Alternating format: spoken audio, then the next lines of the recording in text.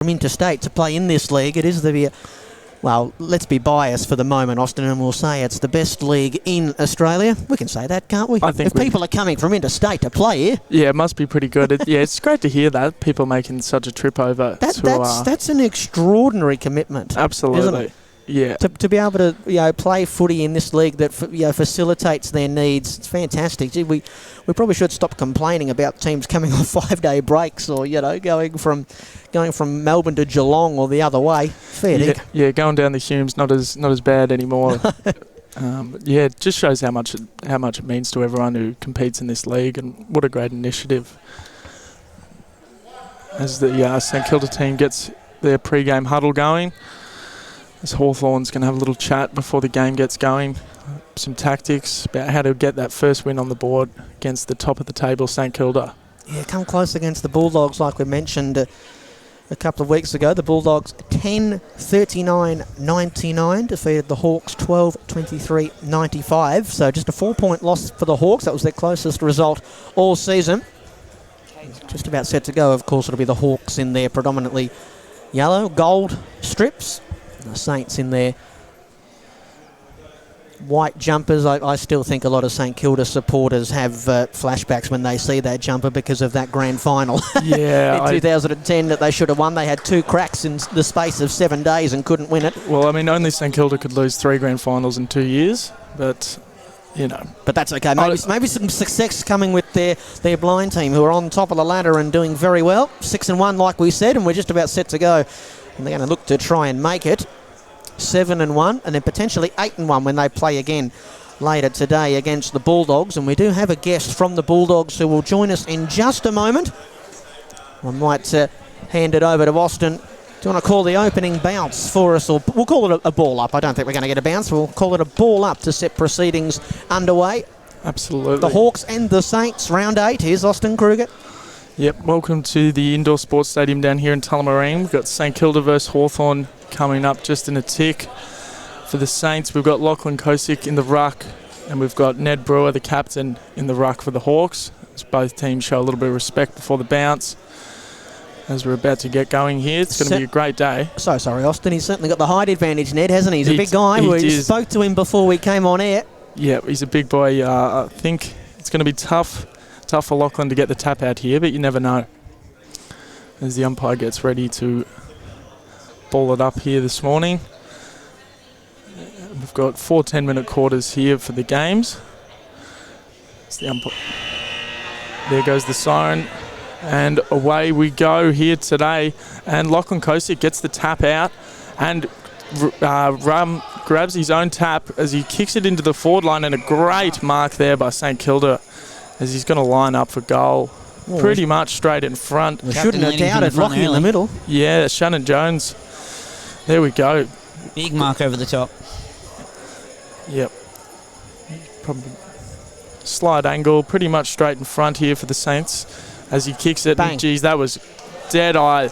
Absolutely split the middle there, and St Kilda gets off to a great start here as Shannon Jones kicks the first goal of the morning. The other voice you might have heard in there, everybody that's watching from home, the Bulldogs guest up here, we've got Brad Bryder. Great to have you up here, Brad, getting ready to have a chat to us and then warm up and ready to go in a little while. Do you want to tell us how you came to find yourself playing in this league and for the Doggies? Yeah, so obviously I'm from Perth, WA, but Steve Obeid, who's my Bulldogs captain, he sort of invited us over and we all play cricket together. So we had to go about 4 years ago and loved it ever since. So always loved coming down. Ball's in the hands again here of Jones, who's kicked the early goal for the Sainers. And he'll direct kick going forward, and he's the captain for the Hawks, Ned Brewer, Maig. Well, what do you think of these two teams, Brad? Obviously, we mentioned that your Doggies beat the Hawks in the last game. Saints are coming forward again. Are two good units, these sides? Yeah, two big teams as Lockie goes forward and kicks a goal. Yes. They're two big heavyweights, and Ned in particular for the Hawks has got a big load to carry today. But hopefully we see a good couple of games today, not just this one. Yep, as St Kilda's kicked another goal here. Lachlan Kosick kicking that one. He's been very good early. He's been a gun. He's been very good. Up in the ruck again against Ned. as he gets the tap out and he rucks his own ball again as he kicks it into the forward line. Another beautiful mark there for St Kilda. It looks like Shannon Jones is going to be lining up for another one. Bit of a tougher angle though on this kick. He's usually a lovely kick though, so I'd back him to kick it from here. Yep. There we go. We've already seen that, haven't we? Yeah. Yeah, unfortunately we've got a... Oh. And he's kicked a behind there. We've molested him a little bit. Yeah, we lost him behind the... Sorry about sure that, what Shane. that is, but... Sorry, Jonesy. Yeah. As Hawthorn's going to be kicking out of their defensive end. Hopefully can get a few strings of play going here as Ned gets the... Ned, the captain, he's got the mark here for Hawthorn. Oh no, the umpire's going to throw it up, I think. Yep, the umpire's going to throw it up. So another rock contest between Lachlan and Ned here. Yeah, Is a lovely I think what tap happened out there was the the back. ball turned off, which means they have to ball it up. Of course. Yes. Thank you for that, Brad, as the Saints go forward again. And the big mark from Shannon, and he plays on and kicks a goal. Yep. Oh, they've got some problems with Shannon Jones early on. He's got a couple of snags. Yeah, good chemistry between Shannon and Lachlan. They're working very well together. You can see why St Kilda's up there at the top of the ladder. Yes, yep. They're flying early on, the Saints. I think we actually, like you're mentioning, Brad, I think we need a new football. We've got a dud early on. Yeah. Do you want to tell us about the footy and how it acts so that you boys are able to play? It's quite different to a lot of the other blind sports. Most of the other blind sports have like a bell or ball bearings inside. Yep. But it doesn't actually quite work because the ball's always in the air. You don't hear the bell. The bells would just go to the back of the ball and you don't hear anything. Yeah. So they've really had to manufacture something that makes a constant noise like this. So it's an electronic thing. The unfortunate thing is we've had to go through a few iterations of it to stop the ball popping constantly. Oh. But yeah, I think Sharon have done, they do amazing work and it looks like they've got it sorted now. Well, we've got a few of the folks on the sideline here who are desperately going through the box to try and find a football that is right to go and pumped up. I think we've got a few that are charged as well. Yeah, and charged. Luckily, it looks like we've got a few backups here, so I should be continuing play soon. Well, the Hawks are out to an early lead while we have this short stoppage in play. 3-1-19 they are. Very, very stiff for Hawthorn. They took a mark out there on the wing, but the ball up meant that it complete change in momentum. Yeah, yep, that's a good call. As Austin mentioned earlier on, just flat 10-minute quarters. We only get time off for instances like this where we need to go and source a new footy. You want to tell us a bit more, Brad, about how people in our community are able to get involved in this league here in Victoria and around the state as well? The country, I should say, sorry. Yeah, so I think their Facebook page is Victoria Blind Football Association or something like that. It's where you're watching now, I guess. But it's fantastic. Everyone is willing to help you and get involved, no matter what skill level, even if you're a bit nervous. It's all about, getting involved and having fun and getting active, which can be a problem for impaired people. So, yeah, it's really exciting to have this, as you were saying before, this is the Premier League within Australia, and we've got a whole allies team that have come all the way around from Australia to come play. So yep. Obviously we love it. I've seen there's junior programs as well to get involved with, so it doesn't matter what age or what's going on, you can get involved, come down, have a look, and they're always looking for more players to expand the league, so it's a great initiative. So if anyone's thinking about it, just come on down, have a look, see if it's for you. Well, it's a wonderful thing, isn't it? I mean, we talk about what an important part this sport plays, in our community, and it's important to have leagues like this so that it facilitates everybody can play. And obviously, I'd almost argue that we've got some of our most committed footballers in the country. If they're coming from WA, Brad, the other side of the continent. God. Yeah, it's good fun. We, it's been good. We've had the Eagles and Fremantle get on board in WA, so we've run our own little thing, and we're starting in October. But obviously, it's not on quite the scale this is. So but hopefully every state can grow a little bit and bigger, and then we can maybe get a state of origin kind of thing going on in the future. Yep. I think if I were Hawthorn, I'd probably look to change it up here. I would probably get Matt McCarthy in the ruck rather than as the midfielder, or Stephen Palmer as the midfielder, and freeing that up a bit because they're losing the ruck tap anyway. And I think that might help them get the ball because they're not getting that first possession. It's a good exercise, Austin, in the... it doesn't matter about the size of the person, but the fight in the heart of the person. We were talking about the height mismatch. And Kosic has really dominated in the middle, like Brad was saying, winning that tip out and then getting on the footy, on that loose footy around the ground. Yeah, Hawthorn struggling to get Ned back, and they put Ollie in the ruck. They've made an early change. Ollie Oglethorpe. They've had a little intermission to have a little team meeting, have a think about how they can change things up and try switch the momentum back over Hawthorn way. Maybe the stop in play could work for the Hawks here. St Kilda seem to have all the momentum as the umpire balls it up. And Kosic once again gets the tap and his own ruck, and he takes a shot on goal. Oh, and it bounces out just at the last second. That looked like a sure goal from here, but that's the thing with the AFL ball. It does strange things when it hits the ground. Brad, how do you go with the coaches and tactics and sorts of things? It is a high game from a tactical standpoint? Yeah, I think the game's a bit too early to do a whole lot of that. I think you've sort of got to work based on people's sight and what you know about them, because obviously you can have things like RP where it's a tunnel and the guys aren't going to sit on the ground, but they're going to take a good mark in the air. Or you're going to have guys like Sean Brown who are really quick on the ground, but they're probably not going to get that high ball. Kosic again, who's absolutely dominated the early stanza of this one. Couldn't find a teammate there. Picked up by the Hawks skipper. Oh, Marcus sidestep. It's good work. Handballed out into space. Hawthorn coming forward really for the first time. Sean Brown doing some good work at halfback. Another chance here for the Saints, and Kosic. Al Kosic, the Saints, 3 votes, I reckon, early on. Nice mark taken in the middle of the ground by Jones. Yeah, it'll be tough between either him and Jones, as Jones takes another mark here, sort of on centre field. Thought Hawthorn maybe could have slipped one through there, but the Saints have managed to peg it back. And Kosic, once again, he's been all over the ground as Jones, nice kick over there for St Kilda, as Sean Brown's got the ball and kicks it into the St Kilda forward line.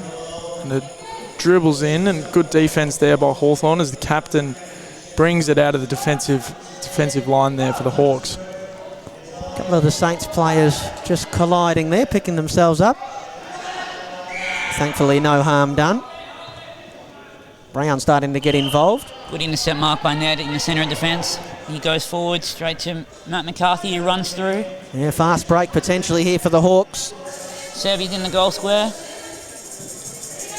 Brownie cleans up. Good defending again by Brown. Great kick as well. It's bounced all the way back to the forward zone.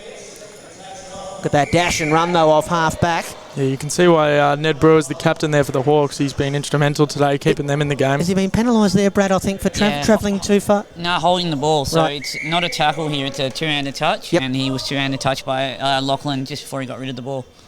So Lachie will have a set shot just inside the arc, I think. It's a good forward pressure by the Saints. Absolutely. Yes, Lachlan's going to line up for a goal here to add to his impressive resume for today.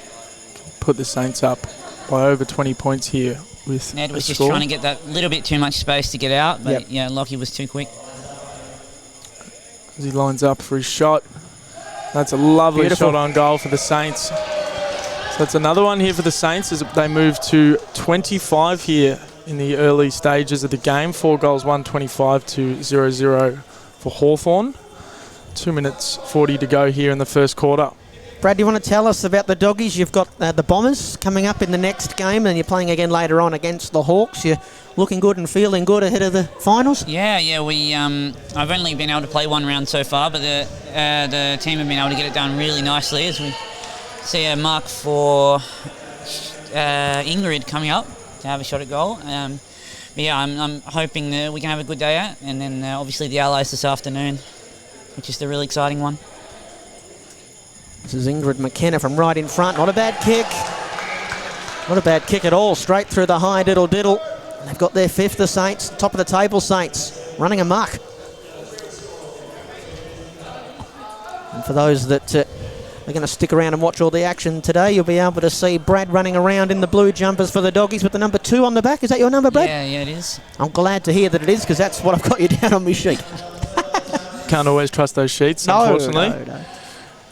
This is Palmer's first involvement with Stefan out on the wing there, and Ollie just misses the ball.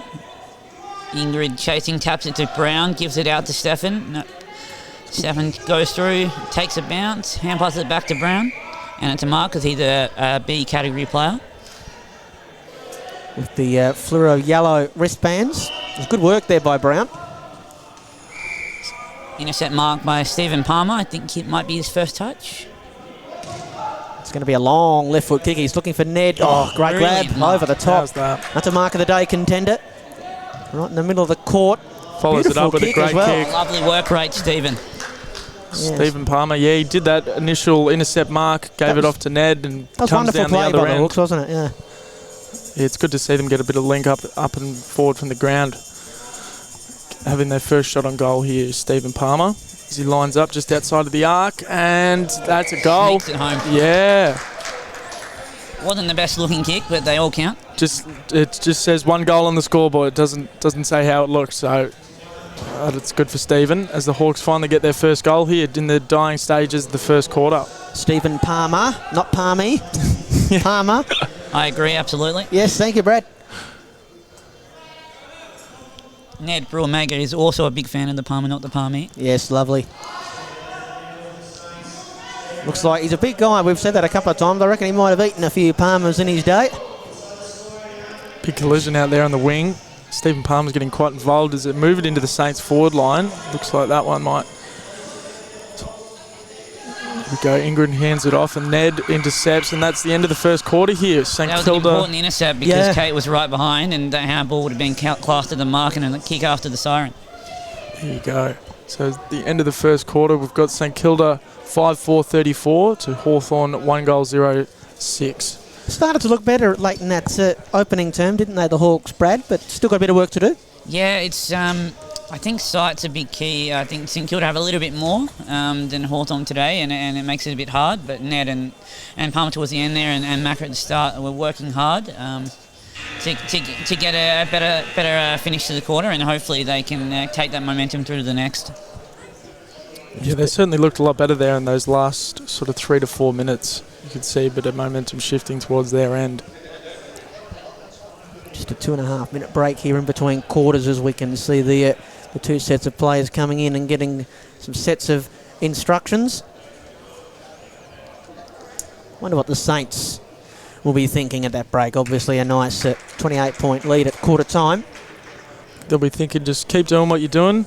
They're obviously playing very well, and I think maybe watch out for Stephen Palmer coming out of the back line for the Hawks and Ned, because they're proving to be very good players here today. So I think you've got to watch out for them if you're St Kilda. Try to put a hold on them. Left foot kick. And if you're the Hawks, just try use those last few minutes as to show the rest of the team this is how we need to play for the rest of the game to try get that first win of the year. They probably want to keep the game quite slow. If their speed on the game, I think the sight and the numbers will probably get St Kilda over. But if Ned and Palmer and Ollie and they can slow it and mark it, kick and chip it around, I think that'll help them a bit more and frustrate the Saints. That little delay we had in the first quarter really did help them, didn't it, the Hawks? They looked a lot better after that little break. Sometimes it's all you need, just little momentum reset. breaker. Yeah, we talk about that in footy about when there's some teams kicked a few goals is.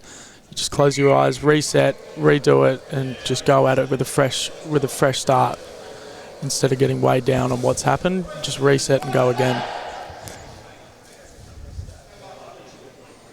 The Saints, as we mentioned, looking for their 7th win of the season. 6-1 they are coming into today.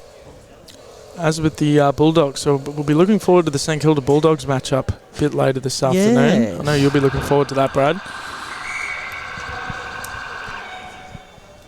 Well, the Saints, we mentioned they've only got one loss. The only loss that they suffered was to the Bulldogs in round 6. Both of those teams have handed each other a loss, so that'll be for the, we'll call it the minor premiership as we turn and look for the finals. And that is assuming, of course, that the Saints get up here over the Hawks and Brad's Doggies can do a number on the Bombers. Yeah, we could set up a big game this afternoon before the Allied game as well. Just about set to go for the second quarter. The Hawks have... Interesting, the Saints have sent Sean Brown, who's 5'6", into the ruck. Ollie Olgathorpe in there for the Hawks. He won't like that I've called that out on radio.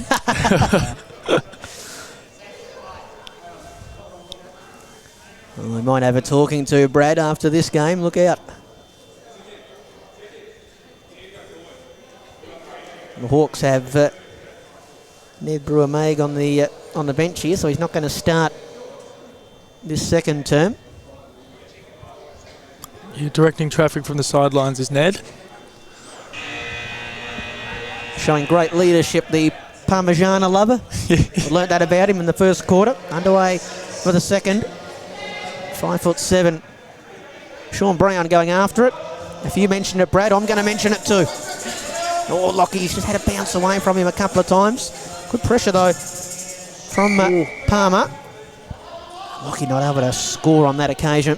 Nearly a nice little check side there from Lockie, but he's just Probably missed. could have looked at it, hitting up Kadek in the goal square there maybe. He went the outside of the boot check side.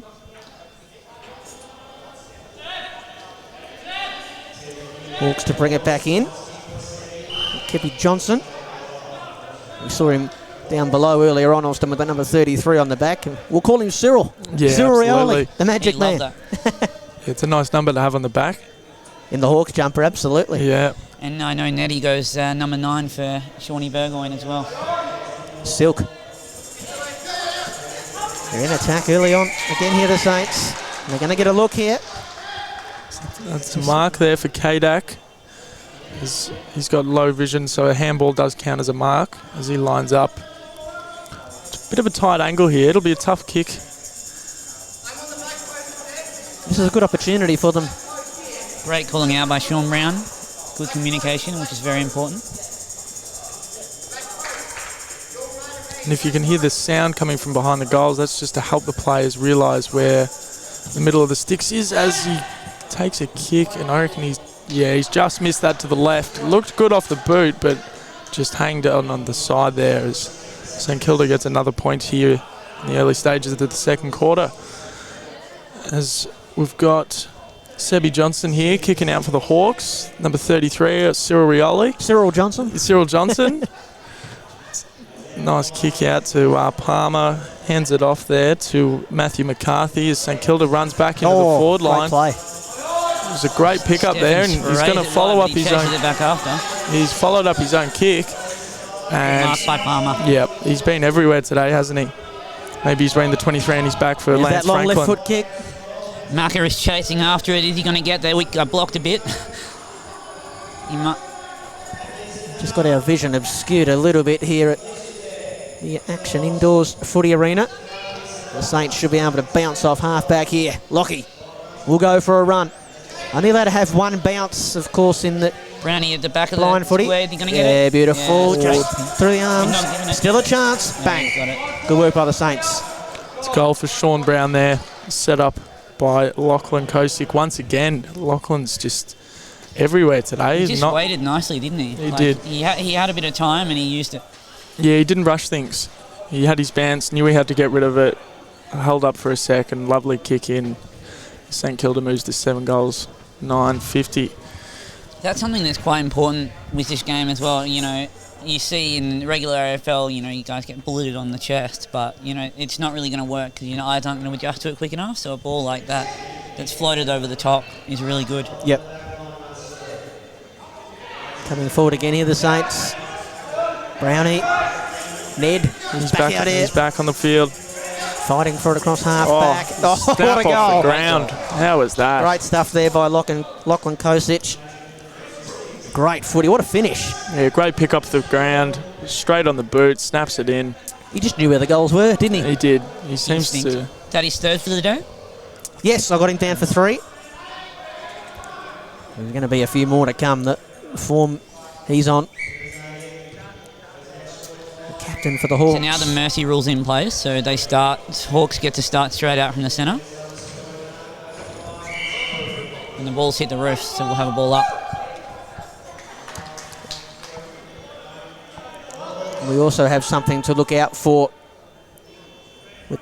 involved in the mercy rule. Brad, I think when the score is beyond, is it 10 goals, the scores become double? 50 points. Beyond 50. So that's in play now. Every goal that the Hawks kick from here on in, and they've got one as well through Ned. So they'll get double points for that, so that should be 12. The big captain, Ned Brewer-Maig, pulls one back. Yeah, that's a captain's goal if I've ever seen one. Hawks definitely needed that one. Good to have him back on the ground. Coming back on the ground and having an immediate impact.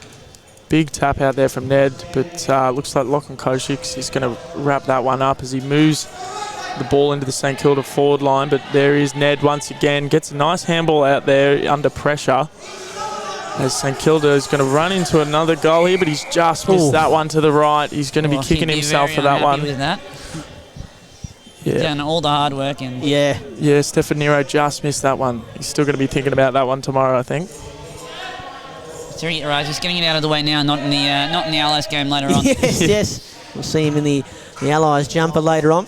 Can you tell us a bit, Brad, about the community off the court and how you guys rally around one another? Obviously, you go to battle on the court, but off the court? No, we're all very close. I think you have to be, because a lot of what you learn as a vision impaired person is from your peers. Yep. So, you know, all those little tips and tricks and you know, little bits of technology to buy, you learn from each other.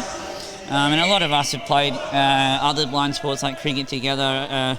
About 5 or 6 of us were recently playing for Australia against New Zealand in Brisbane. So, you know, we're all very well connected and, you know, have a lot of fun together.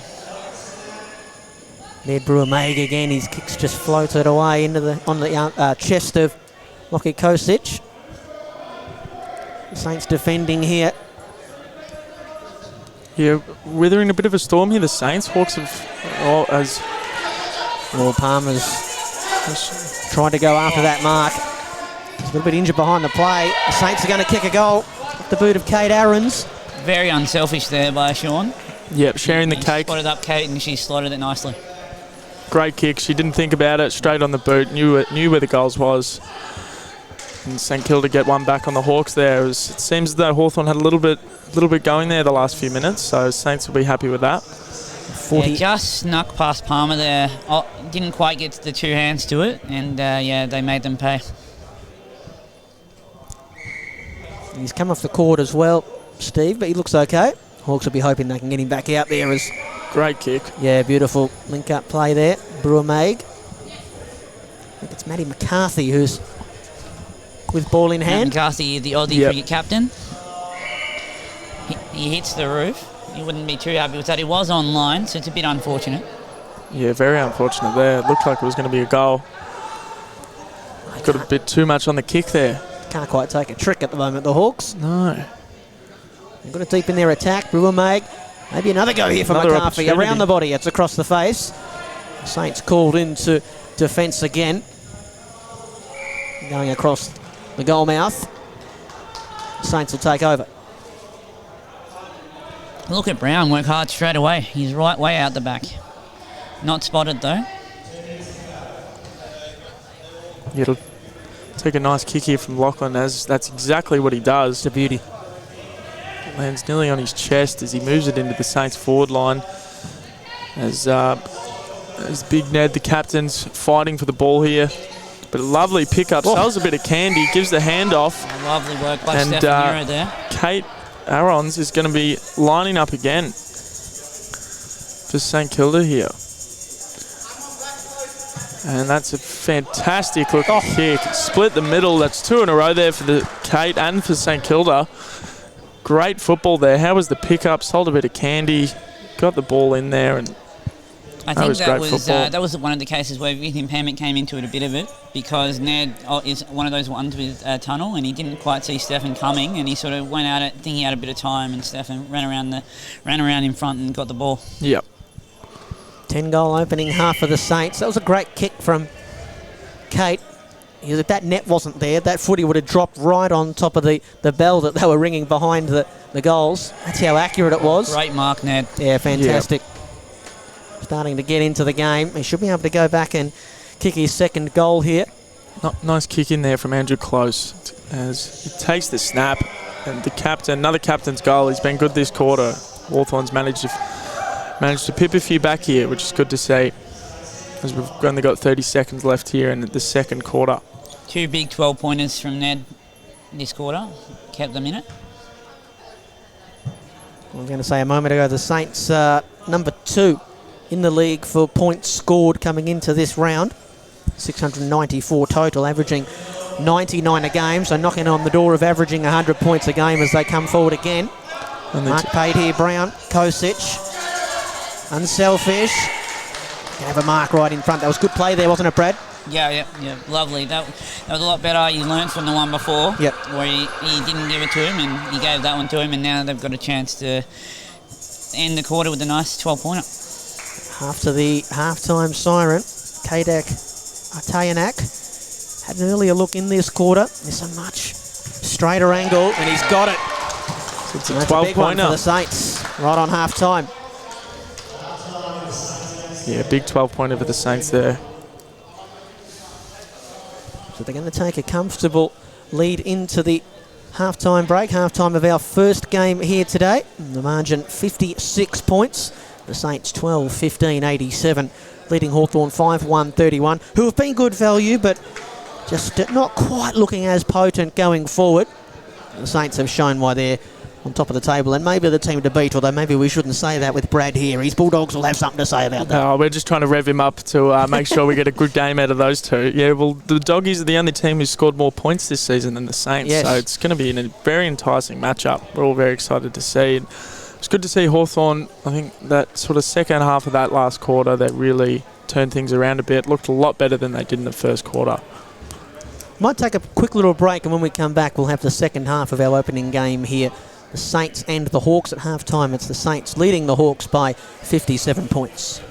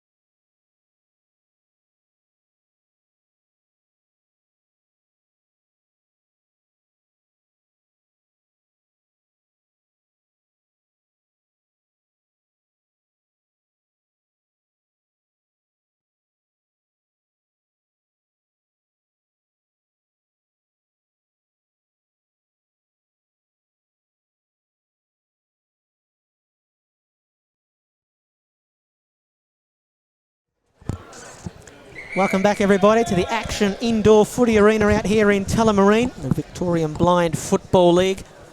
Round 8 action, the first of 4 games for you today. We have 4 games left in the regular season, and then at the end of today we'll have our All-Stars against Victoria. We're looking very much forward to that. This is the Pride round in the Victorian Blind Footy League. Brent Sternberg, Austin Kruger here with you, and special guest Bradley Bryder, who's going to leave us at the end of this quarter. His doggies are coming up in the second game today against the Bombers. Half-time here of our first game, and it's the top of the table Saints, who are in a good position at half-time. 12-15, 87 they are. Hawthorn 56 points in arrears, 5-1, 31. What did you make overall of that opening half, Brad?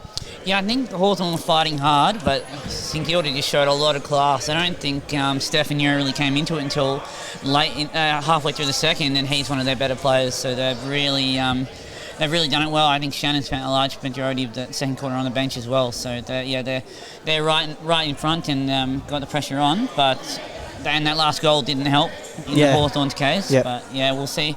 We'll see if Hawthorn can turn it around. I think they're running with Ollie in the ruck and Macca in the middle.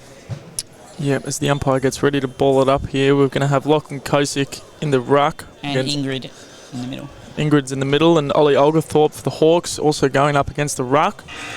As the siren sounds here for the third quarter as we get underway, and Lachlan gets the tap and picks up his own ruck again as he moves it into the forward line. Unselfish play.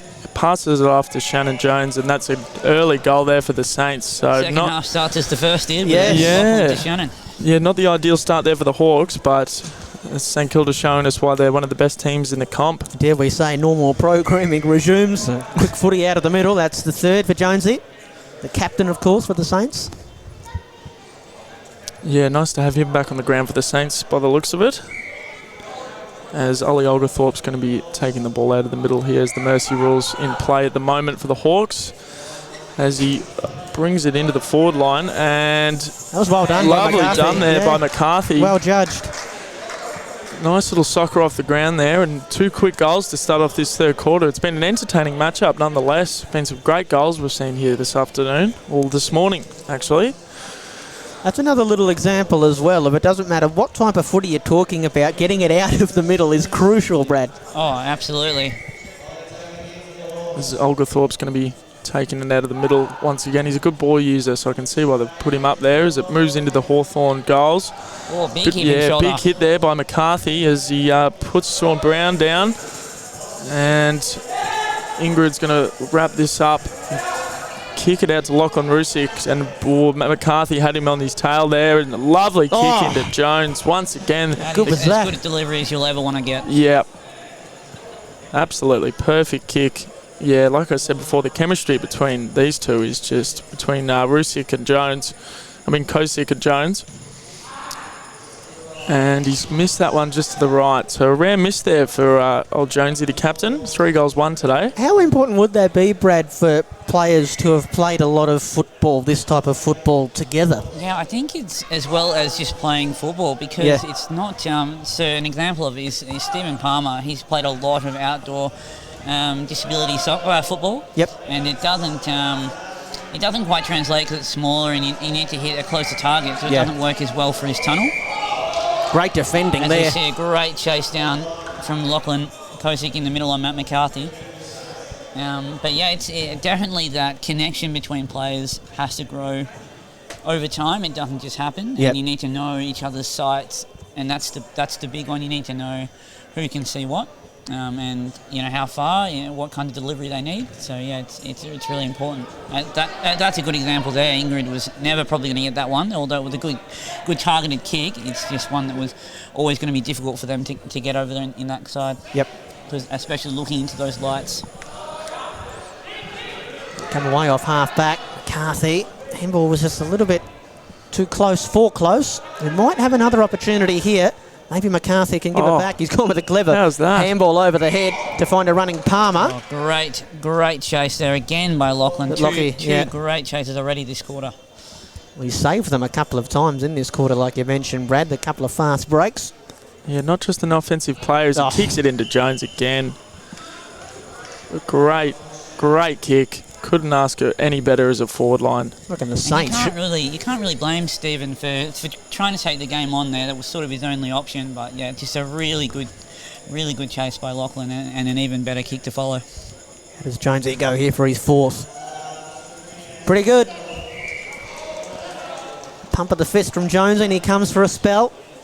Saints keep the scoreboard ticking over. The captain for the Saints has got goal number 4. Tell you what, I think the Saints could do with Jonesy and Lachlan Kosic playing for us against the Cats tonight. The way they're going. I was going to say about Lockie Kosic, put him in the middle. Yeah. Alongside Brad Crouch in the boys. I think Max King could do with a few better kicks into the forward line. So I reckon get him down to Continue Park this evening.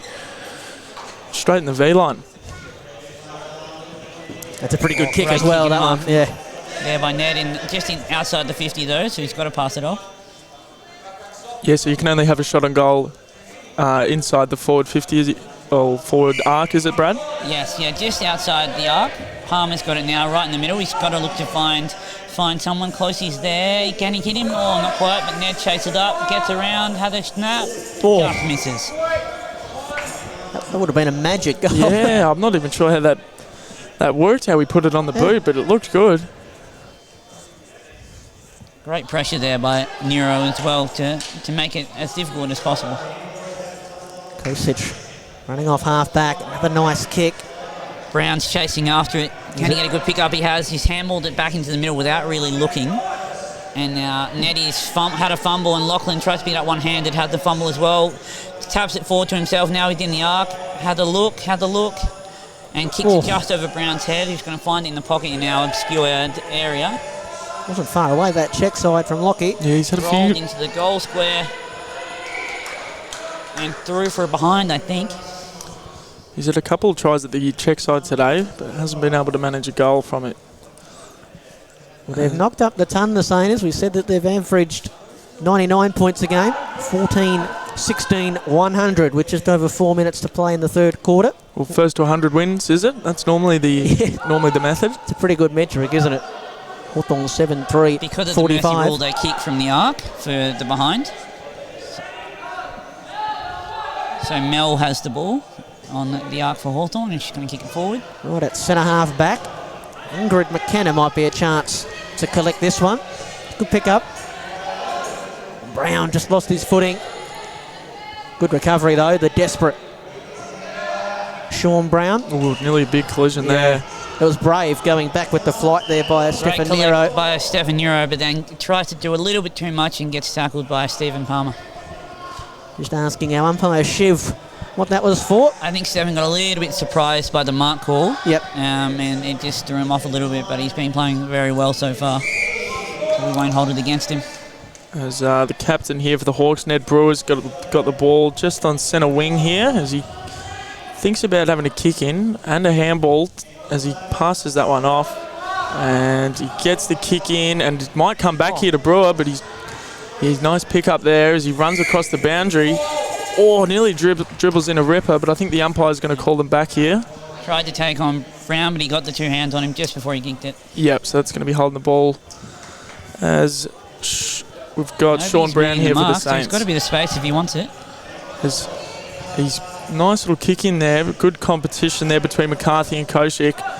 And great smother. And doing some good 1%ers today, Lachlan. Yeah, some of his defensive acts have been amazing here today as we can't quite see what's going on down here in the left pocket here for the Saints. And someone's dribbled that one in from nowhere. What a goal that was for the Saints.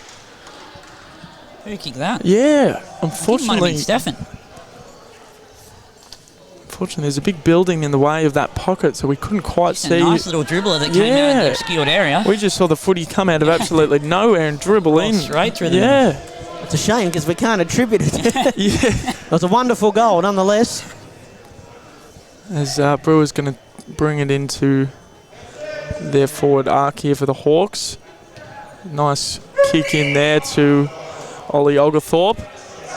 As he's bit too far out to have a shot, so he's going to look to set this one up to one of his teammates. McCarthy's looking dangerous this quarter. He's trying to get a bit of space here as Ollie kicks the ball in, and they're going to pay that a mark there to Lachlan Kosic. Put himself right in the hole. Yep. Yeah, he kicks goals, he does smothers, he takes marks into the defence. What doesn't he do? He just looks like he's going to take a little breather here and just try. Well, he's called play on, so he has to put it on the boot there, but that's not a bad kick into the St Kilda forward line. Nice pick up, and Ingrid McKenna's going to take a snap there. Great goal. Collect by Ingrid and snap as well. How was the little tap there from Kate Aarons? Yeah. So Ingrid McKenna can run into Beautiful it. play. Yeah. Once again, started with Lachlan Kosick. Nice mark. Another little example there of a couple of players that have played a bit together and just know where they're going to run, you know, just on the same page. Know their own abilities as well, which is important, Brad, like you spoke about. Oh, great intercept. And good work there from Nero. Great intercept by Stefan Nero. Who can he pick out here for the Saints? He's Joyce. put that one almost out of the stadium. A little bit upset with himself, but that's okay. We'll get a stoppage here in the attacking half of the Hawks. Yeah, as you can see on the roof, there's been a few footies lodged up into... We almost had another one there. Yeah, it's going to be hard to get those ones down. Maybe that's what he was trying to do, Stefan. Get one of those footies down. Yeah, they want a new pill in there. This one's not quite working for him. As McCarthy looks to wrap this one up. There's a nice little tap out the back, but unfortunately it's going to go back to St Kilda. He's got to find the target, and he's gone. Good kick. Straight to Shannon, who plays on, and goals. Goal. That's his 5th, the skipper for the Saints, as he comes back onto the ground and has an immediate impact here. He had a little think about that play on. I think that, right on the siren, but it nearly cost him. Macca nearly got to him, but it was a lovely pass from Stefan and great finish.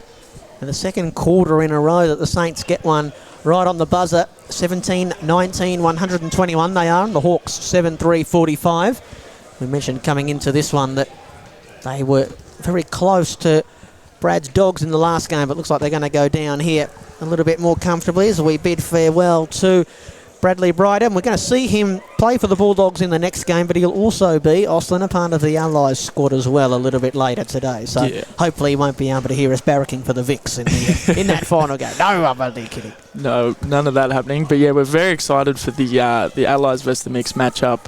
That's just going to be a fantastic game between some of the best players in this league. So once we finish off the Bombers and Hawthorn game, we'll move on to that, and we're all very excited. At 3/4 time here down at Indoor Action Arena at Tullamarine.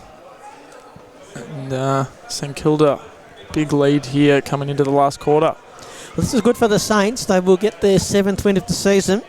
And they'll be watching the next game, the Bulldogs and the Bombers, and hoping that the Bombers can spring an upset. If they do, that'll almost be their top spot on the ladder sewn up. They'll then have to obviously beat the Bulldogs themselves. Well, yeah, the Bombers have definitely been a bit chippy this year. They've been in a lot of the games they've played. Their for and against actually isn't too far away. So based off that, you could think they should have a few more wins on the board. So who knows? The Bombers could have a little upset, which I'm sure St Kilda will be hoping for. The Bombers not playing too far from the part of the city that is red and black out here in Tullamarine. Where the Bombers train, of course. It's a big time for Essendon, isn't it? They've got their women's team entering the AFLW. They've just come off the VFLW Premiership. And they'll have their AFL blind side up next, taking on the Bulldogs. Yeah, it's all happening down at Windy Hill. As the teams have their last little meeting here before the 4th quarter starts. I think they'll be just keen, the Hawk coaches, to see how their men and women run out this final quarter. That's it. Yep, as the players get into positions now, getting ready for our last quarter. Who are they put into this ruck contest here to start the quarter? It looks like it's going to be Sean Brown for the Saints. Maybe Stephen Palmer, by the looks of it, for the Hawks, who's been very good today. He's been everywhere along with McCarthy.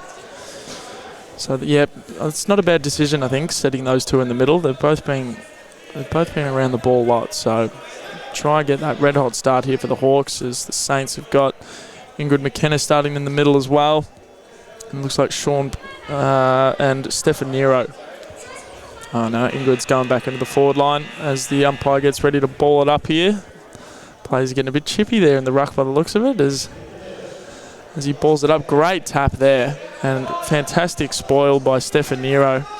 And he follows it up with a fantastic pickup, handballs it in, couldn't quite get, the umpire's going to bring it back here, I think. No. We've got Stephen Palmer bringing out to McCarthy, back to, he's just missed that one too. That would have been good, as Jones is putting his head over the ball here, but McCarthy proving too strong with a big handball. And geez, once again, Stefan Nero. Hasn't he put in the shift defensively today? A great kick follows it up with a great kick. And Jones plays on, looking for his sixth here. And he goes for the unselfish play, and he's going to have a snap around, and that is Shannon Jones' sixth goal. Yep, tried sharing the cake, which we love to see, and thought, no, I'm going to have to do this by myself. As St Kilda gets the first goal here of the final quarter. Yeah, trying to bring Kadek Atayanak into the game. Not able to quite link up with the handball. Of course, Kadek kicked that big goal right on half-time that really sent the Saints on their way in this one. In the end, the captain just helps himself to his sixth goal. Stephen Palmer's going to bring the ball in for the Hawks as the mercy rule's in play. Couldn't quite get a mark there. And once again, it's moved into this part of the ground where we are struggling to get much of a view. I think St Kilda's kicked the ball out here. Yep, as Sean Brown moves it into the forward line and nearly gets the mark there for... and lovely pick up, and that's going to be a mark for Kadak for the Saints. He's going to line up for his second here, another 12-pointer. Possibly on the cards here for the Saints, which will really not help Hawthorn's case. As you can hear the sounds coming from behind the goals to help the A-class players. This is about where he kicked that one, right on the half-time siren. Yep. And that's his second goal here for for Kadak. And a lovely kick there. He's got a very, very good run-up. I like that. Kept the ball nice and low, just like Tony Lockett did. As another 12-pointer here for the Saints. It was much better play as well there from, who was it? Sean Brown in the build-up with that handball that was initially an errant one, but went back onto it, and much better, much easier for Kadak to mark at the top of the goal square. And so still with the mercy rule in effect, Hawthorn coming out of the middle. McCarthy, good hit up. He's got Palmer. Just thought about giving it back. Now goes by hand. Nearly gets it Andrew Close there. Yeah. Not able to quite find his teammate. And the Saints through. Lockie, Kosic.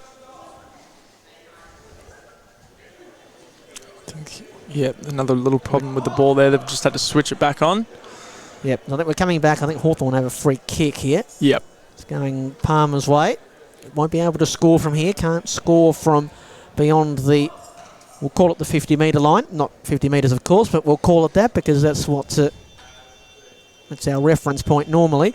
So this is going to be our third footy that we need to use.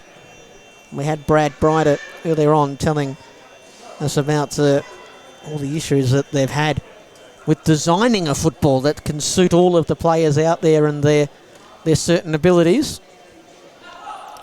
Yeah, if we're going through a footy every quarter and a half, I hope we've got plenty down there. We're going to need a few footies, I think. Well, I see a few boxes on the ground and plenty of footies lying about. I'm not sure why the siren's just gone off there, but... I think that might have been letting them know time back on, was it? Restarting, yeah. Maybe the Saints on a fast break down the middle. Nero went down low, Nero. Good smother there on the Jones kick from Palmer, and now it's with McCarthy. Bounces one down towards the half-forward line. Kosic should be able to have this one covered. Yeah, it was a clever handball just to get the tackler close to hang on and linger a little too long. It's a clever play from Kosic. He is a clever player. We've seen that plenty today. And just a lovely kick he's got, but I think that one's not going to work out as McCarthy takes the mark here for Hawthorn, and he moves it on quickly over to Palmer. And he's going to run into the forward line here, looks for a mark, and once again Nero's defensive acts this quarter have been fantastic as it's dribbling down all the way to the St Kilda end. And nice pick up there by Hawks as they get the kick out, but here he is once again. And he's taken a shot on goal and just Missed that one, has Stefan Nero. What a purple patch he's having this quarter. He's been everywhere. Was good defending there by Alicia Whiteley. The young lady in the bucket hat. Playing well. Good work in the back line. Hawthorn to take over. And Sebi Johnson's going to take the mark, or take the kick, sorry, from just at the top of the arc here for Hawks. There's a big kick in. That's going to bounce over the top. That might just go all the way there. Oh, it's going to dribble in. Oi. And they're going to... Cyril. Surely they're going to call that a goal. What a fantastic goal there from Sebi Johnson. Cyril would be happy with that, wouldn't he? Yeah, dribbled in, couple lucky bounces, and... Have they called that a point, have they, Brent? Yeah, I think they might have. I think it had been just touched. Unfortunate there for Sebi Johnson. That would have been one of the goals of the day, I think. As Lachlan Koshik hits the roof here, so it's going to go back to Hawthorn. And I think Captain Ned Brewer is going to take it here, about 10 metres out from the arc. So he's going to look up to set this one up. And it's moved into that tough spot, hasn't it, Brent, where we can't see too much. It's a bit of a black spot, isn't it? Yeah. Oh, here comes Kosic running down the wing. Kicks it into the St Kilda forward line as Stefan Nero once again just misses. It's not missed by much. Yeah, well, he hasn't kicked one today. He's kicked a few behind, so I think that might be his third behind for the day, Nero. So he's looking to get on the scoreboard. Something that I don't think should be underestimated as well is the fact that we don't have the ball go out of play, obviously, because we've got the court surrounded by the net. There's a lot of running for the players that play in the midfield positions, up and back with no respite. They're quick quarters, of course, but absolutely. Like this guy, Lockie Kosic, he'll be absolutely knackered at the end of this game. Yeah, with a couple more games to play, it'll be a tiring day. Picked up by Ingrid McKenna. It's knocked the glasses off Maddie McCarthy. He's caught the mid-air, and he's taken the mark, so that's quite an impressive play there by McCarthy. Marked the footy and his glasses. Well done, Macca. That's hard to do. That's a nice ball in, and Koshik's going to take this one out of the defensive 50. It takes a bounce. He's got to look to get rid of it now, which he does to Nero. And Brewer's on his back there, and that's a lovely handball. Nearly got the mark there for Kate Aarons. As she's got the ball here just outside of the arc and passes it off to Nero. Comes through a tackle. I think that was touched off the boot as it hits the outside post. I think that's going to be the captain's ball here for Hawthorn. Oh, they're going to bring it back into the goal square. Again, good for a throw up. Good pressure there by the Hawks. McCarthy lost his glasses again. He'll have to go once more for the Hawks. Well, he's certainly playing like he hasn't lost his glasses. No. He's been everywhere today. Towards half forward. Ollie's after. Good pickup. Ollie right on the net. Taken down by Kosic. Although Hawthorn haven't kicked as many goals this quarter, there definitely seems to be more even play, which has been good to see. And it's Kosic, lovely handball there to Kate Aarons, and she's going to line up for her second here, straight in front of goal for St Kilda. She starts just outside of the arc.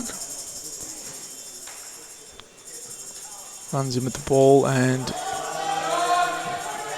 couldn't quite get the connection on that one that she was after, as the captain nearly gets cleaned up there but keeps his feet and follows it up with a fantastic kick there to Stephen Palmer. Can the Hawks try to get a couple back here before the end of the game? There's number 23 here for the Hawks. Beautiful kick. Good defending again. Yeah, Stefan Nero once again. Great defending. Oh, he's put it on the side of the boot and he's just missed that one. That would have been a ripper there for the captain. He's got a bit of a mercurial streak, doesn't he, Ned? He's tried a couple of times to kick those miracle goals. Yeah, just a bit of something out of nothing. That's what he was after. Koshik's going to start with the ball here for the Saints. Big kick in, and he's done a bit of a dribbler there as the Hawks, as Stephen Palmer's... Oh, here comes Nero again. We've called his name a few times this quarter. And gets the handball away there. Ingrid McKenna's looking to grab it, and then it might just a little bit too much on that handball. It's going to come through for a point for St Kilda. I think you can tell that Lockie Kosic is getting a little bit tired. His last couple of disposals have not been his best. Yep.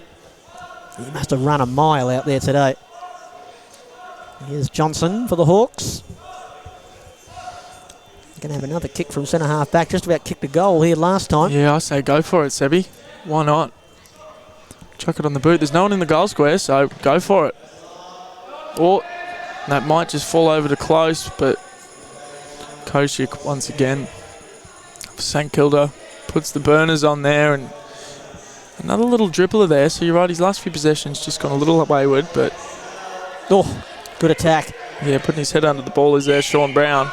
Ingrid McGenna plays on, and that's another goal there for the Saints just at the end of this, just before the final siren there for the Saints, as Ingrid McKenna gets her second one this morning for the Saints. As the time clock moves down. And that is the end of the first game of this morning. St Kilda 21-25, 151 to Hawthorn 7-5-47. So a big win there for the Saints. That's going to help out their percentage in keeping them at the top of the ladder. But I thought Hawthorn really did well in that last quarter to bring it back a bit. Yeah, they stemmed the tide a little bit, didn't they? They played a lot better football in the second half, but particularly in the final quarter as well. But a good win by the Saints, so they'll have a little rest and then they'll play the Doggies that game, our third game of today. And we're expecting that one to kick off at 1:10, although of course everything might be a little bit delayed now because we had a couple of issues with our footballs. But a good game to get us off and running, Austin. Yeah, absolutely. Lots of some fantastic goals in that game. There were some really good plays by both sides. So a great start to the morning as we as the players all shake hands at the end of the game, and as we get ready for our next matchup between the Bombers and the Bulldogs, second and third on the ladder. So that'll be a good matchup. Bulldogs trying to get the win to maybe get them that minor premiership, which they might be fighting for later this afternoon. So it's a big matchup here coming up at the Indoor Action Arena in Tullamarine. 104-point winners, the Saints. Let's go down to Nick Holloway and the folks down on the court side.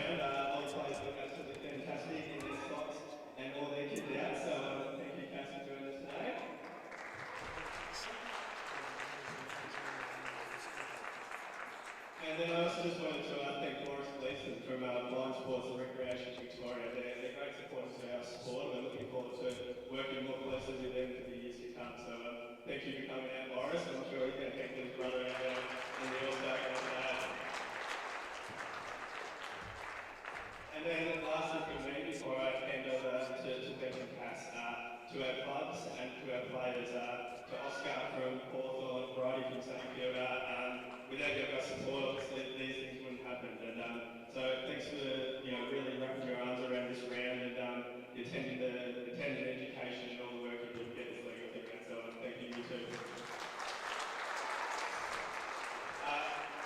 There is a very important award, Best Press, and there are some fantastic press ups around. I'm going to hand over to Beck, have a bit of talk around the why of the round, and then we'll announce that before we wrap up. Beautiful, thanks Nick. And hello everyone, as Nick said, my name is Beck. My pronouns are she, her. Firstly, thank you so much for everyone that is here today, for getting dressed up in all their rainbow gear, whether it's socks, wristbands, shoelaces, or whether it was attending the education session Wednesday. It's been incredible to have all of you here a part of this round. Myself, I'm a bisexual woman. I'm very much happy to be a queer person, and I'm always happy to share my story and share that, especially in sport. So thank you for making sport such a special environment for people like myself and for other queer people a part of the rainbow community as well. It really does mean a lot to us. Thank you. AFL Victoria have been on their LGBTQI+ journey since around August last year, where we hosted our first event on Wear It Purple Day. We're going to be doing our second Wear It Purple Day event August this year as well, and we're looking to continuously grow and develop within this space. We've been very lucky to have people on board within the Schools and Inclusion role as well, and we're able to lead our AFL Victoria Pride group with so much pride, so much growth, and so much enthusiasm across the whole business. So again, we're looking at really focusing on the education aspect, as much as visibility is really important, and we can see that through the lovely pride banner behind me. We know that education is the #1 thing. So please, if you have any questions, please reach out to me. We're always here to support. It's very educated in the space now as well. So whatever you need, please feel free to ask. No question's a silly question. We just want to support you all. Thank you.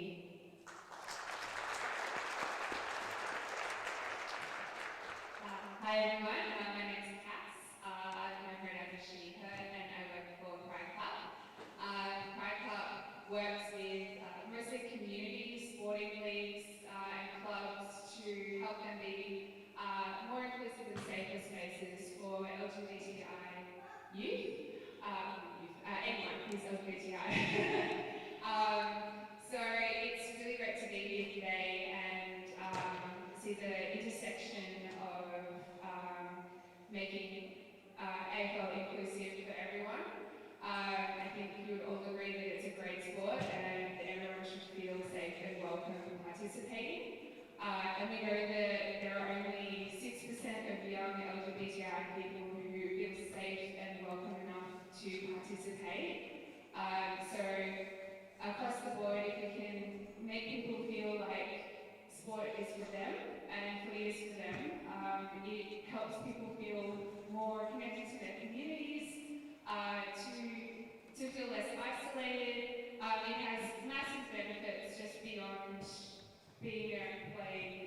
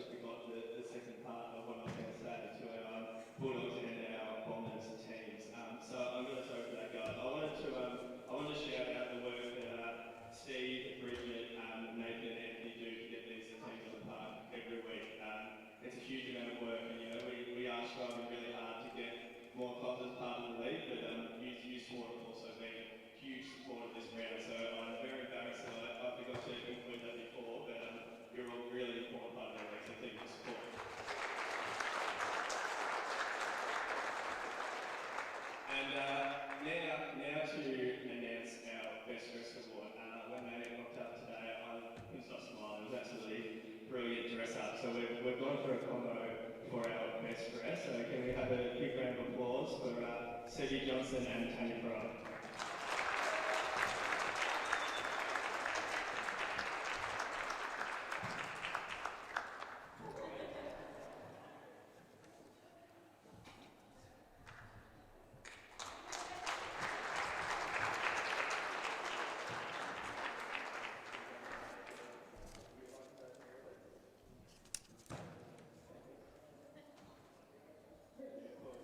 He said he's also making he's made the Victorian team for the All-Star match, so he's got a big day of footy ahead of him. So well done, Stevie and Tanya, and let's get into our big match.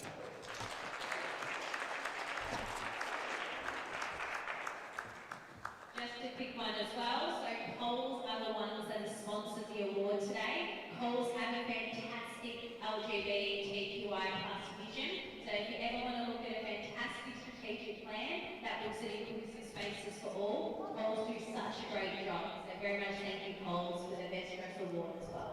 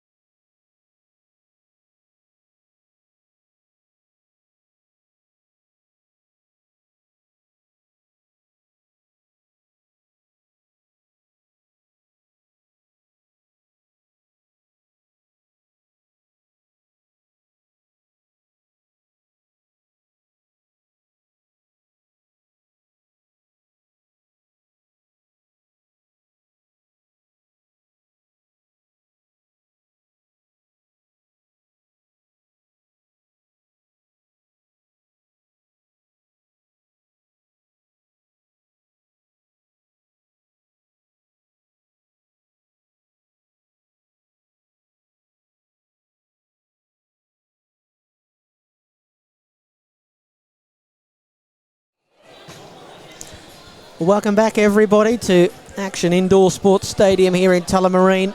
Round 8 and 9 of the Victorian Blind Football League. Final 2 rounds of the home and away season. We have 5 games in total for you today. We've just wrapped up game number 1, where it was the Saints big winners over the Hawks by 104 points. And we're set to go here now for game number 2, the Bombers and the Bulldogs. Brent Sternberg here with you, Austin Kruger as well. Yes, thank you, Brent. Should be a good matchup now between the Doggies and the Dons, sitting 2nd and 3rd respectively on the ladder, with the Bulldogs coming in at 2nd. And we just enjoyed the best dressed announcement, and Sebi Johnson from the Hawks, along with Tanya, got the best dressed award provided by Coles for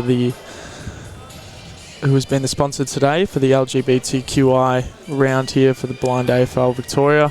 And Coles have also got a great LGBTQI program that's helping support all of this, so we thank Coles for that. And Sebi Johnson and Tanya, I think, well deserved with the best dressed. Still trying to work out what that is that Sebi's wearing on his head. He's got an animal costume that he's popped on. I think you said it was a goat. I'm thinking it might be a kangaroo. My initial reaction was a kangaroo, but a goat, I feel like it could be a goat, actually. Maybe he's wearing, it is a goat, and it's an homage to Cyril Rioli as the goat, potentially.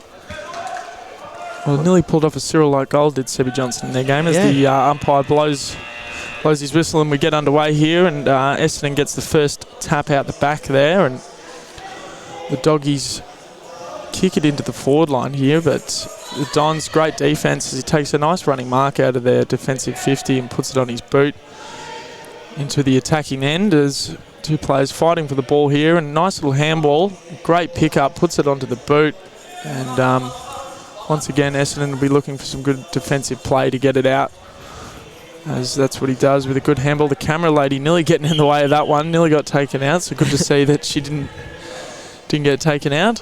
Well, it is the Action Indoor Footy Arena for a reason. She almost got involved in the action there. Our paparazzi here today. With a couple of players to watch out for the Bulldogs. We've got Brad Brighter out there, who we spoke with in the first game. He's in the number 2, just hovering around centre-half forward at the moment. Number 7 is Penelope Bunn, so she's one that Brad said watch out for her. She's going to kick plenty of goals, and she might be a chance here, Penelope. Well, the captain, Steve Obeid's nicked it. He's going to play later on today for the Victorian side. The captain, I think he said, Steve, of the Vic side, so there's a great honour for him. As we are going to see the ball dribble through here. It goes through for a behind for the Bulldogs on the first score of the game. Earlier matchups against these sides this season, the Bulldogs have had the Bombers measure on both occasions. Beat them by 34 points in round 2 and 28 points in round 5. The Bombers will have a kick in here. They'll be looking to try and get one back on the Bombers here, and there's a couple of players fall over there, and here comes Penelope putting her head over the ball here for the Doggies, and nice little handball there, but once again good defence there by the Bombers. They've been it's been living down that end, but they've been good at getting the ball out of there, as the Doggies looking to try and get something on the scoreboard here that's not just a minor. And we've got nice big kick out there, nearly gets the roof, but it's going to land in the hands of the captain, Steve Obeid here. Yeah, you judged that well, Steve. That's a good mark. It's a great mark, and fantastic kick in there, I reckon. Yep, pay that one. Our man's going to have a free kick, Brad. Good old Bradley Brighter. We had him up in the booth there in the first game between the Saints and the Hawks. You might remember his voice, as he's going to line up here to try to kick the first goal of the afternoon here for the Doggies. From WA, travelled a long way to play this game. That's a goal. Bang. There we go. Great start here by the Doggies. I reckon he might have given us some other names to watch. No, he was just being humble. He knew that, no, I'm the main man. I kick the goals. I think you're right there. Yeah, he didn't want to toot his own horn too much, but I think he might have to next time. Coming all the way down from WA, I mean, you got to respect that, don't you, Brent? Oh, man, I've done that journey a few times. That is a long trip, and that mucks with your body clock, let me tell you, let alone coming over to play a game of footy. Need to be a beat out of the middle, touches it on the deck, looking to bring in his teammate. We don't have a number for this young lady, I'm afraid. Well, we probably have her on her sheet, but she doesn't have a number on her back, so we can't locate Geez, I thought that might have just dribbled in for a goal, but I think the footy at the last second just went back the other way. As we mentioned before, our football can do strange things in this game, and that's a great example of that, as that dribbles behind for a point. And here's Penelope for the Dogs, taking a lovely mark here just outside of the arc. Penny looks like she's got some sort of tribal paint or something on her face, Penny. Oh, fantastic kick in there to the captain, Steve O'Bede.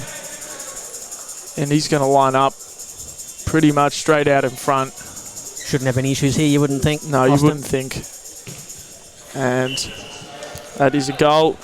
So that one will be worth 6 points, as he's wearing the fluoro red wristbands, which means he's the C class. So still got limited vision, so 6 points on the board there for the Doggies. So they move to 2 goals, 2-14 to 0-0 for the Bombers.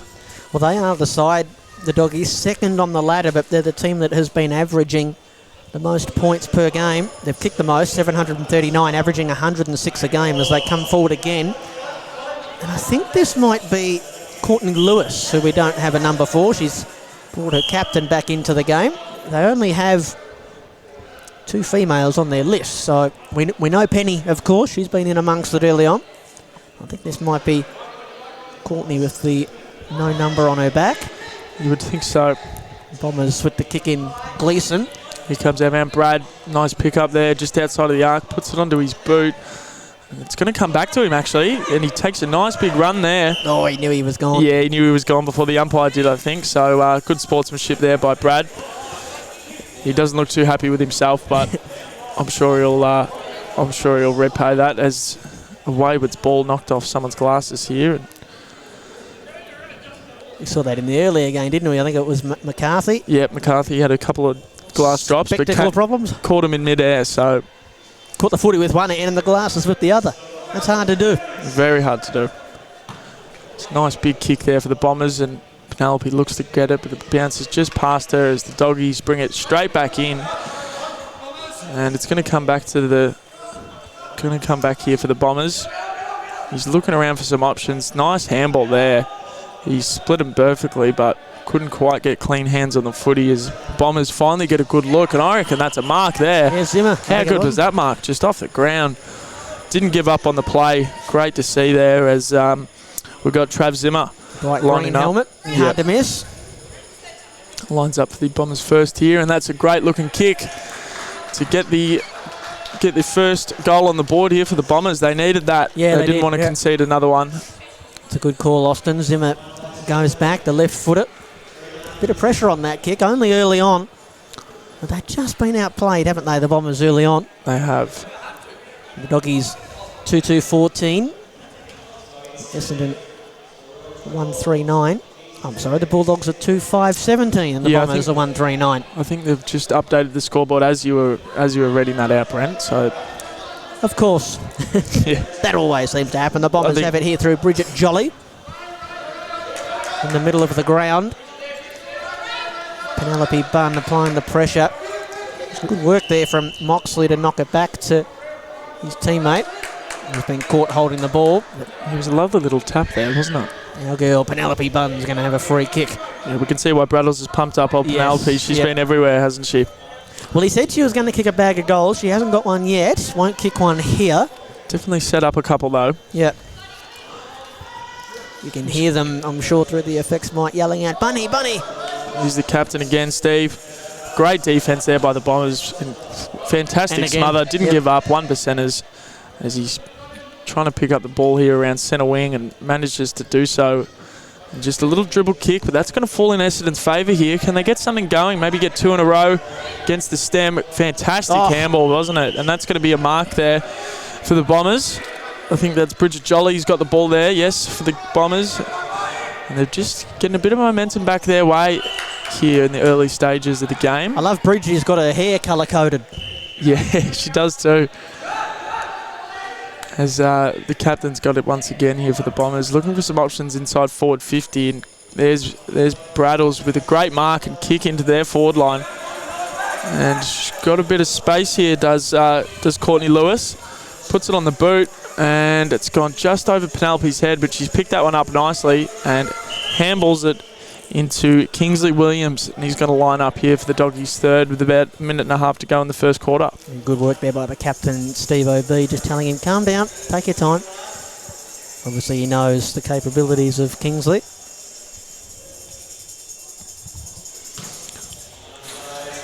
You turn that into a bit of a torpedo right at the end there, Kingsley. Yep, so that'll be 3 points as he's a B-class player, which means he's got little vision, so that's behind's worth 3 points there. Fluoro yellow. I just remind everybody the fluoro yellow on the wrist, that's B class. A class are the pink bands on the wrist. B bright yellow and C red on the wrist. So that's how we identify our players, and the teams cannot have any more than 2 from the one class out there at one time. 6 players apiece out on the field. Well done there by Brad to win it back and give it to the captain, Obeid, who's off and running. He's had his bounce, so now he has to get rid of it. He's looking for Penelope Bunn, and why not? Been everywhere. Oh, and a great win. And Penelope Bunn handballs into the attacking zone. Kingsley Williams plays on and goes bang. Great play from the Doggies, and all their stars were involved. Yeah, beautiful goal there by Kingsley Williams, and set up well by Penelope out on the just outside the arc there, and that's going to be another 9-pointer there for the Dogs as we push towards the end of the first quarter here, but there's still maybe just enough time for something to happen with a big punch there by the captain. And here comes Courtney. Can she produce something out of nothing here in the dying stages of this first quarter? And that is the siren. So it's the end of the first quarter here today at Latrobe Indoor Sports Stadium. The Bulldogs 3-11-29 to the Bombers 1-3-9. Well, looks like a lot more even contest this one, doesn't it? Only one quarter down. But, yeah, I just wonder the Doggies look a bit more potent going forward, don't they? And the Bombers, we haven't seen all their players. It took us until about half-time of the first game to get a real sense of the depth of the two squads. So we'll see some new names out there in the second quarter. But the Doggies 20 points up on the Bombers at quarter time. Yeah, entertaining first quarter there.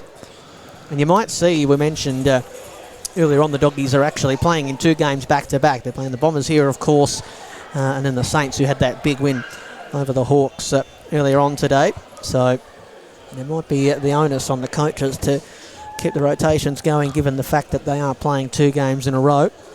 Of course, playing 2 rounds of football, somebody had to play 2 games in a row, so they got the rough end of the stick, the Doggies, but I'm sure they won't mind. Yeah, short end of the straw, but I'm sure, you know what? They get to go into the next game ready to go, already warm, so try look at it as an advantage over the Saints, who have had to sit down for a little bit, get cooled down, so who knows, they might just roll in ready to go after this. And who knows, maybe even pip St Kilda up on the top of the ladder if all goes well for the Dogs. But the Bombers are still fighting, so should be an entertaining day here as we get ready for our Allies versus Vics game at the end of proceedings, up to the end of the Bombers Hawthorn game, which we're all very excited for. It's going to be the best of the blind league going up against each other. As we mentioned, we certainly won't be going too hard for the Victorian team over the mic, but nonetheless, it's going to be a great day. It's always tough, isn't it, when you just see that big V jumper. Yeah, if you're from this part of the world, your eyes light up. You get a bit patriotic. It'd be a great opportunity as well for the players to wear the jumper as well. Up against the Allies, best of the rest. Bombers just receiving their final quarter time messages, and Doggies were down there in the pocket that we can't get a good view of, I'm afraid, but I'm sure their coaches will be happy with how they started this one. 3-11-29 they are, leading the Dons 1-3-9, just about set to go for quarter number 2. It looks like our man Brad Bright is going to put himself on ball alongside the captain. Dangerous duo there up in the middle for the Doggies. Kicked a goal already, Brad, and he thought, rightio, let me get in the middle and start to dominate and tear this one apart. Yep. Yeah, but 2 number 10s going out of the ruck. Bit of a height mismatch, but as we've learnt, it didn't prove too difficult for Lachlan Kosic in the last game. As the umpire gets ready to ball it up, and we begin things here in the second quarter as Brad passes back to the captain as he moves it into the forward line, and that's a good mark there by Essendon. Didn't want to let up a goal straight away there, so just try control play here for a bit and get a feel for the footy. As Brad's getting involved once again here for the Dogs as ball's moved into that pocket that we can't quite see. Kicks it into the top of the goal square, but no Doggies player could get their hands on it. And here comes Brad again, slips through the hands as Penelope takes a lovely kick, and she's kicked that outside of the arc. So it's not going to count. But it's a lovely kick there from Penny. So I think that's just going to count as a point. Yep. Because you need to kick inside the arc, or what looks like the 50-metre line. I don't think she was intending to kick the goal. I think she was trying to set it up to the goal square and just had a bit too much on the kick. So a let off there for the Bombers, really. Absolutely. And we should say the Bombers, they've got a couple of number 10s out there. We're not entirely sure which one's which. They also have a young fella in the number 13 who we don't have on our sheet, I'm afraid. But we do have this man. It's David Gauci, who's got it at half back. He goes for the long sweeping handball. Penny going back but couldn't get a hand on it. And so here is one of the number 10s. And I believe that's Matt Cameron. I could hear them calling out Matt, so I think we've got our answer there. David Gauci and Brad fighting for the ball there in the Essendon forward line. It was well moved up the ground there by the Bombers. A couple of short kicks, controlled possession for a while. As we're going to have a ruck contest here. I haven't seen too many of those today, have we? The ruck contests around the ground. No, we haven't. As Penelope couldn't quite get a kick on there. Great work, fantastic handball as the captain. Oh, what a play here by the Doggies, just linking up with everyone on the ground. And that's going to get called back here to Courtney Lewis by the looks of it. Well, that was one of the slickest passages of play we've seen so far today. Yeah, just went 1, 2, 3, 4 very quickly up the ground as the Doggies going to be lining up. Courtney Lewis here, straight in front of goals. And that's going to be touched on the line. Goes to show you always need to put someone on the line. That's a coach killer, that one, if no one was back there. It's a great defence there by the Bombers. Scott Puker on the last line of defence, literally, for Essendon. Long kick down the line. Yep, that was always my favourite role when I played. Was don't worry, boys, I'll stand on the goal line and take a bit of a breather and look like a legend if I manage to stop a goal. Matty Cameron looking to play some possession footy here, the Bombers. The mark paid to David Gauci, right in the middle of the court, looking for Jolly. Can't miss that hair anywhere, can you? Moving the ball by hand here, the Bombers. Scotty Puker looking for his mate in the number 13. Or ricochet. And well done by David Gauci. Gleeson wasn't sure the ball was coming his way. And good work there, and Gauci's onto it. And the Bombers, they kicked the... I think, is that our first goal of the second quarter? That is. There's been a couple of close calls for the Bombers, but... for the Dogs, but the Bombers have defended quite well and managed to get one back here, so that's an important goal. He kicks the goal, David, and has a spell. As Moxley comes back onto the ground here.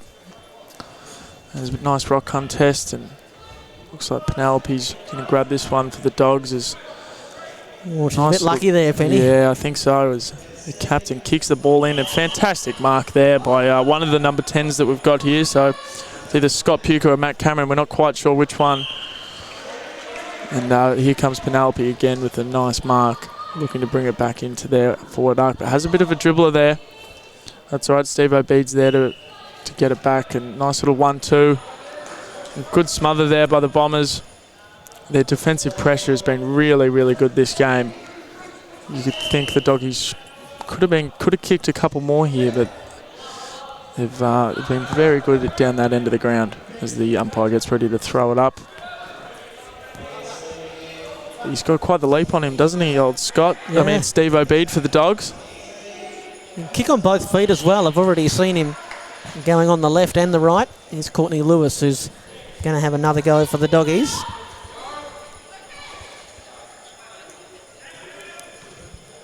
And she has no problems there, and so the Bulldogs have the answering goal. And Courtney Lewis has her first for the Dogs. Just when you thought the Bulldogs were just starting to, the Bombers I should say, just starting to turn the tide, the Doggies have a steadier. Middle stages of the second quarter. Dogs 4-17-41. Bombers 2-3-15. Obeid in the middle. Straight out of the middle and throws it on that left. I'm having a hard time trying to work out what kicks his preferred, or what foot is his preferred foot, I should say. Steve Obeid, he's gone on the left, he's gone on the right. Flying shot there from the Dogs has hit the roof. And so we'll get what will we have here? A ball up at the top of the goal square. Doggies knocking on the door again. And Obeid in the ruck again against Matt Cameron. Obeid knocked it out towards Penny Bunn, who had it bounce away from her. Gouchy's back out there. Handball just missed Moxley, I should say, I'm sorry. Here's Penny Bunn. Onto it at half forward. Had it knocked out of her hands. Good defensive pressure there from Gouchy. Kingsley Williams in the pocket. Breaks clear. Good handball. Great handball, in fact. And a chance here for Courtney Lewis. She's been good this quarter, Courtney Lewis. This will be her third shot on goal. And this for back-to-back goals for the Doggies and Courtney. Just tugged that one away to the left. A missed opportunity there for Courtney. Yeah, I feel like the Doggies have had a few missed opportunities here this quarter. Just keeping Essendon in the game, which is exactly what they want. Try to pip a couple goals back, and that's Penelope taking a mark and then straight back into Kingsley Williams, who's going to line up in front of goal. Pretty straight in front. Be looking for his first of the day. Disappointing coming out of the back line there, the Bombers. So this is for his second for today. Apologise to Kingsley.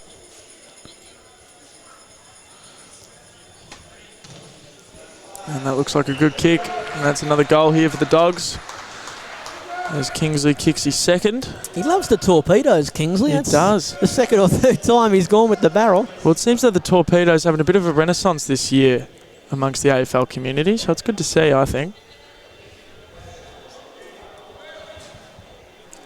We're going to have Moxley going up against Obeid here in the ruck.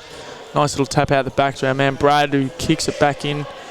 Obeid's looking to grab that one, and he's just left that one hanging. But he's picked up his own footy, and fantastic ball in there. And that might even... Well, I guess it wouldn't have counted because it's outside of the arc, but a great play by Obeid nonetheless. And that's just going to be a minor score here for the Dogs. 2 minutes to go here in the second quarter. And we've got Gouchy screaming for the ball out, but did that one hit the roof, did it, Brent? Yes, yep. Once again, we've got some boys and girls out there who can kick the footy too well, kicking it straight up into the roof.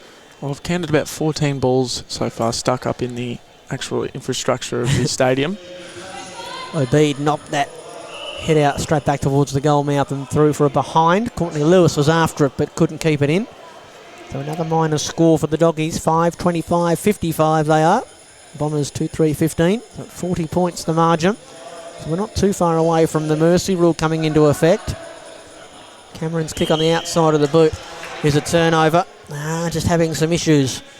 The Bombers at the moment getting out of their back half. Kingsley Williams.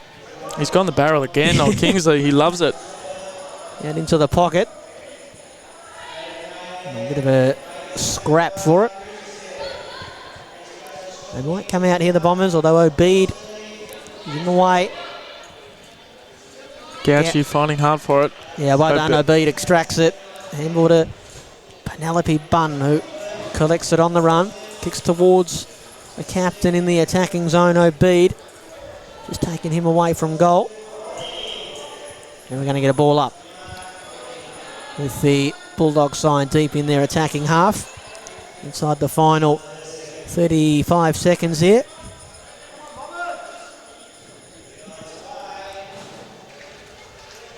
Kicks just missed to the left-hand side, and so another behind. Maybe the final score of the half, although the Bombers are trying to come from one end to the other. Moxley marks. Jolly needed a good bounce and didn't get it well read there by Penelope Bunn. And those two have linked up a lot in this opening half of the Bulldogs, Bunn and Obeid. They can't do so again here. Oh, we've had a clash, just about a clash of heads, I think, just off the ball there. Matt Cameron and Courtney Lewis. Courtney picks herself up, rubbing a sore noggin. She's okay, she's laughed it off. It's half time here in Game number 2 with the Bulldogs well on top of the Bombers. The Doggies are 5-28-58. Bombers 2-3-15. And there was a moment, Austin, early on in that quarter, where it looked like they were starting to get back into it. But credit to the Bulldogs, I should say. They managed to steady the ship. Yeah, those first few minutes, Essendon looked like they might have been on there, but I think the Doggies showing us why they're equal with St Kilda on the top of the ladder there. Just proving a bit too good here this afternoon. But still a good competition nonetheless. There's been some great goals. And you still feel like the Bombers aren't quite out of it just yet. They make their way from the court for their half-time discussions. The Bulldogs up on the Bombers by 43 points. Brent Sternberg and Austin Kruger here with you. Half-time of our second game. We've got 5 to come for you today. We've got a couple more in the Victorian Blind Footy League home and away season to come after this one. And then, of course, the big one we're looking forward to, the All-Stars against Victoria in our showcase round, our Pride round as well. You're watching on the Victorian Blind Football League Facebook page as well as the AFL inclusion page. Half-time here of game number 2. Bulldogs in a good position. We're going to take a quick breather, and when we come back, we'll be back for the second half between the Bulldogs and the Bombers.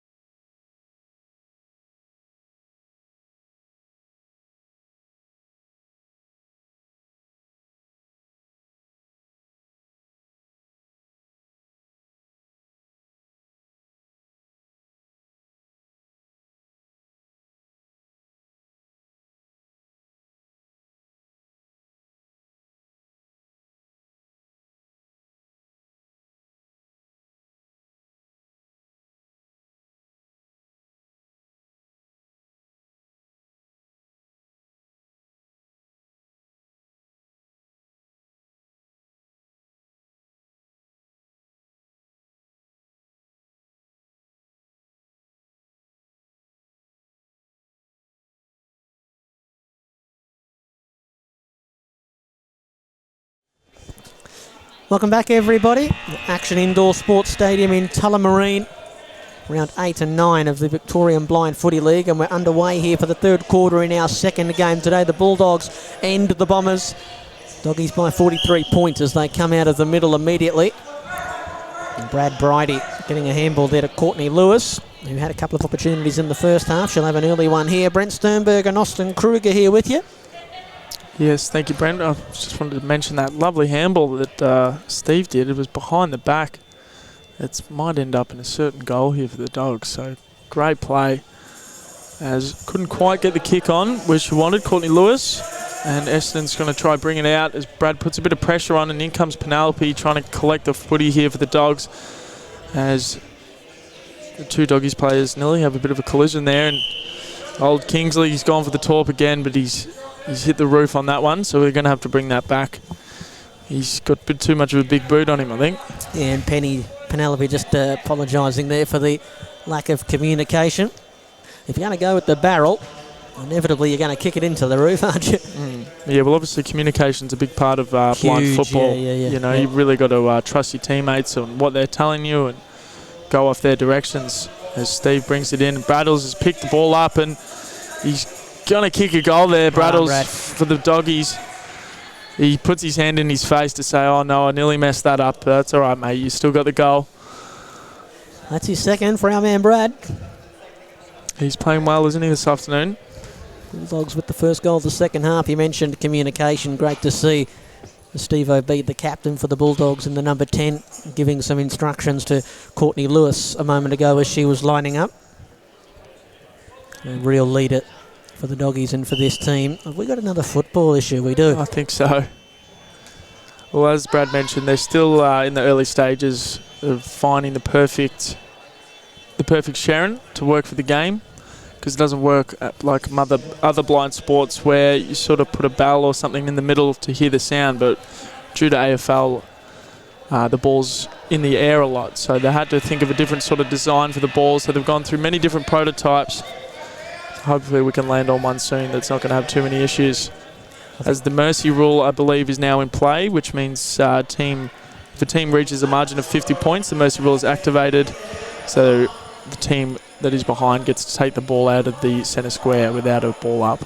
Penny's gone into the back line here for the doggies, and that's her kicks hit the roof, and she throws her head back. She's upset with that one. And so that means that the goals that they kick now, the Bombers, will be worth double, depending on who kicks it and what class they're in. And of course, if the Bulldogs kick a goal, the Bombers will get it automatically from the middle. Kingsley Williams, O'Bead, Brad Bridie's paid that mark. I think he was disappointed that he dropped it because he looked like he wanted to get it and go. Yeah, look, he goes hard on himself, old Brad, by the seams of it. And nice kick out there to the captain, Steve O'Bead. Oh. And he shared the cake around, but couldn't quite. Here comes Kingsley. He's going to come steaming in here. And he's going to get a goal here. That's going to be Kingsley's third for the day here. And that's going to be a 9-pointer here for the Dogs.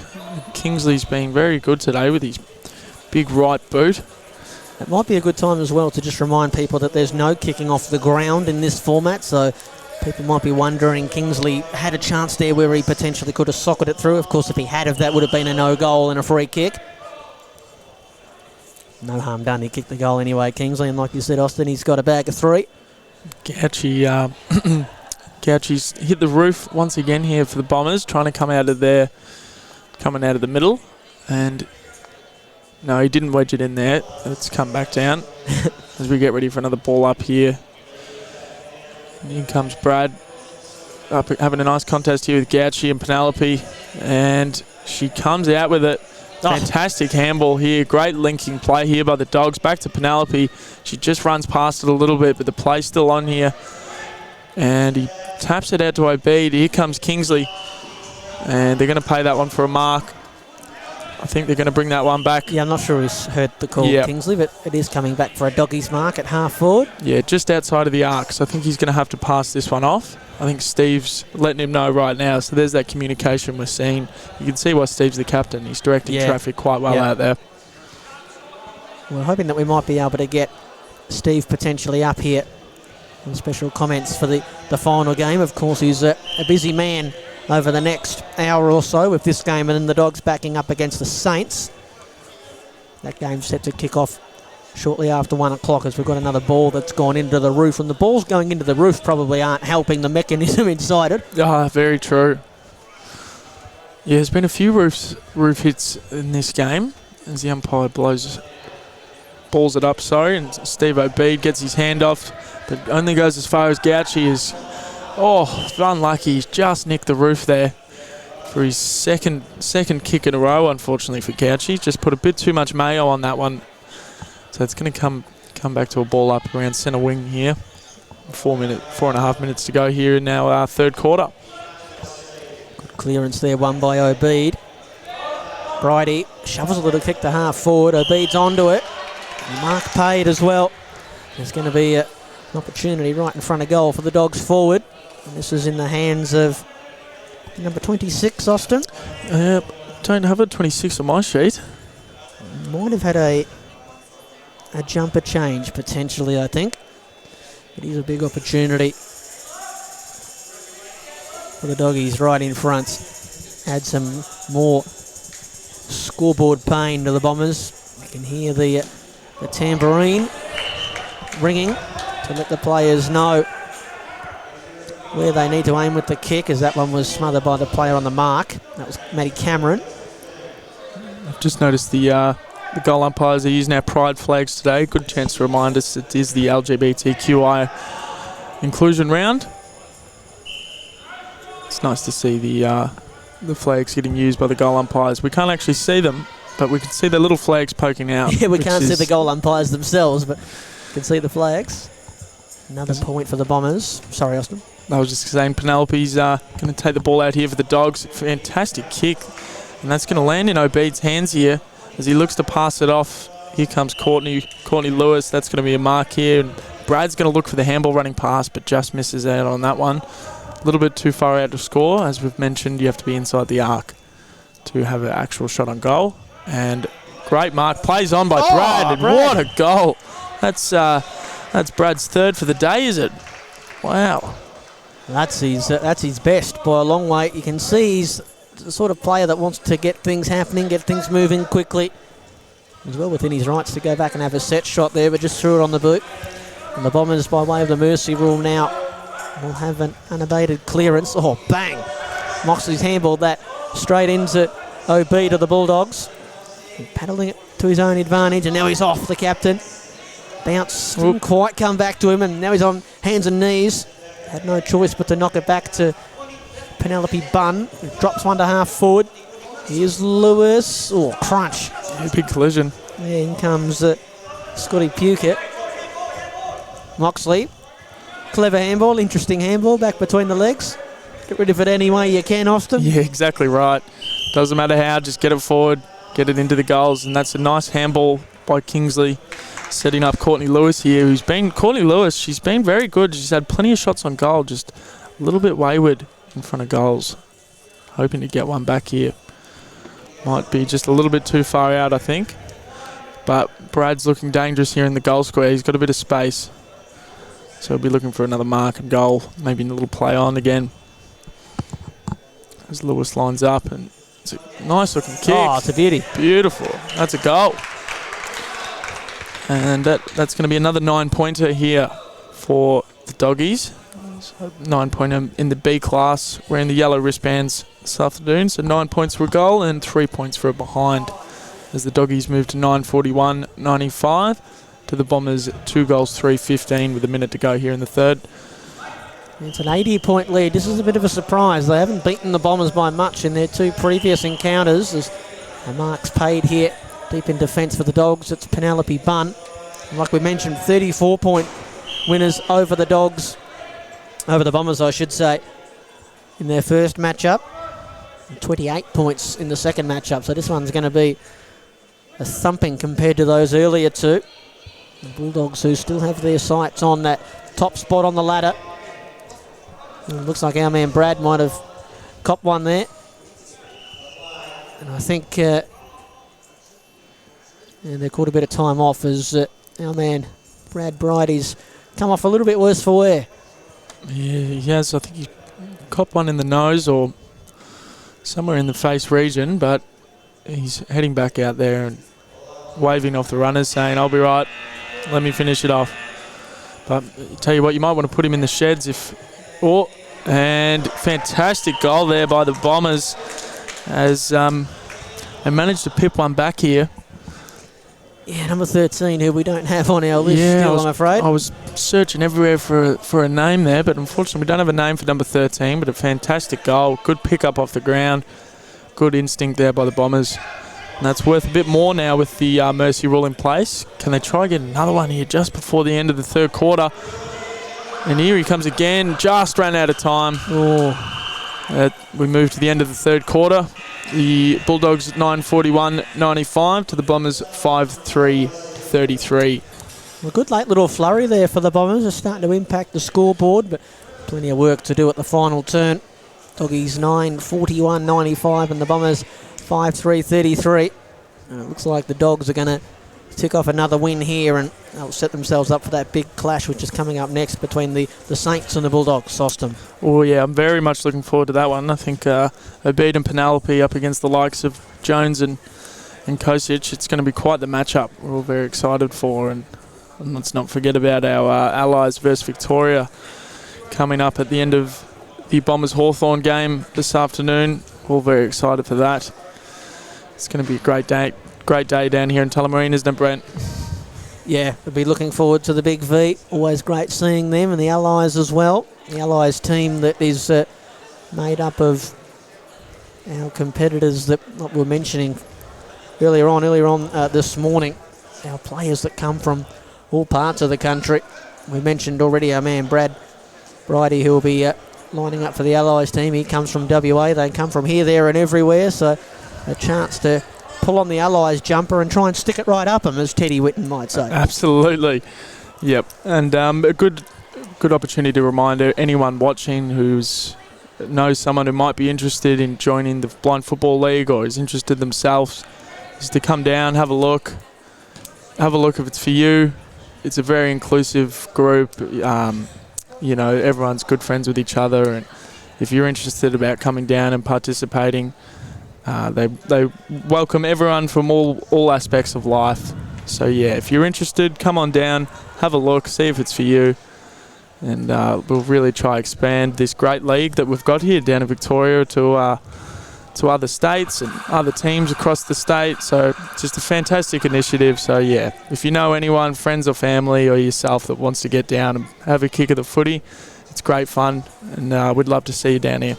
And we can see from the teams that we've seen out there today, there's obviously all genders and all sorts of ages as well. So if you think, oh, I'd love to do it, but I might be a bit old, that's absolutely not the case. There's plenty of clubs and plenty of opportunities that would be happy to have you. And we had Brad up here talking about what a great close-knit community they are off the field as well. So it's a wonderful thing, the Victorian Blind Football League. And Brad was saying that they'll be hoping to have something set up similar soon in WA. He said the Eagles and the Dockers are going to be joining the fray as well. So for all of our visually impaired friends over in WA that have loved the Eagles and Dockers for a long time, that might be an opportunity to pull on the jumper in the WA Blind League in the future.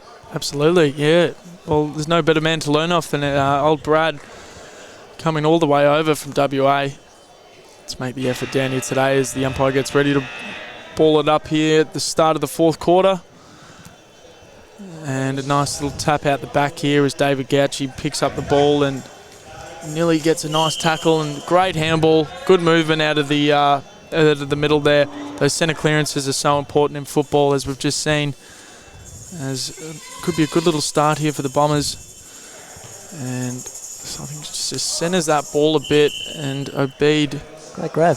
Yeah, fantastic grab, going back with the flight of the ball. I was just going to say, I just noticed when Zimmer was lining up for a goal there, I was watching Penny Bunn, and she was moving side to side, and I was thinking that'd be 50 in the big league. Yeah. Saw a few of those last night, as the Bombers are going to have a mark here in the middle of the ground through Raymond Moxley. Handball off to Bridget Jolly, captain. Bombers just trying to sort their way through this, down by the best part of 10 goals, but they've got an opportunity here through Trav Zimmer, who takes a nice mark right at the top of the goal square. Good set of mittens. That was a fantastic mark. In the Kermit helmet, the bright green. Kick one already, Trav. Make it 2. Good. Bombers strike with an early goal in the final quarter. That's the start they needed. And that'll be another 9-pointer. Etch into the lead a little bit more. Yeah, 43-point difference here. Who knows? A couple of 12-pointers for the Bombers. Well, that's the interesting thing with the big lead. They'll be looking to try and get it into the hands of their players from the A category in the pink bands. Yeah, they've been a great start to this quarter by Essendon. They've really come out to play here in the last quarter as Bridget Jolly goes up against big man Kingsley, gets the handball away, and that's going to be a nice mark here for Essendon to just And he's got someone out here on the wing. Can he get a nice pickup? Yes, he can. Oh, bang. What a handball. And that's a mark for Brad from the Dogs as he moves on with it quick. And tell you what, they might just run into an open goal here if they can pick the footy up. And they've got it here. Courtney Lewis gives off a handball. And in comes Penelope looking to grab it. Takes a bounce and couldn't quite get enough on that handball. So it's going to be a nice mark here for the Bombers to reset here and bring it back into their forward half of the ground. But the handball only goes so far as the captain of the Doggies, Steve Obeid, and he passes off to Courtney Lewis. Great teamwork here, and Brad plays on again. He doesn't waste any time, does he, our man Brad? That's his 4th of the day. Putting on an absolute clinic is our man Bradley Brighter. You reckon he'd have more of an inkling to not want to waste time? He's over here in Victoria. We're a couple of hours ahead, Bradley. You can calm down. Yeah. I like it. Get a move on. Too much time to think about it. That's when mistakes happen in front of goals, is my theory. You have a look at Brad and him wanting to get things going all the time. You think his flight's about to leave. He wants to get things going. Got a free kick, I think, do they, the Doggies, at half forward or a ball I think they've called it a mark. Right. The Bombers. I think I said Doggies. The Bombers, sorry. Yeah, it was a nice mark at the back, actually. So I think it was a good call by the umpire. And he's nearly just bounces through, but that's going to be a behind. As we've got about 6 minutes to go here in the last quarter. It's another interesting thing, the way that the footy bounces on this AstroTurf, I think it's called, the fake grass. Doesn't bounce like a footy does on the open grass. Yeah, it seems to get held up a little bit. Gouchy brings it in. Sorry, Austin, mate. That's all right. Steve Obeid, he's everywhere today. He just takes a minute, passes off to Penelope, and nearly got the smother there. And nice little 1-2-3 action here between Penelope and Steve Obeid, the captain, and it's moved into that pocket. We can't quite see much, but good attack on the ball, but just happened to run past it a little bit. I think that's a kick off the ground. Good honesty, he called it before the umpire did. Well, if he swooped and collected that, Steve, he was gone. As in comes Kingsley Williams. Couldn't quite get the torp on that one. Only goes as far as Raymond Moxley. So he's looking to get a move on quick as he bombs it in. Another great mark here by Essendon. Good set of hands. Just looks to pass it off. Couldn't quite hit up a target there, and Steve just dribbles one forward here. It's going to be a good contest between the two big lads. Yep, and they're going to bring that one back for Kingsley by the looks of it. Back on our point a moment ago about the ball bouncing differently. It's just another tricky thing, isn't it, for our men and women out there that are visually impaired. I mean, not able to read the bounce of the ball, which can go any which way under normal circumstances, as Brad wouldn't have counted anyway, but dribbled through for a behind. Yeah, but the football's hard enough to judge. Yeah, let alone on the harder turf, the AstroTurf. It's one of those beautiful things that makes our game unique, though, is that oval-shaped ball that has a mind of its own. Coming back here to the Bombers. I think, they want the kick taken from the goal square rather than half back.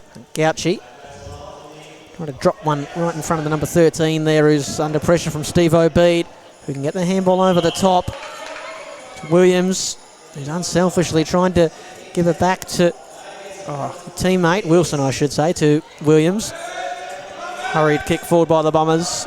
Here's Penny. Penny's been great today. Obeid, couldn't take the marker. Geez, attack on the footy was fantastic. Williams, goes down heavy. Just tripped over the player that was strewn on the turf. Great sportsmanship shown there, though. No harm done. Yeah, a lot of respect shown by all the teams today. Good sportsmanship all around. Lots of respect in this community of players that we've got here. There's Essendon's had a good quarter, I think. They've managed to peg a couple goals back, and it seems they've had a bit of play. Good work here by Trav Zimmer. Yeah, but loses out eventually. Brad's hit the roof again today. Feels like we haven't had one of those in a while, which is good. First half was full of them. Called it earlier on, Austin. He's very hard on himself, isn't he, Brad? he's played very well. He's made a couple of mistakes. He's kicked 4, but I think even old Brad's not going to be happy with that. He'll reckon he should have kicked 6. He almost kicked the head off the photographer there. Bombers to come away with it again in the middle. Matty Cameron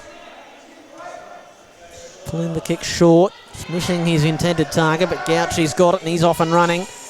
Trying to find Zimmer. Good enough defending there by number 26. And a free kick pulled out here. The mark has been paid. Yeah, great defensive play. Stopped a certain goal there by the looks of it.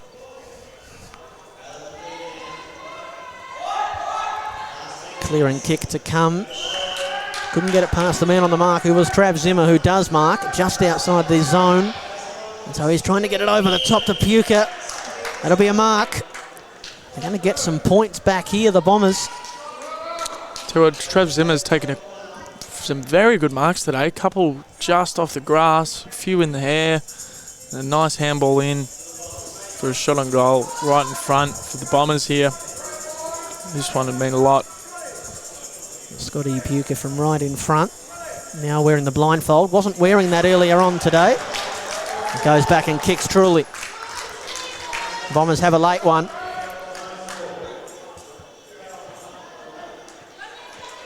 But the Doggies are going to win, so they're going to take care of business. They sat back and watched the Saints win the earlier game. They come out and beat the Bombers, and that sets us up for a good game to come next up between the Saints and the Bulldogs, 1 and 2 on the ladder for the minor premiership, Austin. Oh, we're very excited for that one. It's going to be a great matchup. And then also followed by the Bombers versus Hawks straight afterward. That's going to be both teams fighting for their first win of the day. So the next 2 games are going to be absolutely licking our lips up here. And then we get the All-Stars versus the Allies. The Allies versus the Vics. So we're in for some great footy. He just nearly skims the roof there, and I think that's going to be a mark to Zimmer. Penelope had the front positioning. Yeah, I don't. But I think Trav had more of a hand on the footy there. She's a bit surprised, Penny, that didn't go her way. How's the sportsmanship? He's tried giving it back. Normally the forward gets those calls, in my experience. I think he deserved that one. And that's a fantastic kick. He's kick. A lovely kick of the footy, Trav. Absolutely. Great skills. So that's, is that Trav's third for the day? Third goal, yeah. He's kicking goals. Tried hard, hasn't he, in a losing effort for the Bombers today, Trav Zimmer. Tell you what, they've pegged it back a bit, though. 78 to 104. Looks a lot better now, doesn't it? Yeah, it was looking like it was going to be quite the blowout. But sorry, Austin, the final few seconds tick away. And so the final margin in the end will be 26 points. The Doggies, I think, were up by, beyond 50, because we had the mercy rule, didn't we? The best part of 9 goals they led by, so that's not a bad second half from the Bombers to save a little bit of percentage. In the end, the Bulldogs 10-44-104 crack the ton again, and they defeat the Bombers 12-5-78. And the Bulldogs now will have to, what will they do? They probably won't warm down. They'll just keep the legs going, and then they'll try and keep the body in motion and in sync to play the Saints. So probably the pick of the 4 games to come. So that is the end of round 8, our 2 games in round 8, and so our next game between the Saints and the Bulldogs, the first game of round 9 to come in a moment. We've seen a couple of good games, Austin. One-sided games on the scoreboard, albeit that one we just saw a lot closer, but I think we've got the next 2 games we're going to look forward to and will be much better contests. Yeah, absolutely. They're definitely going to be, I think, a bit closer. But there's still been some great footy today, seen some great goals, some good plays. There's a lot of respect shown between both the teams. It's just been an awesome day for our LGBTQI round as we get ready for the St Kilda versus the Hawthorn. That's going to be just an enticing matchup with the winner potentially, the winner should take out the minor premiership, although St Kilda's got a nice bit of percentage still on the Hawks. So I guess we'll see at the end of this game who's going to finish on top of the ladder as we move into the finals after this. Both teams playing in the next game are out there warming up. Bombers just having their chat in the middle of the deck, and the Bulldogs players on the far side winners in the game number 2, having their picture taken. Brent Sternberg and Austin Kruger here with you. We might step out and take a quick little breather. And when we come back, we'll have our third game coming up for you today. The big one between first and second on the ladder, the Saints and the Bulldogs. And we'll have that for you when we return.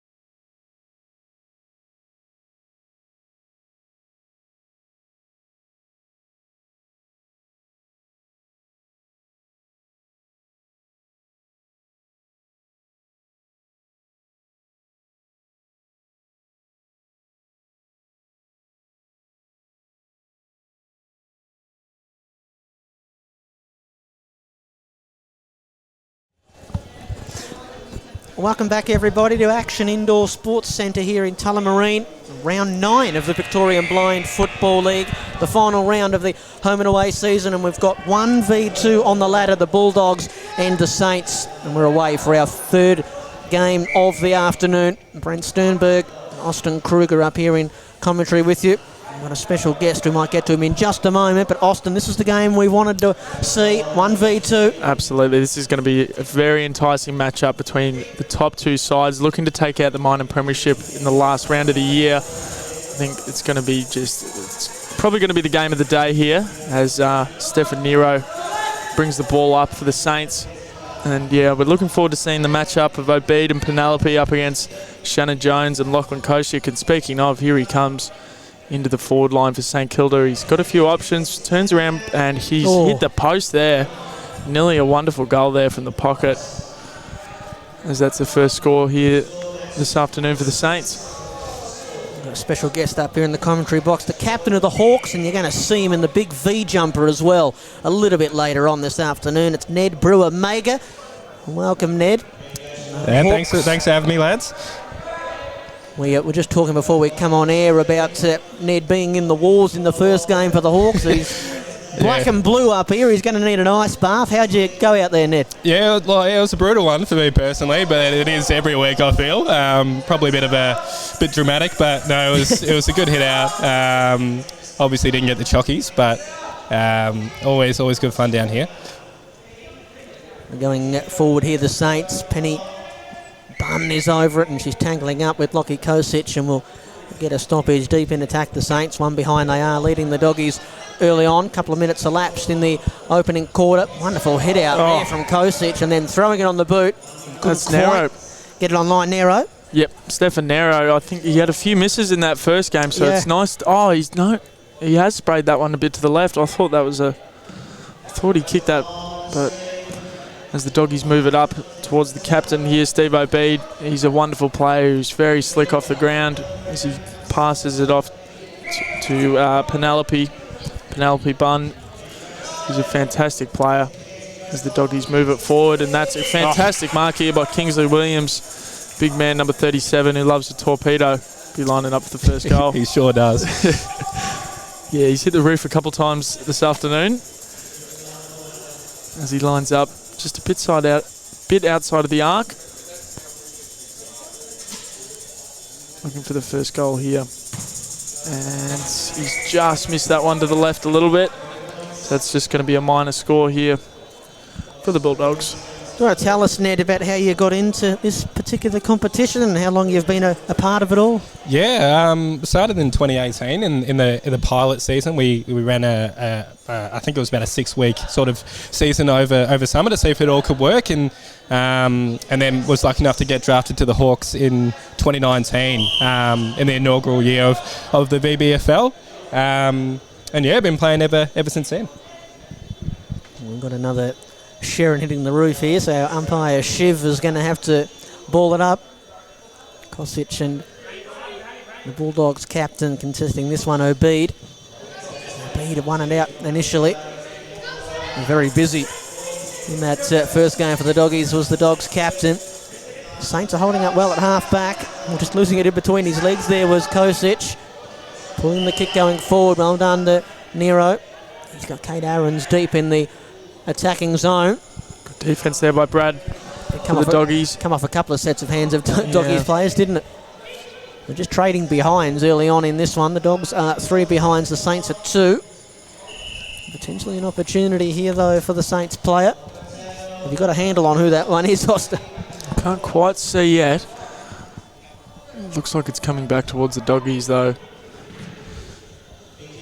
Here comes Kingsley, fighting for the position as Sean Brown for the Saints ends up with the footy, but kicks it as far as Steve Obeid, brings it back into their forward line, and this one's just going to dribble past into the hands of Ingrid McKenna. Big tackle down there in the wing, and here comes Ingrid again, passes it off to Sean Brown, and nice off to Stefan Nero, sells a little bit of candy, sells 2 bits of candy, and kicks it straight to Kosiak. And that's a fantastic excellent. play by the Play. Saints as Kate Aarons kicks the first of the afternoon. What a play there by the Saints. Sold a bit of candy straight into Kosiak, and Kate Aarons kicks the goal. Narrow with the one hand. It reminded me, there was an AFL player that used to do that. He used to just get around with the footy in the one hand. He never used two. I just can't remember who it was, but that was a great play. Jared Brennan? Yes, that was him. Yeah, Brennan. Yeah, Yeah. he's got a bit about that. How good was that? Oh, the Saints striking early. There's maybe a chance for Kosic with the one hand. He says, I can do it too. And he's done well to bring Aarons into the game, and they're about to have 2 quick goals here, the Saints.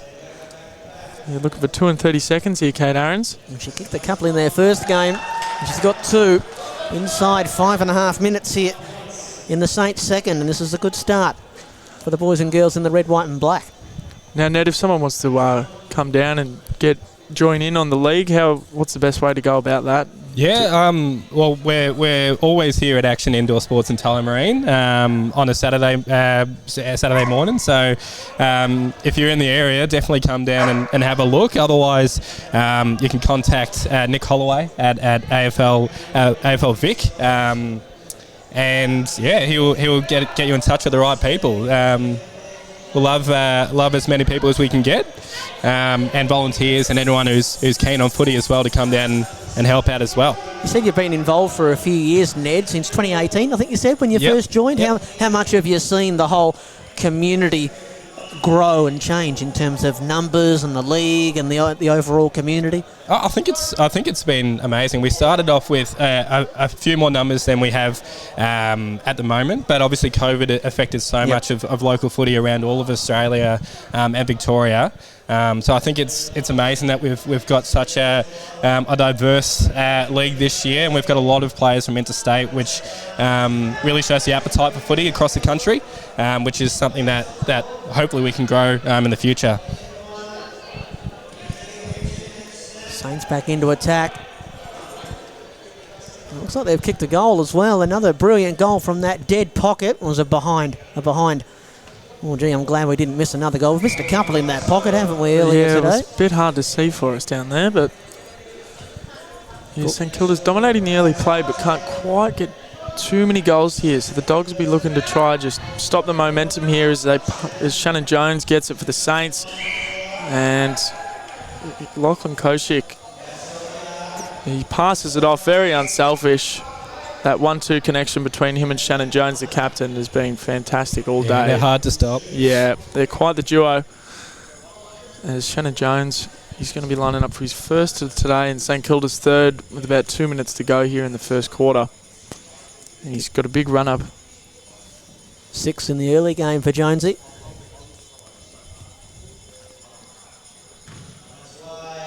Yep, that's a beautiful kick. He's got a very nice kick on him, does Shannon Jones, the captain. And that's going to be just a 6-pointer, I believe, for the Saints as they move to 3-9-27 to the Doggies 0-3 points. We've been talking about it a little bit, Ned, as the morning and afternoon has worn on, but can you tell us about the actual makeup of the game, and in terms of, obviously there's 6 players out there and you need to have 2 from the different classes. Can you speak to us a bit more about how you differentiate between the different classes out there? Yeah, definitely.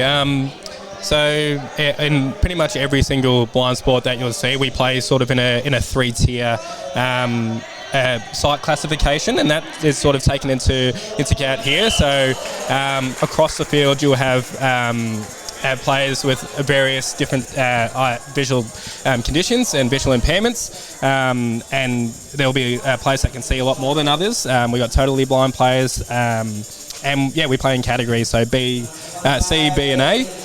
C's with I guess the most vision.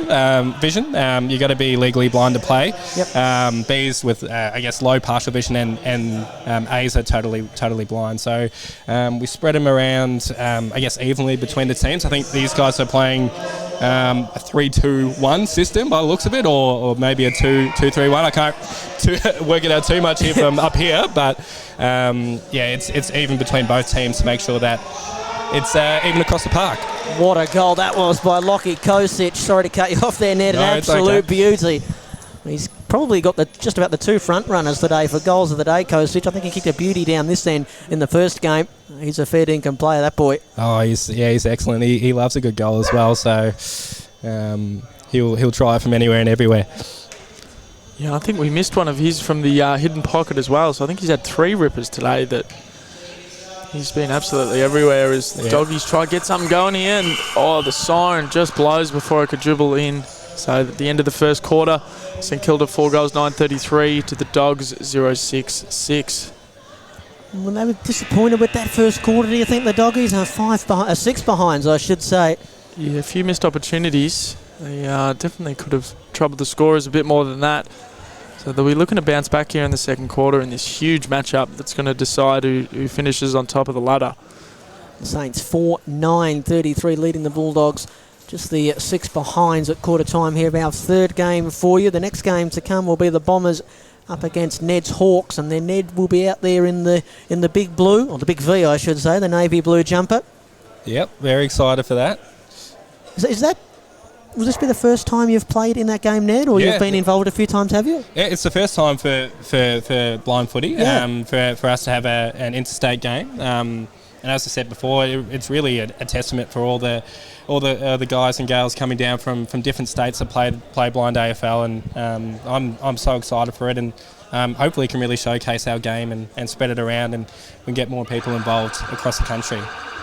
We've spoken about that earlier, Austin, haven't we, about the that shows genuine commitment, for our men and women and non-binary people to travel from interstate to play in this league. We were talking with Brad Bridie about how this is the preeminent league in Australia, so so many of our players have to come and play here and show great commitment in doing so. Oh yeah, and it's like that across all of our sports. Because I guess the pool of people with a visual impairment is not as large as any other community. Yeah, of course, it's a lot of that travelling around, and it does take a lot of commitment, and we definitely should be celebrating that today in our game, and getting around the allies. Well, I think we might be secretly going for the Vicks, but... Or maybe not so secretly. No, of course not. We're looking forward to that one. The final game coming up today, the big one. Allies and Victoria. They're coming forward early on here, the Saints. Through the hands there of Kosic. And paid the mark, and so looks like he might have moved behind the ball early on here in quarter number 2, with the Saints up by 27 points. Kosic with a goal already. Coming down the line and finds Nero. The Saints have it in the middle of the pitch. Yep, there's that lovely kick as Nero passes back to Kosic. He's got a few options here, and it looks like he's hit up Sean Brown here for the Saints. I think he might have marked that just outside of the arc, so I think he's allowed to have a shot on this one. So Sean Brown's going to line up here for the Saints. Look out for the celebration if he gets this one through. He's a renowned celebrator. Oh, he's gone the top. Oh, he's hit the post. Him and Brad share a hug out there at the arc. Good to see. Good sportsmanship all round being shown all day as Sean Brown just misses that one and hits the woodwork, unfortunately. So I was looking forward to seeing a celebration there, but we might have to just wait a little bit longer as Stephen Nero ends up with the ball, passes it off to Kosic. He's got that lovely kick, but it only goes as far as Steve Obeid. The doggies, he's putting in a bit of a captain's performance this quarter, trying to put the team on his back and get him back into the game. Yeah, nicknamed Silk. He's very silky smooth out there, Steve Obeid. His ground ball gets have definitely been one of the highlights from my perspective. This might be a good opportunity to ask Ned, do you know which foot is Steve's preferred foot? Because we've seen him kick on left and right, and he looks adept on both. No, he's an exceptional soccer player. Okay. He plays for Australia for blind futsal, and we can't tell either if he's right-footed or left-footed, so he loves them both. I've got a bit of an answer there as to why he might be so good kicking on both feet. He uses the right peg that time to send it out to our man Brad Bridie, who marks right on the halfway line. The Doggies still in search of their first goal here. Just bounces by Kingsley Williams. There goes Lockie Kosic. He's had his one and only bounce that he's allowed, so he kicks up towards the half-forward line. Here's Penelope. Wonderful player and has a wonderful link-up with Obeid. His kick inside 50 couldn't find Courtney Williams. I mentioned how fast-paced this particular format of the game is, and we're seeing it in this second quarter, which has just about gone 3 minutes. Ball ping-ponging up either end. McKenna back to Kosic. The Saints can start again. Yep, this moves into the Saints forward line, but Steve Obeid, once again, a great get off the ground as he tries to move the ball forward, but gets spoiled. But there he goes again with those ground balls. Just slaps it onto the boot. And man, Bradley Briders looking to have a nice pick-up, puts it on the side of the boot, and that's going to be rushed through for a behind. So still can't hit a major here yet, the Bulldogs here in our third matchup for the day. I want to ask you, Ned, you mentioned earlier on that you were drafted by the Hawks. Can you explain to us how that came about? Yeah, so after the first season, because it was a pilot season, we had no AFL clubs involved, and Hawthorn and St Kilda got involved in 2019, and there was a pool of players, and we all got put into a draft, and I managed to get picked up by the Hawks, which is dream come true as a lifelong Hawks fan for myself. Oy, so there he is. very, very special. What number were you drafted? I actually don't know. They didn't actually reveal the draft order. Yep. For the sake of it, we can say in the top 10. Of course. We'll say one. Yeah, we can do that. I could have been right down the bottom for all we know, but yeah, it was a great feeling to be drafted to the club that you love. Yeah, it's got to be a great feeling as Lachlan Koshy kicks another goal here for the Saints. They're really putting it onto the doggies here, showing them why they're on top of the ladder. Yes, yep.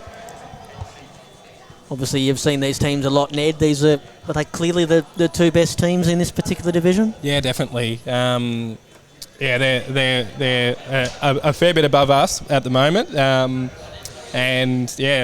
Saints put in an absolute show today. Lockie and Shannon have a really good connection, and Stefan coming in from New South Wales. Yep. Really helps them as well today. But yeah, they're streaks above for the moment. So they're going to have a couple of players playing alongside you in the big Victorian team. Lockie, of course, no surprise to learn that Lockie Kosic is going to play for the Big V, and Ingrid McKenna and a couple as well for the Allies side today as well. Yeah, looking forward to playing with them and not against them. Exactly. It'll be quite nice. Here is, speak of Ingrid McKenna. Oh, just about a turnover. Well done there by Penelope Bunda. Hold on to the mark. So the Saints 5-12-42 leading the doggies, 7 behinds. Still not out of it, the doggies. They just need something going here their way, but couldn't quite get that with the kick from Penelope. Straight back into the hands of St Kilda as they try to work it up the ground towards Stefan Nero. And looks like it's just dribbled out. And he's come at him hard there as Stefan Nero onto the captain, gives him a pat on the back and says, sorry, mate. And nice pick up here by the Saints. Lachlan Kosik, he looks up. He's had Kate Aarons there, but couldn't quite get the mark. As Steve, the captain, once again putting his team on his back this quarter and really digging in hard as it moves into that pocket. That last contest a moment ago, Penelope Bunn went from 0 to Nero. Yeah, she almost got steamrolled by Stefan. Very good. As it finally moves out of that area of the ground where we can't see much, and Lachlan Kosik once again that beautiful kick to Jones, and he's going to play on here, and I think that's going to be holding the ball. No. Oh, looked like he got the double hand on him. Yeah, I thought, is the umpire going to bring it back? I think they have. Yeah, so Kingsley Williams is going to take the ball out of defence for the Dogs.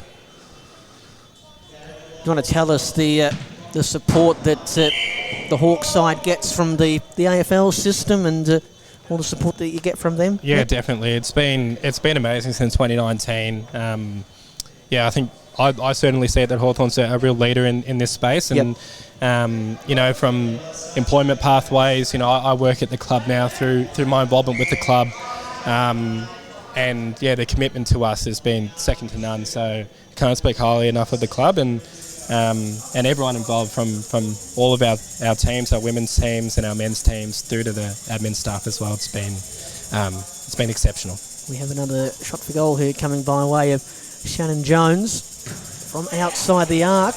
Lays back on the kick and just pulls it to the left. What's the hope and the aim? Is it to have a league? Obviously, we know that it's only a small percentage of the community, so sometimes struggle with numbers. But is the aim to have every team represented in a league like that, in an 18-team league? I think if the numbers are there, they'll be fantastic. I think from here on, I think we've established a really a solid foundation here in Victoria. I'd love to see, that, first of all, the full league be supported by AFL clubs, so 4 teams at least here, and then in clubs in different states get around it as well, and hopefully have a national competition in the near future, which is definitely possible in my opinion.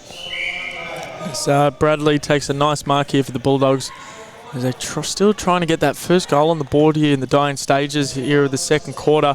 43-7 St Kilda's way as the Bulls just popped into that pocket, and that looks like Penelope's going to have a mark and shot in front of goal here for the Doggies, which is exactly what they need just before the half-time siren rings. I don't think they've not really played that poorly, have they, the Doggies? I mean, the Saints have been pretty lethal going forward. To go the first half without kicking a goal, they deserve one. And Benny come up with one here. Yeah, they've just been a little inaccurate, which has not been great for the Dogs, but Penelope's quite the player, got a good kick, and yeah, that's better. Beautiful, right through the middle there, and that's the first goal on the board here for the Dogs with a minute to go in the second quarter. Really needed that one. Good to see the Dogs get on the board here and try just get things going. As that's 5 goals 13, 43 to the Saints to 1 goal 10, 16 for the Bulldogs. As good as she was in the first game, Penny, she didn't hit the scoreboard, so she's got a sausage roll here. Got 40 seconds or just under to try and get another one back, the Doggies, although Kosic will see to that. Kicks towards the arc. Jones goes for a run, and that's really well done there by the captain to bring that 4-0 forward to an end. It would have been disappointing if they conceded a late one there, the Doggies, but good work by Steve Abid, the skipper, who can clear the decks, looking for Bunn. She might have just lost it in the lights there, I think. Brown around the corner, wobbles one back towards Jones, who's just floating around the half-forward line. Kingsley comes at him. Jones got it back inside the attacking zone, but turned it over. Abid was looking there for Bridie. Bounce just eluded him right on the half-time buzzer. So the Saints take a commanding lead into the half-time break. The Saints are 5-13, 43. And the Bulldogs are 1-10, 16. Not out of the game, Austin, but they've got a bit of work to do in the second half. Yeah, certainly a lot of work to do, but you can never count out a good side like the Doggies. I think it's going to be a great second half. Have a little bit of a rest. Just compose yourself. Take a few deep breaths. Come out into that second half. Come out strong and show the Saints what's up.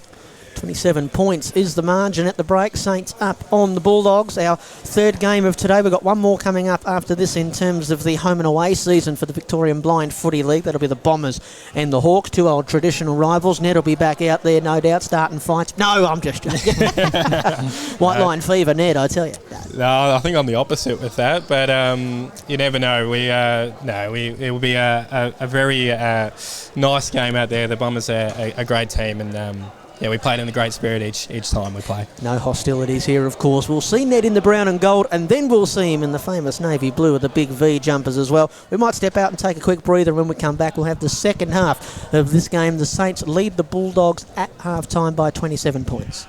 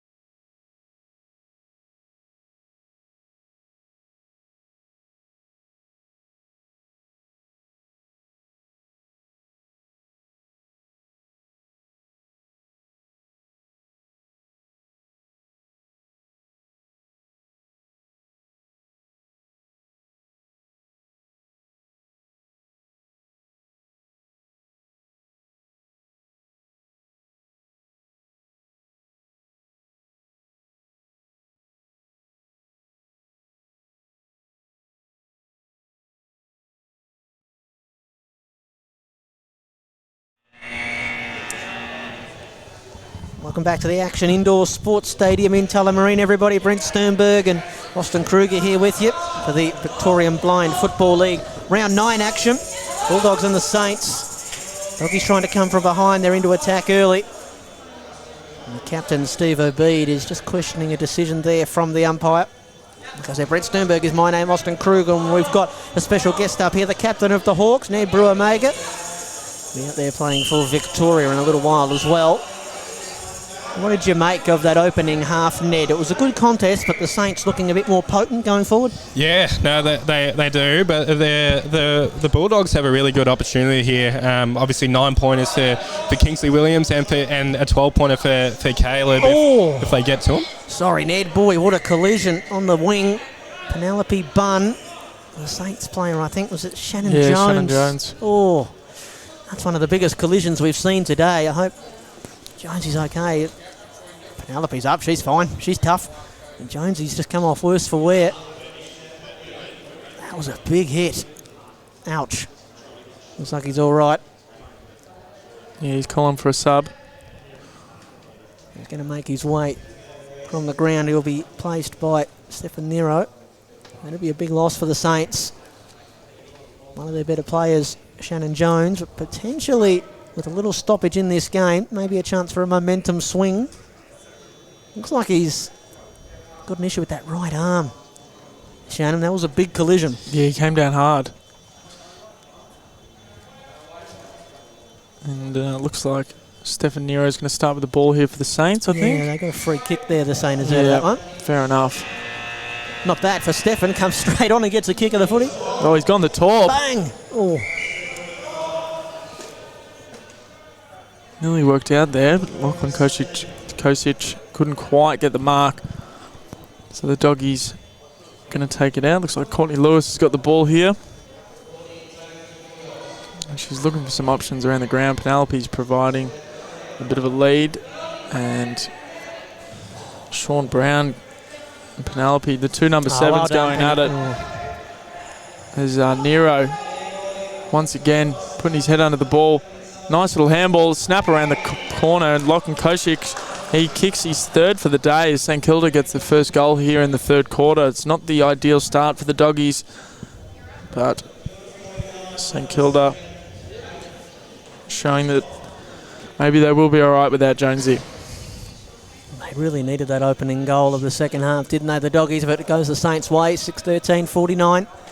The Bulldogs 1-11-47. 2 and a bit minutes elapsed in the premiership quarter. Habib and Bunn linking up again. Not long quarters, 10 minutes with no time on. Nero's taken a nice mark there, the umpire pays it. As I was saying, not long quarters, so they'd want to get their skates on here, the Doggies. Forward they go again, the Sainers. Kosic and McKenna are both there. Good play there from Kosic to bring his teammate into it. Ingrid McKenna and those two players we're going to see in the big V jumper a little bit later on. But it's a chance for McKenna to pop through the Saints what would be their 7th goal. Oh, Bunn getting overzealous on the mark there. McKenna in the end squared it up, and Kosic has taken a nice overhead mark from the top of the goal square. You reckon he would kick his 4th, so he kicked 3 in the first game. He's got 3 here right now. Lockie go back and kick number 4. You would not bet against him from here. Certainly not. No. Been kicking him from the impossible angles. Lockie from right in front for the Saints' 7th. It's good. Lockie Kosic kicks his 4th. And the Saints look like they're going to have the inside running for the finals. I think maybe that extra break for St Kilda is coming into play here as the Doggies have had to go back-to-back games. I think they're just looking a little tired. I think that extra break really has helped the Saints here. Sorry to cut you off, Austin. What's it like out there, Ned? We spoke about how fast-paced it is, and you don't get any breaks. You don't really get any time to recover unless you come off the ground. Does it feel as frantic out there as it looks? It definitely feels frantic, you're definitely gasping for air a lot more than not. So it's great for fitness, but yeah, I guess it makes for a really fast-paced game, which is great for blind sports because a lot of them are slowed down a lot, so it's super fast. But yeah, you are running a lot. As we see a really great goal there from I think it was Lockie Kosic again. But yeah, it's tough work, but great fun at the same time. He loves that pocket, Lockie, doesn't he? He does. He likes keeping them hidden from us. But yeah, it certainly does look like a fun game out there. It's balls pinging around, there's great goals, it's good energy between both the teams. It's just a fantastic initiative that everyone should get involved with. Like we 100%. Said, if you're interested in coming down on a Saturday morning down at the Indoor Sports Action Centre, you'd be more than welcome down at Tullamarine. So please come down if you've got anyone that might be interested, or any family, friends, or yourself. Play alongside Ned for the Hawks. Absolutely. He'll be your skipper. yeah, excited. Hopefully get a good win on the board. What's what are your roles as the captain out there, Ned? Obviously, you have a very unique part of our sport, and people of all different capabilities, like we've seen. What a goal that is from Obeid. Only the Dogs' second goal, but an absolute pearler from right on the paint in the pocket. And he just goes back nonchalantly. Yeah, I'm capable of that, whatever. Living up to his nickname of Silk. Silk, yeah, brilliant.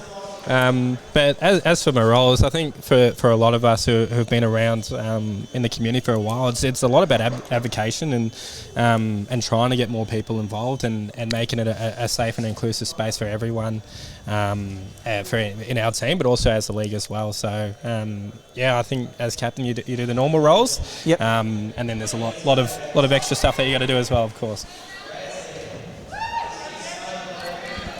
The ball's in dispute here down at the St Kilda end of town, but Pip's out here to Penelope. McKenna's, she's done the handball through the legs, and Kingsley just couldn't quite get his hands on the ball. He's not happy. She had a little a chuckle as she did that, Penny. Yeah, there's been some good behind the back handballs clever, through the it? legs. There's been some clever football shown here today as St Kilda's going to kick it out. Our man Stefan Nero just bombs it into the forward line, and that might just dribble all the way. No, Stephen Obeid wraps it up. Ooh. And it's going to be a good contest here between Courtney Williams and Lachlan as the ball comes out towards Sean Brown here for the Saints, and Penelope, the two number 7s, going at it once again. Nice handball there from Courtney off to the captain, Stephen. As he sells a beautiful Silk. candy. Yeah, that's why they call him Silk. Takes a bounce. Nearly lets Lachlan come back into it as Kingsley looks to kick a goal here for the Dogs. And that's going to be a mark inside the forward arc here for the Bulldogs. That's Penelope Bunn, one of the best players in the league, as told by Bradley. Well, no, she's got this journey. She kicked one from almost the exact spot up the other end. The second quarter. Maybe commentator's curse there. I'll take that as a commentator's curse, Ned. That wasn't your fault, mate. I'll take that. Sorry, Penny. Kosic on the wing. Little paddle to his own advantage. And the blind turn, if you don't mind. Has a little look inboard. Kick around the body. Obeid should have this one covered and can go for a run off half back. The Doggies just starting to lift, but they need to affect the scoreboard. Our man Brad Bridie has it. It's a bit too far out from home to score here. Kick looking for Penelope Bunn. Got a rotten bounce. Oh, bang, down she goes. McKenna put her to the ground. Good recovery, though, from Penny. And a good handball to Kingsley Williams. As McKenna just picks herself up a little bit slowly. I can't imagine it'd be very comfy to go to ground on that stuff down there, Ned. It looks hard. No, it scrapes at your knees and elbows. But, you've got to love getting a tough footy. I think she's okay. The Saints player. As Kingsley goes bang. They've got another goal, the Doggies. Scoreboard is ticking over. They're just starting to eat into the lead a little bit as we head towards three-quarter time. Austin Kruger. Yeah, you can notice the difference with Shannon Jones having to come off the ground for the Saints. The Doggies have managed to get a bit of momentum. As you mentioned, that stoppage of play, able to bring the Doggies back into this game, and it's certainly not over yet between the top two sides. There's a nice big punch out there by Nero. Collects his own ball. Beautiful stuff as he hand passes it off to Lachlan over the top, and it couldn't quite get the mark there as the ball's in dispute in the goal square for the Saints. Can they get something here? And Stefan Nero basically off the ground kicks a wonderful goal here for St Kilda. And that's Stefan's first goal of this afternoon as the St Kilda move to 9 goals 13-67 to the Bulldogs 3 goals 14-32. The answers the same as, don't they? Going to have a handy lead at the final break. Nero still in the ruck, knocks it away from Bunn. Well, Silk had a bit of a fumble there, but collected it. Down the line, down the netting it goes. Good collect by Kingsley, who runs into an open goal and has his second. Great work there by the big man, number 37. Looking extremely nimble out there, big Kingsley Williams. He's been very good today, old Kingsley. Yeah, in this second game, he's probably had... he could have had, I reckon, 4 or 5 goals. He's had a lot of opportunities, hasn't he? But only able to kick the 2 goals. But again, the doggies with an answer. The margin, 26 points. I doubt we're going to see another score in this third quarter. 10 seconds to play with the ball back in the middle. Our man Brad Bridie's after it. Oh, Kosich off half forward. Comes and collects. Had it knocked out of his hands. He's just going to run out of time, Lockie, and he knew it. Wasn't a bad finish either way, but wrong side of the siren, I'm afraid, Lockie. I reckon we've got a good finish coming up here. The Saints are 9-13-67, leading the Doggies 4-17-41. The 2 matchups between these two this season, well, the second one in round 6 was close. The Dogs only won by 2 goals, so I reckon they've still got something up their sleeve, the Bulldogs, Austin. Yeah, absolutely. I think they really dominated that third quarter. St Kilda managed to get a couple back there at the end, but I think this last quarter is going to be an absolute belter between the 2 top sides in the competition to take out the minor premiership. I can't wait to see what happens. So we do have, this is one of our rare opportunities where the players can have a breather. What sorts of things would be spoken about at a 3/4 time break like this, Ned, from a leadership point of view, being the captain of the Hawks? I think just keep doing what they're doing. I think from a Bulldogs perspective, they're getting the shots on goal. If Kingsley has converted a couple of the goals that he missed, they're well and truly in the game with his 9-point goals. Yep. Getting some into Caleb and obviously trying to stop Lockie, but I'll be getting into Brad Bryder. He's got the nickname of Plugger because he notoriously kicked 6 goals on debut for the Doggies last year. So get him down forward, get everyone out of the goal square, and I reckon he can do some damage. That's what I'll be saying. You have a look at sorry, Ned. I was just going to say, you have a look at the scoreboard. 23 scoring shots for the Doggies, 22 for the Saints. So they're not that far out of the game, the Doggies. They've gotten better and better as it's worn on, but just wasted a few opportunities, I think, Austin, going forward. So if they can tidy that up, they've got 10 minutes to try and come from behind and win this one and go to the top. Yeah, I think this one's going to go right down to the wire. Sorry, Ned. No, definitely don't rule him out. Steve-O will have him fired up, and he will definitely try put a captain's performance in this quarter to get a good W for the team. I reckon you're not too wrong about Bradley needing to go down the forward line. He kicked 4 last game, so he's in good touch today. So I reckon, stick him in the forward line, get some goals here for the Dogs, and see what happens here in this last quarter. As the players get ready to go back out into positions here at Action Indoor Sports Stadium in Tullamarine. Victorian Blind Football League showcase round between the St Kilda and the Bulldogs, number 1 and 2 on the ladder. So it's a huge game considering this is the last round before finals, isn't it, Brad? Yes, this is the first game of round 9. The next one, the Bombers against Ned's Hawks. So that will be the final game of the home and away season. Then we'll be into the finals I think a couple of weeks' time. But, of course, one very big game to come between now and then, the All-Star game between the Allies and Ned's Big V side. That one, well, we said 2:10 is the kickoff for the next game. Not sure I actually have a kick-off time for the following game, but all eyes will be on that one, the Allies and Victoria. The first ever, were you saying, Ned? First ever All-Star game? Yeah, first ever. It's an absolute privilege to be a part of it and represent the state and wear the famous Big V. So, yeah, really excited for it. There's going to be a big ceremony before that one with the pictures taken of all the men, women and non-binary players out there, and they will be mementos for everybody to keep forever as we're underway for the final term here. Oh, Jones, I was going to say he's okay. He's taken a great mark, but you can see he's still dealing a little bit with that bung shoulder that he picked up in that big collision with Penelope Bunn in the third quarter. He can go back and land a dagger right in the Bulldog hearts if he can kick truly. In the opening 30 seconds of the final quarter, he's going to pull the kick unselfishly. Nero has it right at the top of the 50. We might have another footy issue, I think. Umpire Shiv has come over to have a look at it. He's happy with what he sees and hears. Or is he? This will be about our 4th or 5th footy, I think. Yeah, so what are some of the problems that happened with the ball, Ned? It's first of all, it's probably fair to point out how amazing the actual invention of this footy is. Yep. Putting an electronic speaker into the ball is no easy feat. I think sometimes what happens is that you kick a buzzer or kick a speaker, and that sort of dies off a little bit. And sometimes you can just kick the button that actually turns it off. Yeah. As Nero sprays that one to the right. He's disappointed with that effort, isn't he? He's not happy. I guess it's a normal thing in this league to go through a bunch of footballs then in an event like this. Yeah, definitely. Especially on a day as big as this. But there's definitely room for improvement, and we'll work really hard to make sure we get one that hopefully lasts the whole day, which will be nice. But yeah, it's still an amazing invention that helps a lot of people access footy. From the half-back line they go, the doggies. Obeid. Oh, and now Courtney Williams might be a chance here if she can run onto it. Couldn't quite pick it up cleanly.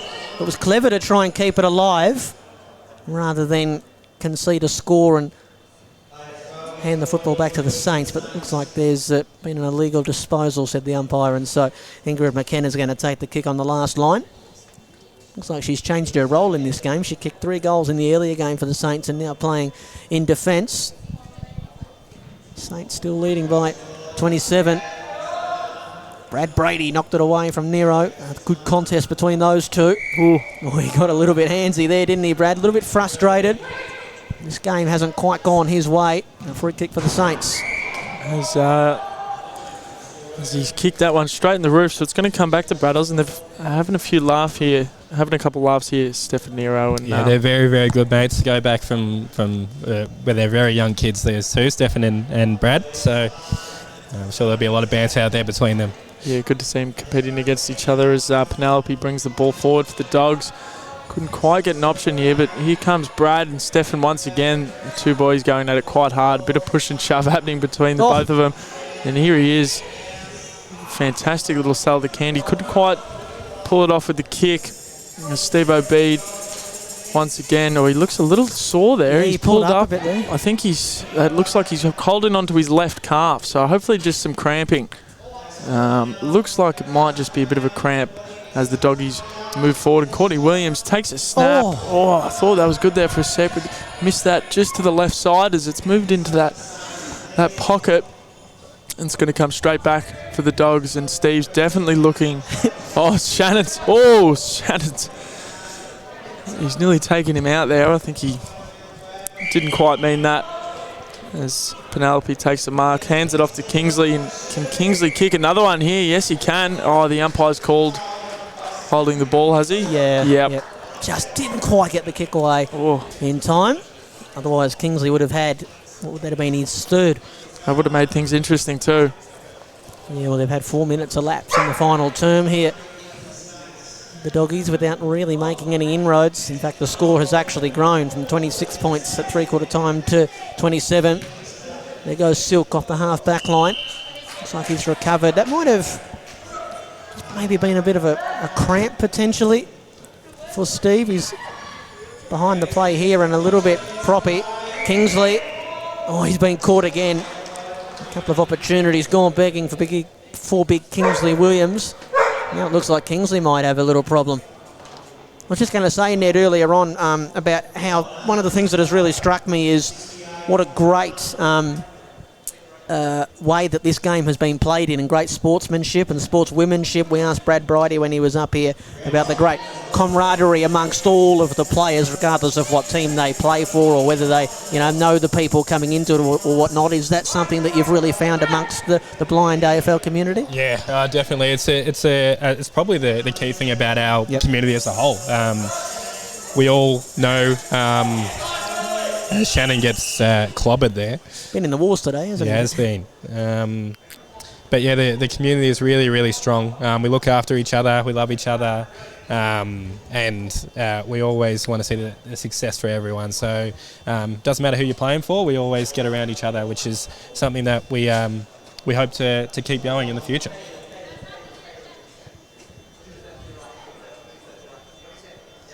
Yeah, I think Shannon's going to come off again here. Yeah, he's had a couple hits.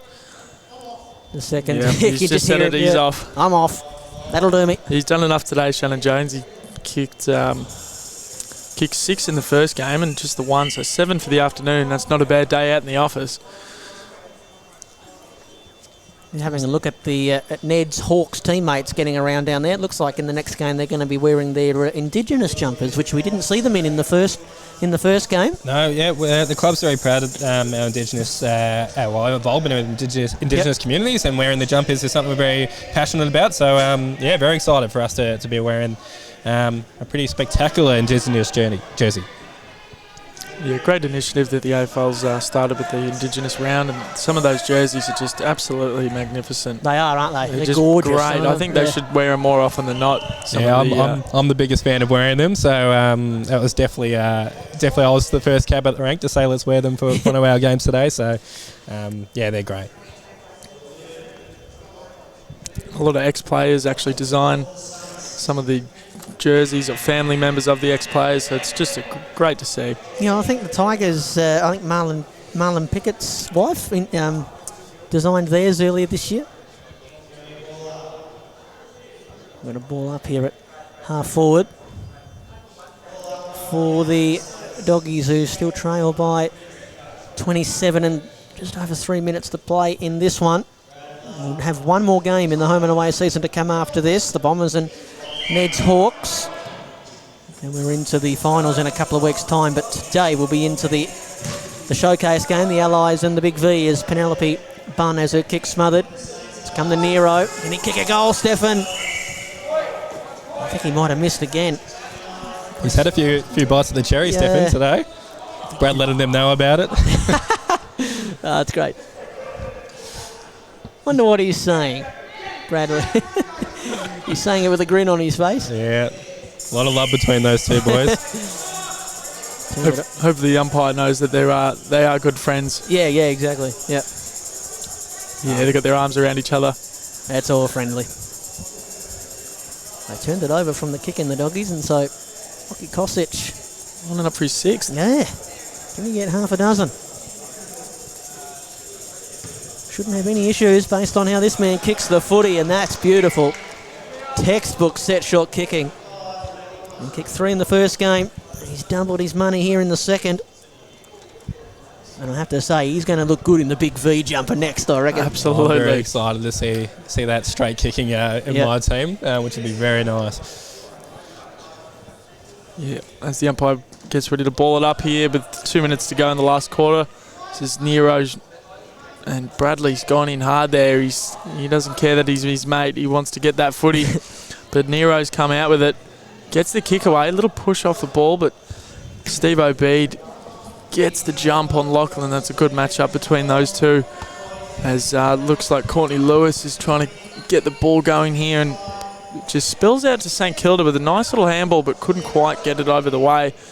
As Bradley looks to pick that one up just outside of the arc. And great spoil there by Sean Brown. His defensive acts have been fantastic all day.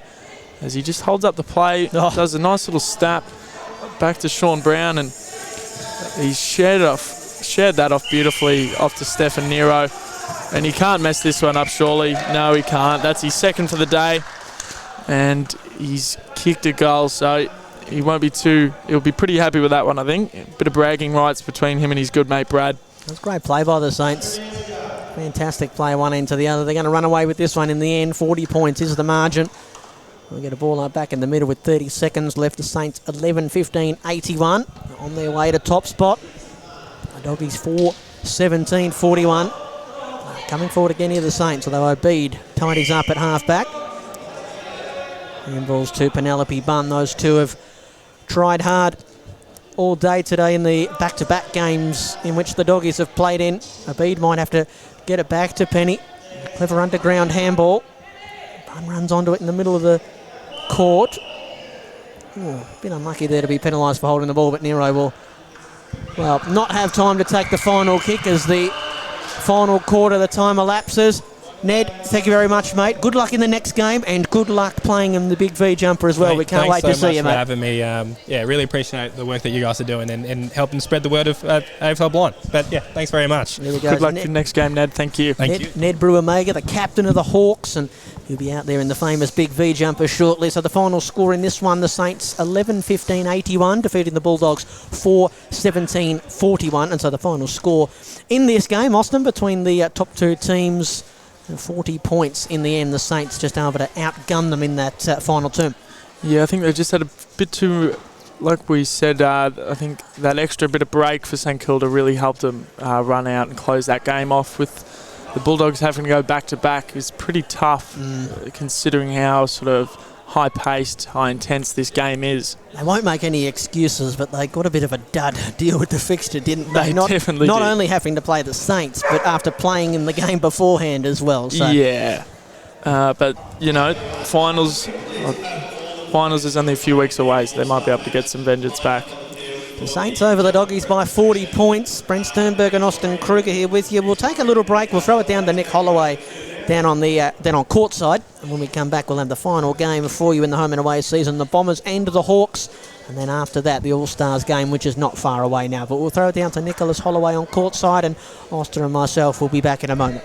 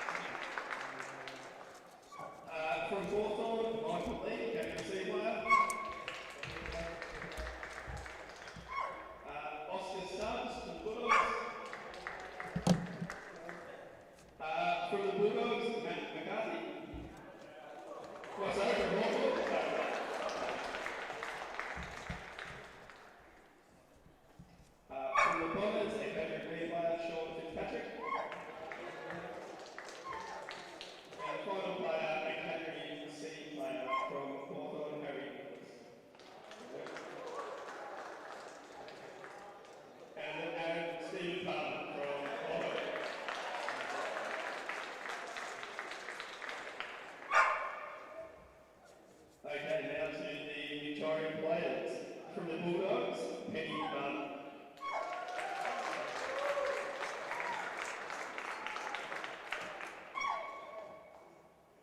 And from Hawthorn, a category A player who also won the best dress today, congratulations to Sammy Johnson.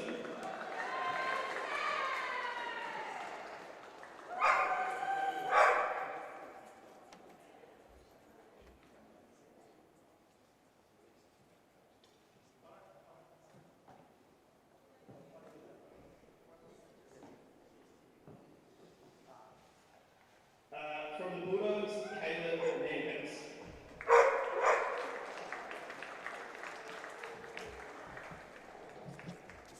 From the Bombers, Bridget Dolly.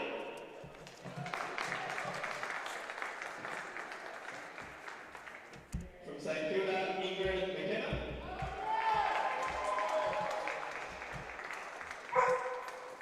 From the Bombers, Travis Zimmer.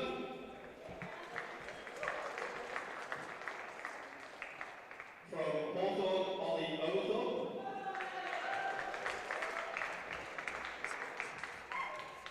From Hawthorn and the captain of the Victoria squad, Ned Brewer.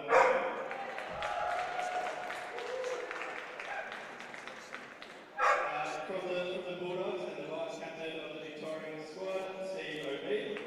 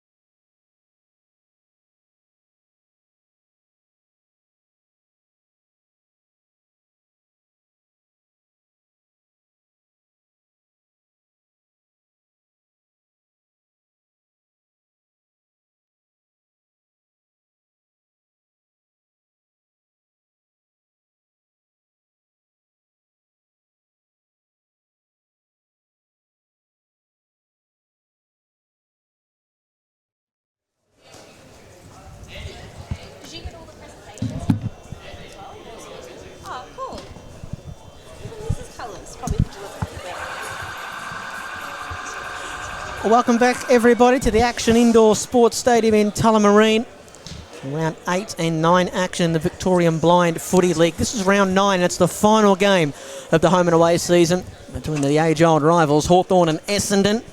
Both these teams we've already seen today. And the last chance for these two teams who currently sit in 3rd and 4th position respectively on the ladder. Essendon in 3rd and the Hawks in 4th. Looking for a win in the final game of the season. Of course, all 4 teams play finals, so they're just looking for positioning now. Hawthorn are wearing their lovely Indigenous jumpers. If you were with us earlier, we spoke with the Hawks captain, Ned Brewer-Mager, about how proud they are to be involved with not just the Hawthorn Footy Club, but to be wearing the Indigenous jumper as well. So they're going to play against the Bombers in the final game of the home and away season. The Dons in the red. Brent Sternberg here with you, and Austin Kruger as well. We've seen 3 good games, Austin. We've got 1 more to go before the main event coming up in a little while with the All-Star match. This is going to be a good one. Hawthorn, I think they're going to be really playing hard for that first win of the year here. I think they're going to come out nice and strong, and this is going to be a great matchup between both teams, looking to finish off the season with a win and head into the finals with a bit of momentum. I think Hawthorn looked pretty good in that initial game. I think players like McCarthy and Stephen Palmer, obviously the captain Ned Brewer, some very good players on the team, although Ned doesn't have the kit on as we speak, so I think he's going to start on the bench as we get ready for our first bounce here, or first throw up. I wonder if they may be just saving him for the All-Star game. He did receive his jumper for the Victoria team. Interesting decision there. He did started on the bench for most of the quarters in the Hawks game earlier. The captain looks like he might be put on cotton wool for the next game as we're underway. Busting out of the middle, number 23, Palmer, sending the Hawks inside 50 early, but the Bombers will be able to repel here through Matt Cameron, who was another one that received his jumper in the ceremony that we had in between the last game we just had and this one.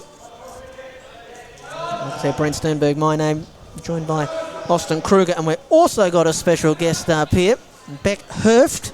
Lovely to have you, Beck. Do you want to tell us why you're here? Hello, thank you very much for having me. Appreciate that. So I'm here today as the LGBTQI plus lead for AFL Victoria, and I'm here to support the very first inaugural Pride round we have for the Blind Football League. Hawthorn are going to have a shot here through Ollie Oglethorpe. We have mentioned all throughout the broadcast today that it is the Pride round. We know that the AFL have done such a great job in celebrating that particular cause. We might just have a look at Ollie's kick here for goal. Right in front, and it's off the woodwork, and it's a minor score for the Hawks, who are on the board early. 1-1, and the Bombers are yet to score. We can see the players out there in the rainbow socks and the colours all around as well, Beck, that obviously symbolise an incredibly important cause for the AFL and a lot of sports that do this very well, and for a part of our community that need to be stood up for. Yeah, definitely. I think the most important thing about the rainbow is really focusing on that visibility as well. And this week as well, all these players engaged within an education session with Pride Cup on Wednesday night, which is fantastic. Yep. So outside of the rainbow that everybody sees today, they've all been educated in the space as well, which is fantastic. It's very important to also educate, not just rock up with your socks, but also learn about the cause and learn what we can do to help those communities. And it's just a great initiative all around. There's Hawthorn. He's missed that one just to the right again, old Ollie Oglethorpe. So 2 behinds to start off the game here for the Hawks. Had a couple of opportunities, hasn't he, Ollie? And he's just gone astray. Can you tell us what happens in those teaching moments and those things that the players go to and learn all about the cause? What are the sorts of things that are brought up?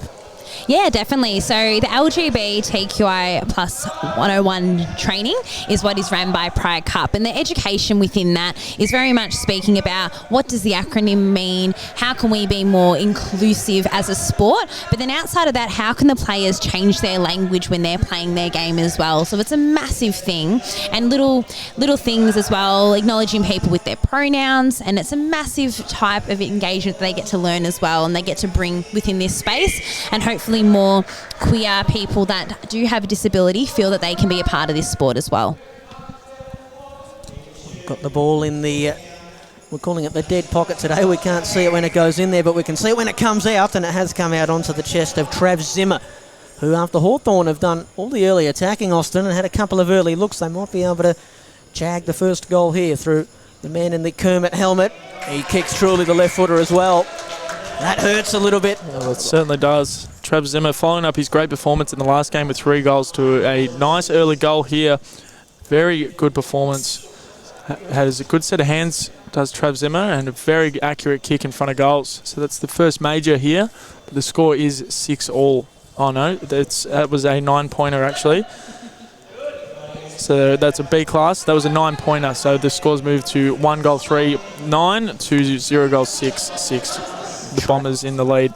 Trav in the fluoro yellow wristband that signals the folks out there in the B class. He might be a chance again here, Trav. Picked it up cleanly. Kick one on the left boot. His right foot kick's gone up into the roof. We've seen that a few times today. Austin will get a ball up. Well, luckily we haven't seen any balls get wedged up there so far, so that's at least that's a positive. Most of the balls have come down back onto the ground. There's a nice tap out there by, looks like that was... I think the really important thing about today as well is intersectionality. So we're celebrating not just pride, not just the rainbow community, but we're celebrating people from all abilities that can come together and play sport. So I think that's a massive thing for everyone to learn about today, as well as us acknowledging country, acknowledging our First Nations people. Intersectionality is number one thing, and it's so important. You see that now in the Indigenous Guernseys as well. We're acknowledging that sport can be a place for everyone, no matter their race, culture, gender, sexuality, background, whatever it might be.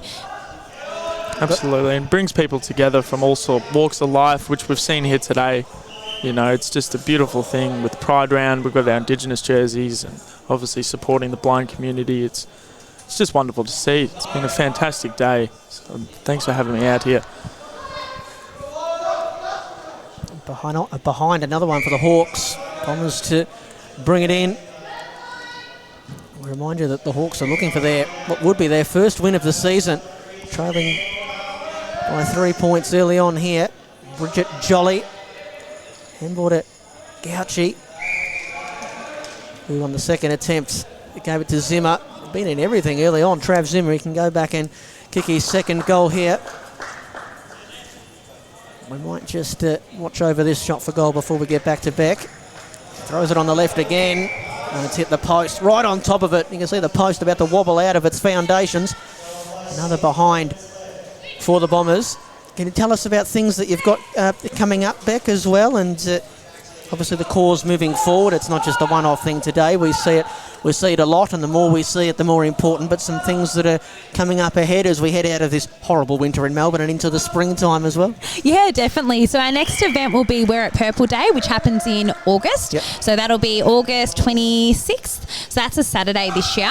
So Wear It Purple Day focuses on transphobic, homophobic behaviour within schools and making sure we're ridding that behaviour as well. And that's something that goes out to every different school pretty much across the state. So we'll work on delivering some LGBTQI plus 101 training out to all our casual workforce leading into that day as well, to ensure when they go out to school programs they feel safe to speak and feeling to bring LGBTQI plus young people in inclusive environments and make them feel safe. Got another goal here, the Bombers. Matt Cameron, ball will go back to the middle. A lot of great things being done at AFL Victoria. You mentioned, I think we picked it up on the effects mic when you were on the microphone earlier, Beck, that you're a member of the LGBT community. If you take your official hat off, how do you think we're going with the inclusiveness of everybody, not just at the AFL, but even just as a community of people and as a whole? Yeah, definitely. So yes, I am a part of this community. I'm a proud person, a part of this community as well. I think on a personal level, outside of the professionalism, as you mentioned before, I think that the community is becoming a lot more visible and people are becoming a lot more accepting of this beautiful community as well and what it can bring, which is a fantastic thing. And I think sport has definitely supported that very heavily. Being able to have pride rounds at AFLW level, even the AFL men's with the Sydney and the Saints game as well. And outside of that, other sports are doing a fantastic job as well, like Tennis Australia, Hockey Victoria. I mean, it's fantastic to see because people within this community feel that sport is becoming a safe place for everyone within the LGBTQI plus space. Ultimately, that's the most important thing, isn't it? All sports, not just Aussie rules football, being something that everybody can be accepted into and flourish in. As Big Ned's back out there and kicking a goal for the Hawks. Didn't even realise that he'd snuck out there. Yeah, He's onto the scoreboard. They haven't quite put him on ice yet, and you can see the sudden impact he's had on the team. Trying to get his team back into it for their first win. I've just got a funny feeling about the Hawks this game. I reckon they're going to get their first win. Well, I'm hoping they get their first win of the year in the dying stages of the season. As McCarthy, lovely pick up from the middle, and he's put that in the boot. Unlucky to hit the roof there. I reckon that would have sailed through for a goal. Oh. Yeah, very unfortunate there for the Hawks. I think we can have a ball up here in the forward arc. As the captain, Ned's up in the ruck. Back out to McCarthy as he looks to try and get the ball back in. Lovely little tap. Clever. And it's going to go back to Matt Cameron for the Bombers as he's hit the roof as well. Everyone's hitting the roof in the dying stages of this first quarter as the Hawks down by 11 points here. Closing in on quarter time. Got Beck Hurft here with us, talking about all the great things that we're doing around AFL Victoria. I want to just go back on something that Austin said earlier in the quarterback about how it's really important to continue to teach people about this cause and you know, everything that comes with it. There can be a risk sometimes with things like this that people might just think, oh, they see the rainbow flag and they think, oh, the rainbow flag again. It sort of loses all meaning, and so that's why, you know, it's really important that it's not just the rainbow flag, but all of that education that comes with it so that it doesn't lose that meaning. Exactly right, definitely. And I think at the end of the day, eventually you'd love a world that doesn't necessarily have to have rainbow or pride rounds or Indigenous rounds, whatever it might be. Everyone should just come together, and sport should just be that safe space for all. But I think for the moment, that education piece needs to come with that visibility as well, because every single player that puts on a rainbow jersey needs to understand the why behind that, and the why is such an important piece with that as well. It's what I'm most passionate about with supporting at AFL Vic. The Bombers 2-9-21, lead Hawthorn 1-6-12 at quarter time. Do you want to stick with us, Beck, or do you want to scale that fraught system that they've got? It's a bit of a horrible thing getting up to the commentary box today. We have to put our life in the hands of somebody else trying to get up here. Would you like to stick around? I'm happy to stick around if that's what you guys need today. Very much happy to stay here and support the Pride round today. It's great to have Beck in special comments. Very special comments, actually. The most special comments we've had all day. No offence to the boys we've had up here, but what Beck is doing is she's the most important person in the building, let's be honest. I think so. Other than the players. You're all too kind. All too kind. Well, they're in this game, aren't they? The Hawks, Austin, they're only down by 9 points. We'll remind you, 0-8 actually, coming into this game after losing earlier today. 1-6 in that opening term, 1-6-12. And the Bombers 2-9-21. I think they'll back themselves to get into this game. The Hawks, they had some things go their way in that opening quarter. And as you can see, 7 scoring shots for the Hawks to 11 for the Bombers. Yeah, Ned Brewer's going to put the team on his back this quarter, I think.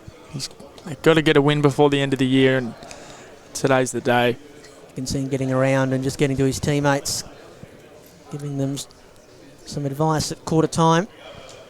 Short breaks here in this one, just 2.5 minutes, so we'll be back out there in no time. We've mentioned that the intersection of all of these great causes obviously is supporting the LGBT community and our blind and visually impaired community as well. And then, as we can see, the Hawks wearing their Indigenous jumpers, which look fantastic. So a lot of our minority groups that are being supported. As we keep saying, very important that we keep supporting them. And what we want is for everybody to feel that they can come into this game and be accepted, because it is a game that doesn't discriminate. Unfortunately, we have parts of the community and pockets of the community that does, but sport doesn't, and our game of Australian rules football doesn't. And so, above all else, that's why I was saying Beck's very, very important. That's her role to I think the fantastic thing here as well, you've got such a mix of genders out in that field. So it just shows you within the blind and visually impaired game that, like, you know, you can have men and women that verse each other. You can have people that non-binary or trans that could come and play this sport as well. And I think that's a fantastic thing. I think this league is really leading the way in so many ways, and it will do so, I think, across the country, which is a fantastic thing for the AFL, but more importantly for the Victorian blind community. And it's led to a great feeling inside the stadium today. It's been played in a great spirit, all of the games. You know, they all know each other, obviously, as footy players, and then obviously people that, you know, have some disabilities in life that they all share. And so there's obviously that mutual respect for all of them as they go out to battle, and maybe just forget that for a moment and go toe-to-toe against one another and get a bit of white line fever if the Hawks come forward early on. And the captain, Brewer Hager, is amongst everything. It's just trickled through for a behind, the first score of the second quarter. And the Bombers to bring it out from the last line of defence. Yeah, just the 1 point there for the Hawks. As Brewers made an immediate impact here in this second quarter as he picks the ball up in the dead spot for us in the booth. But I think that's going to be a mark there. Yes, it is there for Ollie Olgathorpe. He's kicked one already today. Be looking. Oh no, just kicked the one behind so far. So he'll be looking for his first major of the afternoon. And that looks good off the boot. And that's a goal there for Hawthorn. Fantastic stuff. That is the ideal start that they were after here in the second quarter. As the score goes to Hawthorn, 22 goals 10-22 to the Bombers, 2 goals 9-21. So here we go. Nice close game here in the second quarter. It's great to see.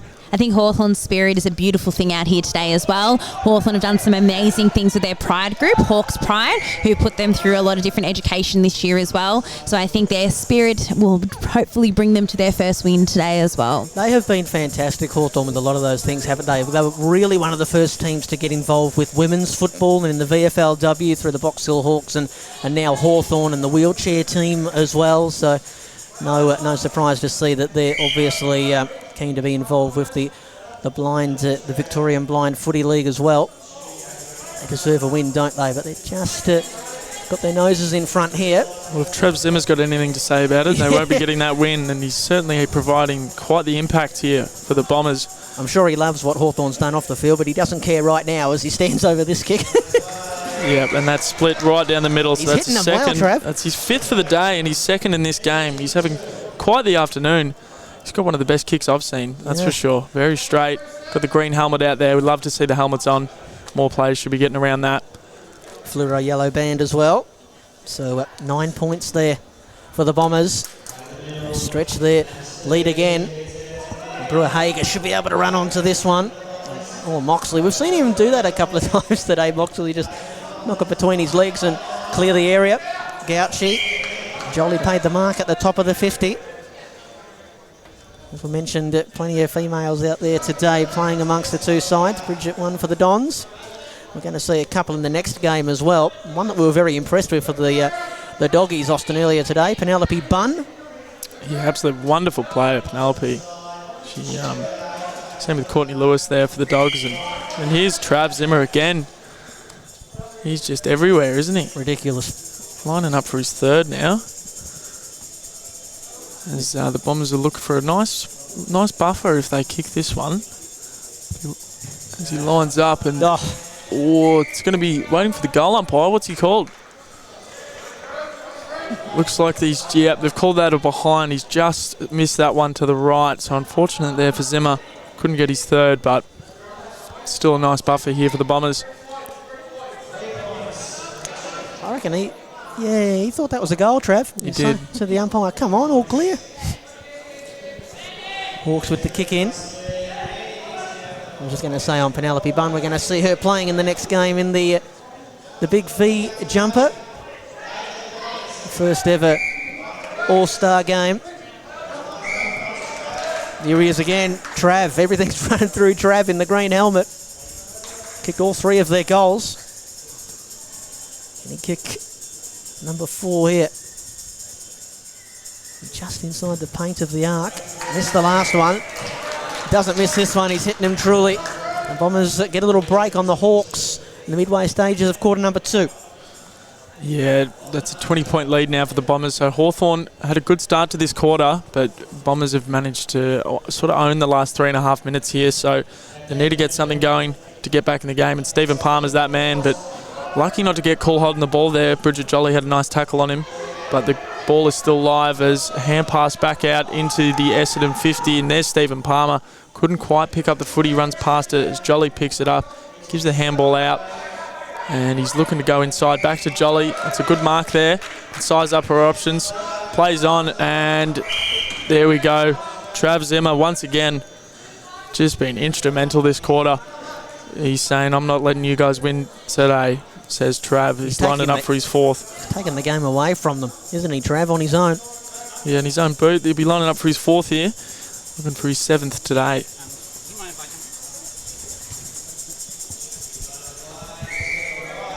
We're going to let Beck Hurft go. Thank you very much, Beck, for everything that you're doing, champion. Final say for Beck? Amazing. No, thank you very much for having me today, guys. Thank you very much for being a part of this journey with AFL Victoria and the Blind Football League. Happy Pride, everyone. Beck Hurft, there she goes, AFL Victoria. And we've got a familiar voice coming in as well. Brad Brodie coming in. He's got his Allies jumper on. He's set to go in the next game. How'd you go out there in the doggies jumper, Brad? Kicked a few snags? It was good good fun getting a bit rough and tumble out there. The St Kilda guys were really on. And we played a good game. First back-to-back with no subs was a bit difficult, but we got the main game after this one. But it's hopefully the Hawks can have a bit of a fight back before that happens. The first ever All-Star game, we've been told. Brad, how does it feel to be wearing that jumper for the first time and you're about to go out there and play for the Allies? Yeah, it's pretty huge. To be named captain as well was pretty big honour. Hopefully, we tweak the rules a bit for later this game, and hopefully that works as well. But yeah, it's going to be really exciting, and I think the energy is going to be up right from the first ball up. What are some of those rules that are going to be tweaked? So just for that game, so usually the Bs, if it gets handballed to them, it's a mark, but they're not having that for the All-Star game. Yep. We're just having, it's got to be a kick to be a mark. And then B1, so the A, when they shoot, they have the whole goal to aim at, and they can't kick it behind, but if they hit any part of the goal, it's 9 points. Right. A few rule changes there to keep in mind as we look ahead to the All-Star game, but we've got an interesting contest here between the Bombers and the Hawks. Bombers up by 26 points currently, and coming forward again, Matt Cameron to Gauchi. Number 13 carving his way through and kicking a goal. Can you help us out with number 13, Brad? We don't have the number 13 for the Bombers. We don't have the name on Nick, but I don't know his last name, unfortunately. That's okay. We'll go with Nick. That's better than saying number 13. He's a nice little shimmy on the inside there, as Ned comes to the bench, resting himself for the next game. Yes, he'll have a spell. He's replaced by Stephen Palmer. So they stretch the lead a little further, the Bombers. Forward they come, heading towards the last couple of minutes of the first half here of this one. Umpire pulls out a mark or a free kick. Yeah, I think it's a mark to number 13, Nick, and him and Trav just bumped heads a little bit there. So a little bit of friendly fire between the two of those. One of the problems with RP, and it's already happened a few times today. Yep. They turn and you don't know what you're turning into. Yep. I just want to ask you quickly, we'll watch over this shot for goal first, Brad. We'll get Austin to call this one. Yep. I think that might have been touched off the line as well, so couldn't get the major score as McCarthy passes it out to Nicholas as Hawthorn tries working it up the ground, and McCarthy's followed up his own footy, something great there. Couldn't quite get the kick on it. I think that's going to come back to the Bombers. I'll tell you what though, great effort there by Matthew McCarthy. He's really trying hard. Really unhappy with that. The two Queensland boys coming together there. You would be really unhappy. Ray caught him. Yeah, that could have been a nice little goal there for the Hawks to get a bit of momentum back before half-time, but it's going to come back in here, and that's going to be a mark to Ollie Oglethorpe. I think that was... Great hand pass inside by Stephen Palmer. I think that was just outside the arc, but he's going to have a shot by the looks of it, old Ollie. Or is he going to try to pass it off? Now he's taken a few steps back. He says, don't worry, guys, I got this. This looks like a nice kick. He does have it. There we go. Oh, and so outside of the arc was that, Brad? So is that no goal? Yeah, no goal, and I don't think it's a score. It's just a kick out. Yep. Unfortunate there for the Hawks. They could have really used that one. Unless it got touched, which it might have. I'm not sure.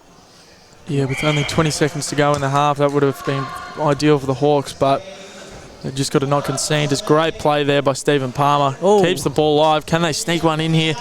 He turns around, snaps it, and... I think we heard the result of that over here. Yep. That's going to be a point for the Hawks as we edge closer here to our halftime zone. And that is the end of the half. Bombers 5 goals 27-57 to the Hawks 2 goals 13-25. So a bit of a Hawks had a good start to that quarter, but the Bombers just managed to kick a few goals there towards the end, and they've got a nice lead now at half time. Yeah, they've got a little bit of work to do, Hawthorn, if they want to secure their first win of the season. Trailing by 32 points at the half-time break. I might step out and have a breather, and when we come back we'll have the second half for this one, and we're still looking ahead, of course, to the All-Star game as well between the Allies and the Big V. Brent Sternberg, Austin Kruger and Bradley Bright are up here with you. We'll step out and take a breather, and when we come back we'll be back for the second half between the Bombers and the Hawks.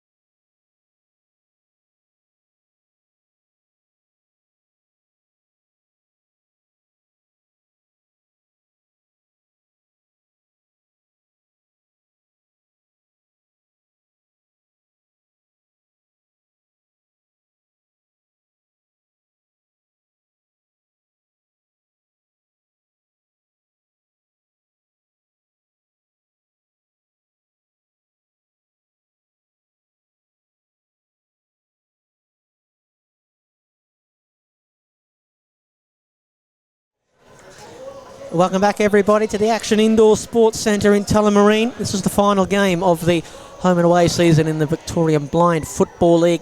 The Bombers and the Hawks, age-old rivals, of course, are set to go here in the third quarter. The Bombers are 5-27-57 and the Hawks are 2-13-25. Hawthorn are looking for their first win of the season. They've got 20 minutes of football to try and overrun the Bombers here. Brent Sternberg, Austin Kruger and Brad Bright are here as well, as we're underway for the third term. Onto it here in the middle is McCarthy. Pumps a handball forward. Olga Thorpe just watching that one run away, and then good enough defending in the end by Ray Moxley through for a behind. And the Hawks score early in the third quarter, but just in the minors column. As Essendon brings the ball out of their defensive 50, you've got David Gauci slaps it on the boot towards Trav Zimmer here. And Trav Zimmer could be on for a little run. Goes the check side. Outside of the How's boot. that? Oh, what a goal. Trav Zimmer kicks Unbelievable. him, kicking him from everywhere. That's fourth for the day. Well, the fourth for this afternoon Fantastic goal. Is that our goal of the day? I think that's got to be. Either that or Lockie from the pocket Yeah. against us. That was on the straight. I Considering, don't know if he was attempting the goals there. I think he was looking for the inside ball and it just got a nice bounce for him. yeah, Lovely result. He'll claim it. absolutely. As we go back to the middle, Net goes through the Yeah. middle. He strolled through the arc. fantastic goal there by Kicked Ned. Straight out of the middle, crumbs his own ball, picks it up, runs into the forward arc, and slots himself a nice goal. Pips one back on the Bombers. That's his second. That's a good response. No, they've called that a point, have they? I thought that was a goal Yeah, for me certain. Judging by his reaction as well, I think Ned Yeah. thought it had gone through as well. He might have another opportunity Oh, here. hand pass to Ollie Shawley. Yeah, over the Yeah, top. he gets Yep. it. Great connection. Good stuff there by Ollie Oglethorpe. Well, now I've mucked up my footy sheet. I've got 2 goals next to Ned. I've got to cross one off. Hopefully he kicks another one. Here will Ollie go here. No angle to speak of. Right in front. Hawks could do with one here. And Ollie goes back and slots it. They needed that one. Yeah, they did. They thought they had that one a moment ago. Ned Brewer-Maker. We thought so too. Yeah, I think everybody in the place did. I think the only person that didn't was the goal umpire, actually. Funny how that can happen. Yeah. Another good tap there by Ned. McCarthy tries to get a clear grab on the ball, but can't quite as Matt Cameron picks it up for the Bombers. Passes it off to Gauchi, but couldn't quite get it. 2 boys are going at it pretty hard there. He gives a nice handball out the back to Cameron. That's going to be a mark. Looks to move it pretty quickly. Here's the captain. Oh, good stuff there by number 13, Nick for the Bombers. And that's going to be a mark there for Gauchi. So the Bombers are going to have a nice shot on goal here. About 15 metres out, not too much of an angle, so a good opportunity here to Quite push courageous, that mark. He put himself under a high ball that you never know who's charging at it. He did, and good teamwork there. Shared the cake, passed the ball around, making sure everyone's getting involved. Been a lot of good sportsmanship and respect shown by all the teams here today, and that was just another example. For Scotty, obviously got the sight and being forced to put on the goggles, but he's doing it well. He did that in the first game as well, I think, Yeah. Scotty, earlier on, yeah. Couldn't quite convert there for the Bombers. Or could he? He put a goal up on the board. He did. Yeah, I think that was a mistake. He hung that one to the right. But that would be worth 6 points. As good as a goal, let's call it. Yeah, good as a goal. A traditional goal. Sebi Johnson. Nice mark there. Great Good connection mark between through the middle Sebi by and Ned. He's already won the Best Dressed award. Looking for another victory as well today. And that's a fantastic kick again from Ned to Ollie. The connection between those two has been fantastic He's today. having a good game, Ollie. Yeah. Getting involved. Setting himself for, I hope these are the last few kicks for the day. No more in the All-Stars game, thanks. How does Ollie go here? He's been hitting him pretty sweetly. He's wobbled that one home as well. Ollie's got another. That's his third in this game. He's the man who's keeping Hawthorn in it on the scoreboard. Margin back to 27 points. Hawthorn in search of their first win of the season. Midway stages of the third quarter. Palmer for the Hawks. Handball back to Steps McCarthy. past Gauzy. Great lateral movement. Back to Palmer. they're Great on. play from the Hawks. And here they come. Having a good moment in the premiership quarter. Hitting into the scoreboard. They're not out of it. Back to 21 points. Showing a lot of fight here, Hawthorn. Great play there by Macca and Palmer. They really worked it out well. Got another guest up here in the commentary box, the Doggies captain, who was on an absolute tear earlier today, and we're about to see him again in the All-Stars game. We'll just hold on to this one as Zimmer on the outside of the boot. Well, he's already kicked one miracle goal. Not quite on that occasion. We've got the Doggies captain with us, Steve O'Bead. Steve, well done, mate. Absolutely brilliant. A pleasure calling you. You played well. Thank you very much, Brent. Austin, nice to see you this afternoon on a very jam-packed day of AFL Blind. It's been pretty hectic, hasn't it? The game's coming thick and fast. It's been insane. It's been pretty crazy. All fast-paced, a lot of action going on. We've asked a few of the boys, Steve, their journey to the AFL Blind in this league. Do you want to tell us how you got involved as well? Yeah, I after this little piece of play. We've got Nick giving it off to Gauchi, and Gauchi kicking a goal for the Bombers. Sorry, Steve. No worries. I just wanted to let the action happen Yeah, before that's I okay. started talking. No problems. So I got involved in 2018 with the inaugural, actually the pilot season of the AFL Blind. Got drafted to the Bulldogs and managed to go on and win that pilot season's final late December. And then I came. Player of the game as well, weren't you? Yeah, I managed to get player of the game in that final as well. But and then I got into a few more finals with the Bulldogs. I don't think we've missed a final since the pilot season. Oh. So a pretty good effort by the team. In 2021, I was granted captain of the Bulldogs. So it was more of a team vote, and I was glad that they trusted me with the lead, and been doing our best to push forward and get ourselves into a good position in the ladder to make ourselves into finals again. What did you make of the earlier two games today? Obviously, the Saints just overran you in the end. Yeah, there's a lot of legs and a lot of very good players in that team. Yep. So it's hard to fault how good the Saints are. And then earlier in the day, the Bombers, very good fight back in the end. Yep. With Trav Zimmer claiming a few marks late in that fourth quarter and almost coming back.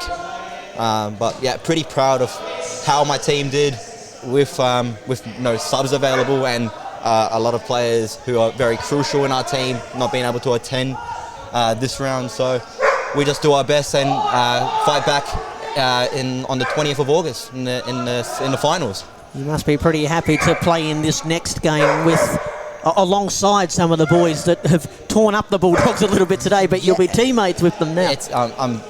I'm very proud to call these guys like good friends of mine in the league as well as opponents in the league. Yeah. But being able to play alongside them, it's something that we wanted to work towards for a few years now, with a lot more players from interstate joining the league, and we wanted to try and reward the dedication and the commitment that those who fly in and fly out during the days.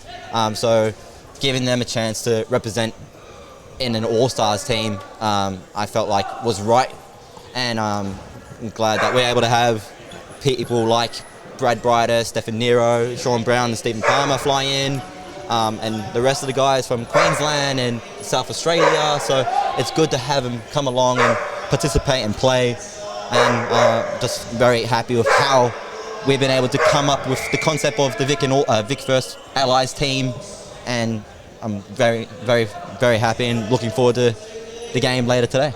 Your teammates with Brad, normally you'll be playing against one another in this next game. You're not going to take it easy on him, are you? I don't plan on taking it easy on him, but I might pull out of a bump or two if there's the opportunity. I'll pull out so I don't hurt my teammate. So I need him. Of course. Later on. Yeah, with finals coming up. Yeah. I don't know if I'll offer the same courtesy, but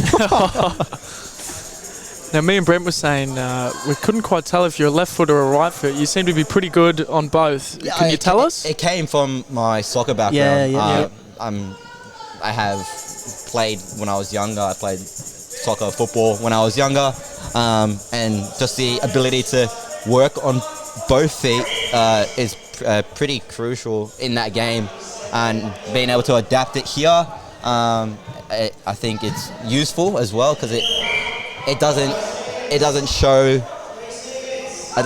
that you're just a one-sided player. Yep. You can kind of trick and maneuver away and around players, so it comes in handy. It does come in handy. Very important in a game that's played on quite a claustrophobic little ground compared to the normal big oval of Aussie rules footy. A three-quarter time in this one. The Bombers still with a comfortable lead, 8:33-81. Hawthorn 5:25-55. If you guys need to go and get ready for this next game, you can go if you like. I've got a bit more time. I can stay up here. Oh, lovely. Good stuff. Lovely. You mentioned about the facility. It's something that we struggle with in other states. It's really hard to find this perfect enclosed sort of facility. Yep. So at the moment, we in WA play on like 3 basketball courts all together. which you know, it's a little, you have to take care of yourself a little bit without sliding around. Yeah. But you know, it's still we still get a good product. But obviously, the ball just bounces away and keeps bouncing. Whereas the net keeps it a really fast, a little bit more enjoyable game. But that's not underselling what we. You know, you have to do your best wherever you are. But yeah, it's a really awesome facility here. I suppose we don't have too many purpose-built stadiums like this, do we? Because we have a lot of basketball stadiums and netball stadiums, but not really stadiums like this where we have leagues consistently, you know, being used. Yeah, well, you can get the closest you can get is to those 7-a-side soccer fields, yeah. or maybe even hockey. But hockey again, it's a little bit dangerous because it's really thin grass. But yeah, there's a lot of options available. You know, sometimes you just got to be adaptive, and I think that's what being Winnipeg, we're all pretty adaptive. So, yeah. Yeah, it's certainly a beautiful facility here. As soon as I walked in, I just went, you know, take it back. It looks fantastic. The turf looks great. I'm just so glad we've got a space like this, you know, so we can provide. So everyone can play football. Yes. You know, that's what's most important. Yeah, exactly. Everyone has an opportunity to play the game that we all love. And yeah, it's just been a fantastic day out here in Tullamarine, watching everyone compete, and looking forward to seeing this last quarter, seeing if the Hawks can maybe pip a few back and get that win. It's always a good contest between the Hawks and the Bombers, so we'll see what they can do in the last quarter. You said you've come from soccer, Steve. Which one of the two sports, Aussie rules or soccer, do you find a bit easier to play? Personally, I much prefer a soccer because majority of the time the ball is white, it's along the green grass, and you can see your clear boundaries with the white lines. Very similar out here. But for my issue with my vision, I've got my central vision, so if the ball goes up in the air, I've kind of lost it in my blind spot, in my dead zone. So with the ball being along the ground in soccer, it's a little bit more easier for me. That's why I somewhat prefer it. But being able to adapt and get used to the conditions here, I don't mind the enclosed space as well of the AFL blind field. Underway in the final quarter with the Bombers. Don't let him sell himself short on the soccer though. He is the future Aussie captain, and he is silky out there. He is very good. Well, we've heard that your nickname is Silk, Stephen. Yeah, gotta love Ned Broomega and Johnny Boland giving me that nickname. So, they call me Silk. A little bit smooth, a little bit, silky, like they say. So, well, I think it's an apt nickname, having seen you play earlier today, mate, as the Bombers are going to have a look here through, well, who else would it be? Austin? Trav Zimmer, of course, lining up. This would be Trav's fifth for the game. Gotta love the Wepo. As he lines up, doesn't take much of a run up, and that's a beautiful kick, and that ball's not coming down, actually. That's up there in the net for a while. New balls, please. Yep, new balls. Sorry, Trav. Ned's going to try his hardest to try and get that one down, but that's not coming down, Neddy. He's a strong man, but not quite that strong. No. Well, that's okay. That's only our first footy that we've lost. We've had a few that have had the living daylights kicked out of them. The sound's still off. I think we're saying, don't worry about it, guys. We'll get to it later. Steve, I was going to ask you a bit when you were talking about your vision impairment. Can you tell us about the coloured wristband that you wear and what that actually means on the field in terms of the different classements that we have? Yeah, correct. So I'm a Category C player, so I wear my red wristband to indicate that I'm that category. Yep. You'll find the Category Bs wear a yellow wristband, and your Category As are the white wristband. So the red wristbands indicate higher partially sighted players with a little bit more ability, and then the yellows a little bit less, if the white wristbands being totally blind or very limited ability on the field, as we try to cater for all skill sets and all skill levels and all vision impairments while on the field. And then we've tried to incorporate this season with sight classifications. See, that one's bounced all the way through for a goal, but because it came from outside the arc, not counted, I'm afraid. So the Hawks will take over deep in defence. Yes, sorry, Steve. That's okay. We've tried to incorporate some slight classifications this season, which will be more we've been more worked on next season as well, as we try to even up the league with ability as well as eyesight as well. So we'll see what we can next season with our wristbands and indicating who goes in what category. as the captain here, Ned Brewer's going to run into a goal by the looks of it. And no, the umpire's going to bring that one back. He just got touch with both hands there, so it's going to be holding the ball against the Hawthorn captain. Great chase by Matty.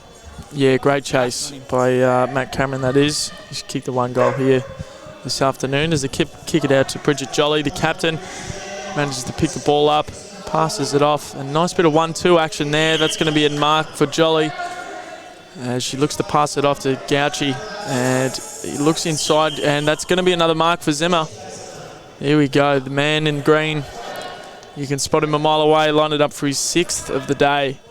He has just put this team on his back and has really been the difference between the two sides today. Yeah. If it wasn't for Trav, I'd say Hawthorn would be right in this game, but how's the hands on Trav? He knows how to duke him, doesn't he? As he lines up, and that's going to be his 6th. He has not looked like missing from the set shots today, Trav. No, what did you guys call him? The weapon? The Weppo. The Weppo. A self-proclaimed the Weppo. Hoping to have him kick like that, be our sharpshooter for the Vic All-Star game. Oh, look out, the rivalry's already started up in the commentary box. Well, we've seen how Brad treats his friends out there on the field. There's always a bit of rough and tough. Yeah, look out, Steve, I'm telling you. Friends no more in a little while in the Allies game. Nice handball out there from Stephen Palmer, and he gets it back from the captain, runs over it just a little bit as he gives the handball out the back, and that's going to be nearly a mark there for Ollie, but couldn't quite get onto it as they look to pick it up off the ground. But David Gauchi slams the ball into the roof, so that's going to come back for a ball up here with 6 minutes to go in the last quarter as we all get ready for the Allies versus the Vics coming up after this. So I don't know about you guys, but I'm starting to get nervous. You guys nervous? Not really, no. I'm actually more excited than anything else. I'm very excited for the game coming up. With some slight rule changes ahead of the All-Stars game. They've decided to trial as we see Sebi get a beautiful mark with a good chance to get on shot on target at goal. As I was about to say about the rule change, for example, Sebi in the next game, he has the opportunity to score a goal from point post to point post, not your traditional between the big sticks for the next game. And he'll score a 9-pointer with a touch behind, counting as one. As well as beautiful Sebi. He doesn't even need all 4 posts. Yeah, he didn't on that occasion. Straight through the high diddle. Sorry, Steve. That's okay. And then also a little change to the B category players claiming a mark from a handball. We're on a trial the system where that doesn't count as a mark. So we're trying to fasten up the pace in this All-Star game. So a couple of rule changes ahead of this Vics versus Allies matchup. Will you be playing in this next game, Steve, with some folks that you haven't played with before, or have you played with most of them? No, so it'd be very interesting with the makeups of the teams, seeing people's strengths and weaknesses, and trying to kind of like incorporate their strengths into the game. So it'd be pretty good going into it, and try and also take out a few weaknesses from the other team and use it towards our advantage. So it'll be good though to play with players from around the league, and I'm quite looking forward to it. Obviously, it's very important to play. We were speaking with Brad earlier on, to play with the same players week in, week out, and get to know how they play and their little quirks within their game. And we saw that with you playing with Penelope Bunn. Obviously, you two linking up incredibly well off half-back. It must help when you play a lot of footy with those players. This is Penelope's first season, so being able to gel so quickly with her, it's been incredible. To me personally, the rising star in our league for this season. And just being able to find what she what she prefers and how she wants to play, and helping her in the games, and always being open to changes if anyone needs to as well. So it's good to be linking up with her. And she's very tough as well. She was really good. Yeah, well, who did she knock out of the game? Shannon Jones, absolutely poleaxed Jonesy. You don't have to tell him that Bunny's tough. I'll tell you, he knows. Bombers have it in the middle of the pitch here. Maddie Cameron's Might get it back here, Matty. He does. Essendon just knocking it forward. Looks like they're on their way to a win. Bouncing ball inside the attacking zone.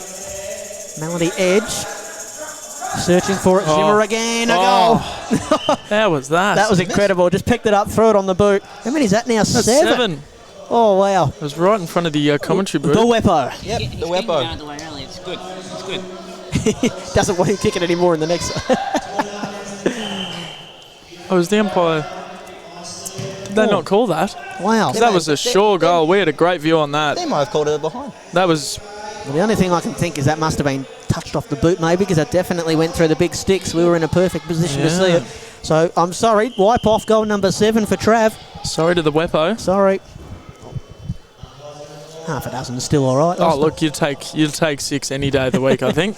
It's still not a bad day in the office as we say goodbye to our man Bradley Brido. He's going to get ready for the All-Star, well, the Allies versus the Vicks game as he heads back down. So we thanks Brad for joining us today. You might be going down there to sort out the Wepo, I think. I think so. Head of the next game. I think we can call Bradley the enforcer, maybe. The way he goes out about his business on the field. Got some nicknames today, haven't we? The Wepo, Silk, all coming out. Fair few nicknames. Tell you what though, Silk's the one you want to have when it comes to playing footy. Yeah. There's at least one Silk at most clubs, and it's a prestigious nickname to have. I am very honoured to be granted the nickname of Silk, so join a very high class. There's Matthew great McCarthy, piece of footy there. fantastic goal there. He's been good all day, and he definitely deserved that goal. Fantastic stuff here. A little bit too little too late, I think, for the Hawks, as they still trail by 27 points with only 55 seconds to go here in the last quarter. But they've shown a lot of fight. If it wasn't for Big Trav, maybe they'd be up there. They're going to go into the finals, the Hawks, as the number 4 seed. McCarthy just kicked the goal. Handball looking for Ned. Does he go himself on the check side? Neddy just got it a little bit narrow. He wanders back to his position. We'll see Ned in a moment's time in the white jumper of the Big V. Lead from the front. He'll play alongside Steve and a couple of our friends we've had up here in the commentary box today as we tick out time. The final game of the home and away season. Bombers 10-40-100, leading Hawthorn 9-26-74. Maybe one last chance here for the Hawks to peg back another goal. Ollie's been pretty good, and he's kicked a lovely goal there as well. That is Ollie Olgathorpe, who will finish today with 4 sausage rolls. And kicks one right on the siren there. So they do peg one back, the Hawks, to make the scoreboard look a little bit better. The final margin in the end, 17 points. The Bombers 10-40-100. Hawthorn 9-29-83. Steve, we'll let you go because you've got to get ready for the next game, mate, but good luck. Just before I leave, thank you very much. Yourself, Brandon and Austin, thank you so much for commentating the games. It's lovely to have you both here. I'm hoping you're enjoying your experience of AFL Blind.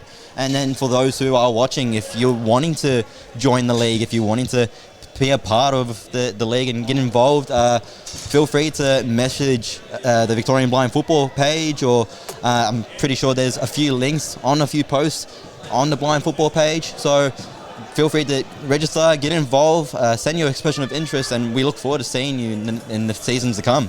Great stuff, Steve. Thanks for having you on the mic, mate. Thank you very Terrific. much. Thank you very much. Off he goes, the skipper of the Doggies. The captain of Victoria as well. They're about to go up against the Allies. It'll be the Vicks in the white jumpers with the famous blue V, and the Allies in the bright orange jumpers as we see our man Brad Brighty head out onto the pitch. He means business, I tell you. That's the home and away season done. Brent Sternberg and Austin Kruger here with you. You're watching on the Victoria Blind Football League Facebook page as well as the AFL Inclusion Facebook page. The home and away season is done. We might step out and take a quick breather, Austin, and then when we come back, we'll have the main event for you. It will be Victoria against the Allies in the first ever AFL Victoria Blind Showcase game. Austin and I will be back in a moment.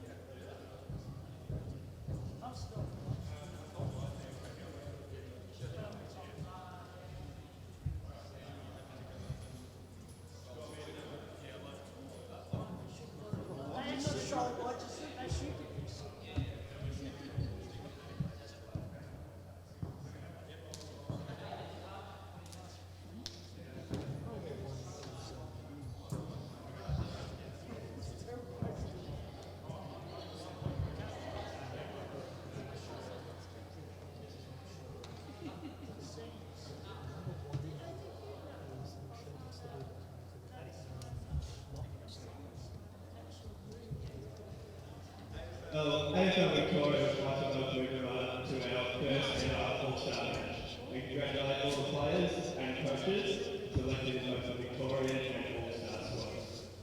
I would like to acknowledge the traditional custodians of the land in which we meet on today and pay our respects to elders, past and present and emerging.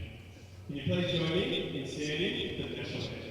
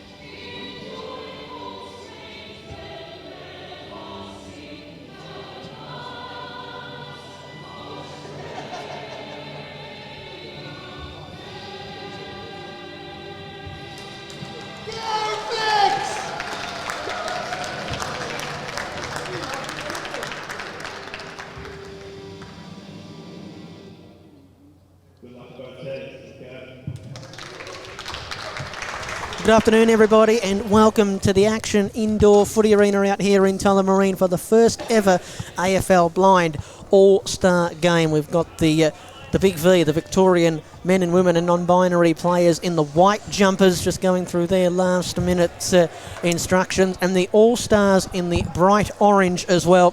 Brent Sternberg and Austin Kruger here with you. We might go through the two teams quickly, Austin, and where they've come from earlier today. Absolutely. So with the Allies, we've got Jason Stubbs as the coach, followed by Nicholas Gleeson coming from the Bombers, Sean Brown and Stefan Nero, both from the Saints, along with Kadak Aratanya.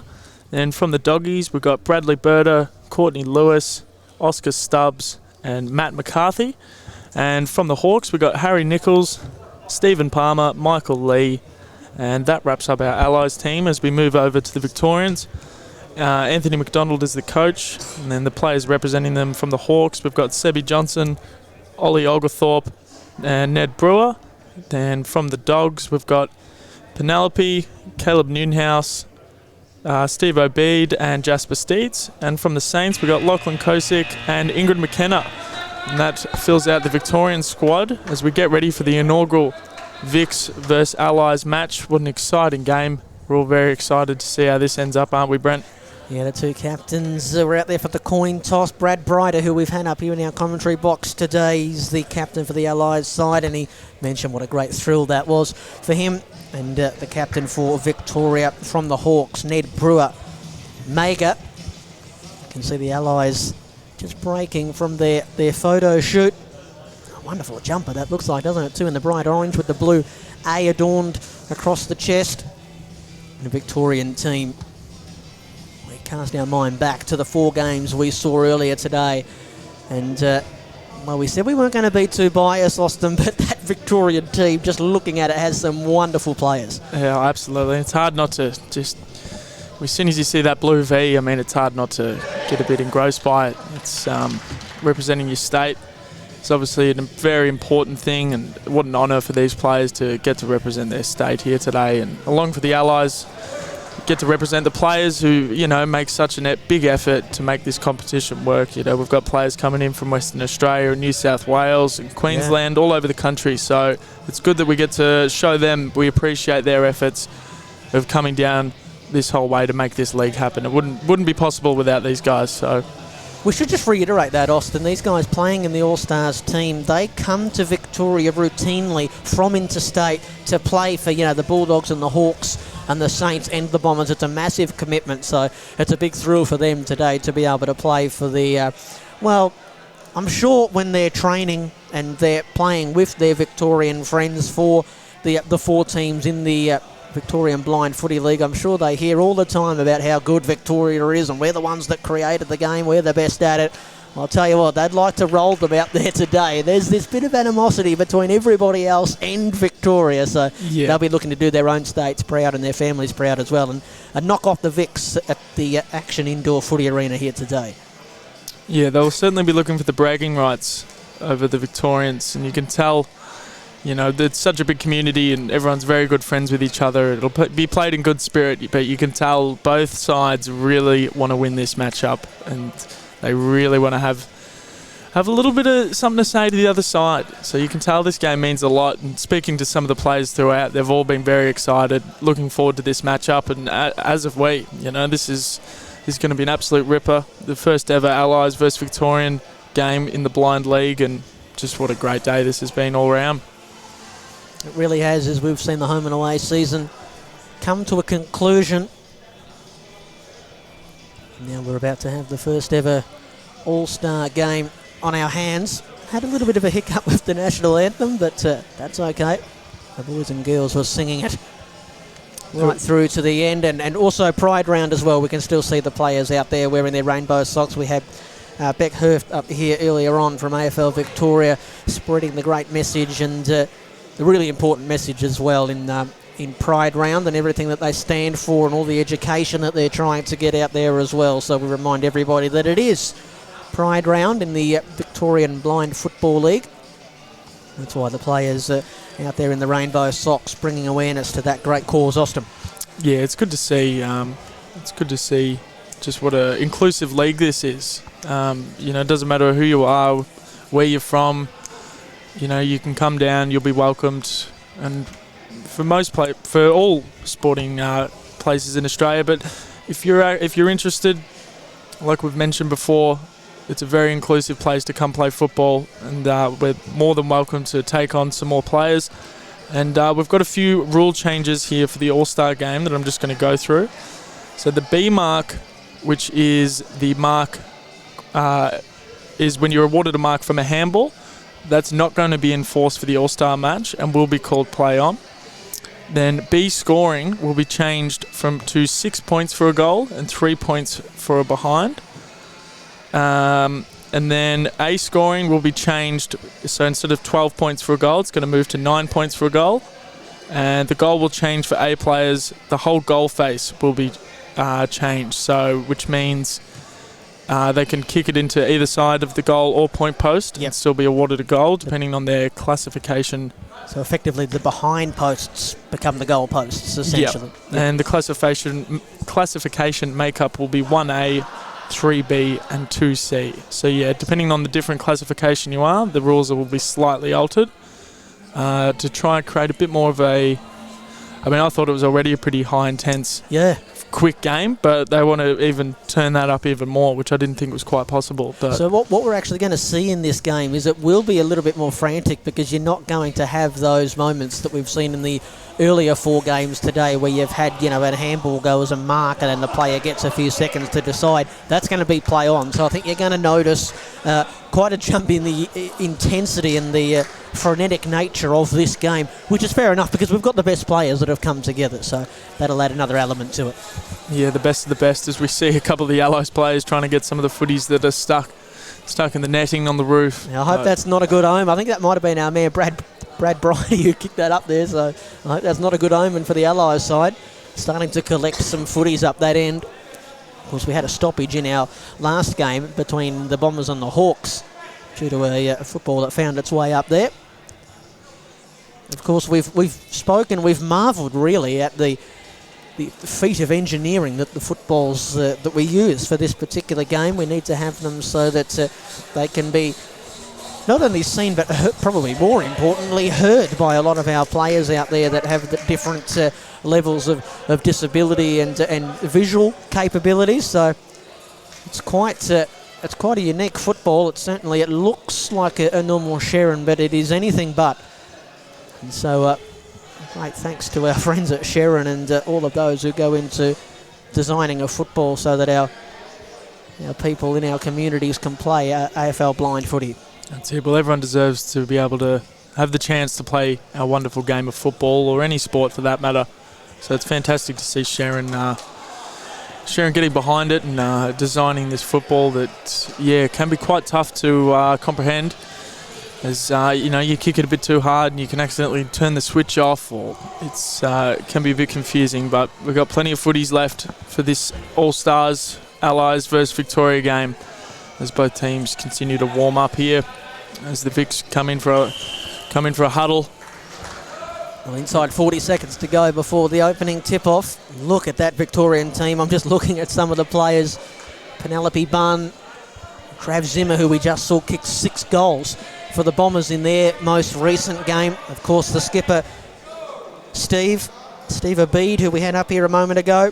Ollie Olgathorpe, who looked good for the Hawks in their most recent game as well. Lachlan Kosic, who's probably impressed us more than anybody else. So I reckon that Vic team's going to be hard to beat, but the Allies team has some good players as well, Austin. Yeah, definitely going to be hard to beat, but players like Stefan Nero and Matt McCarthy. Sean Brown's been fantastic all day. Players like Courtney Lewis, she's been really good up forward, had plenty of shots on goal. Stephen Palmer from the Hawks, representing the Allies. I think he was probably one of Hawthorn's best on. Some of his play out of the middle was just superb. So, yeah, the Vics have got a pretty good team, but I'd never count the Allies out, that's for sure. I'm just looking at the two teams as they break the huddles. They look like a little bit bigger team, don't they? The Allies side. Similar to the Shield, we do the best on, so we'll just compare notes at halftime. It's just players just making their way to their position. The boys who will start on the bench for the Allies side just coming from the ground. Looks like we're going to have going into the ruck for the first contest, Ned Brewer-Mager. That's for the Victorian side.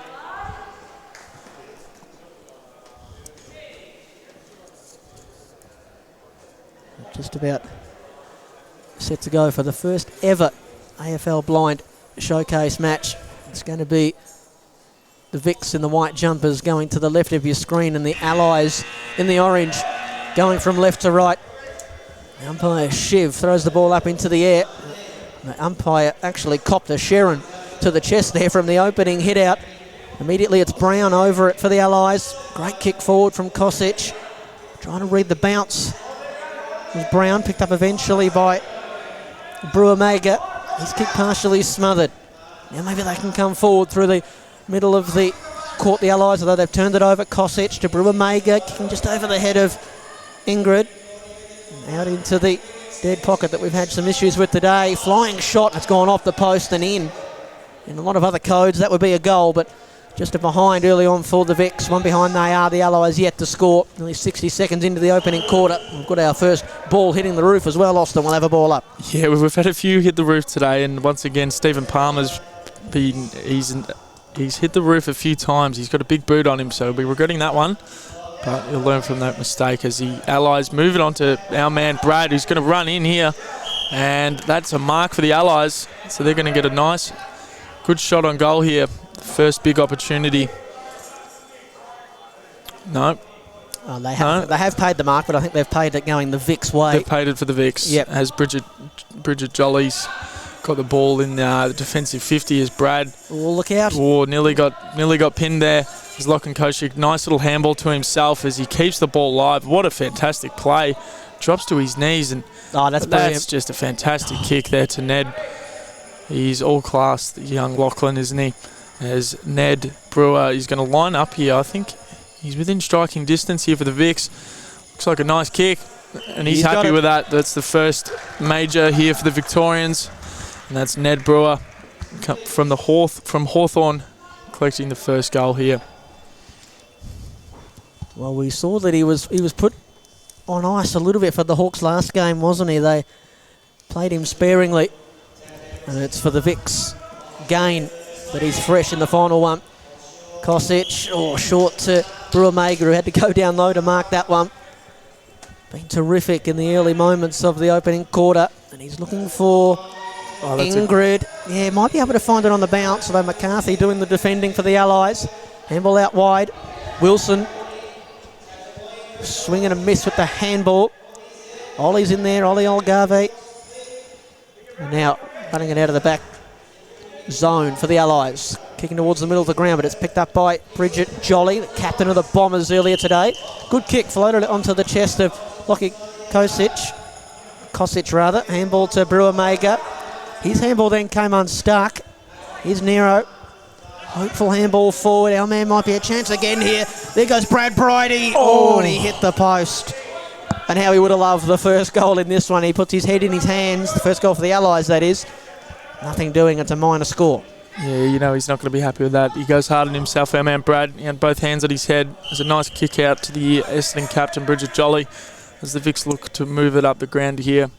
Been a good start by both teams. Allies would be frustrated that they weren't able to get a major, but they have looked good early on. I think this is going to be a fantastic matchup as Bradley Birtle kicks the ball into their forward line, and that might just dribble through for a point, but it stays in play as both teams want this pretty badly, and that's going to be rushed through. It's going to say, yep, that's going to be a ball up in the Victorian, in the Allies forward arc, sorry. So we're going to have Ned, Lachlan Kosic and Stefan Nero up in the rock contest as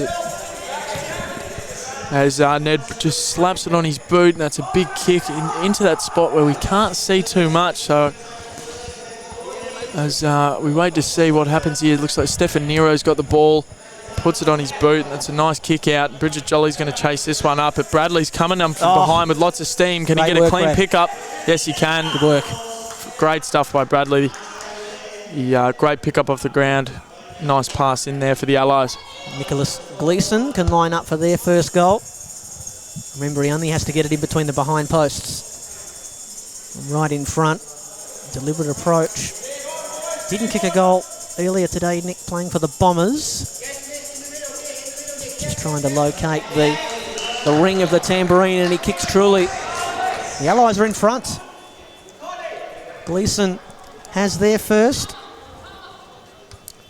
The Allies 2-3-15 leading Victoria 1-1-7.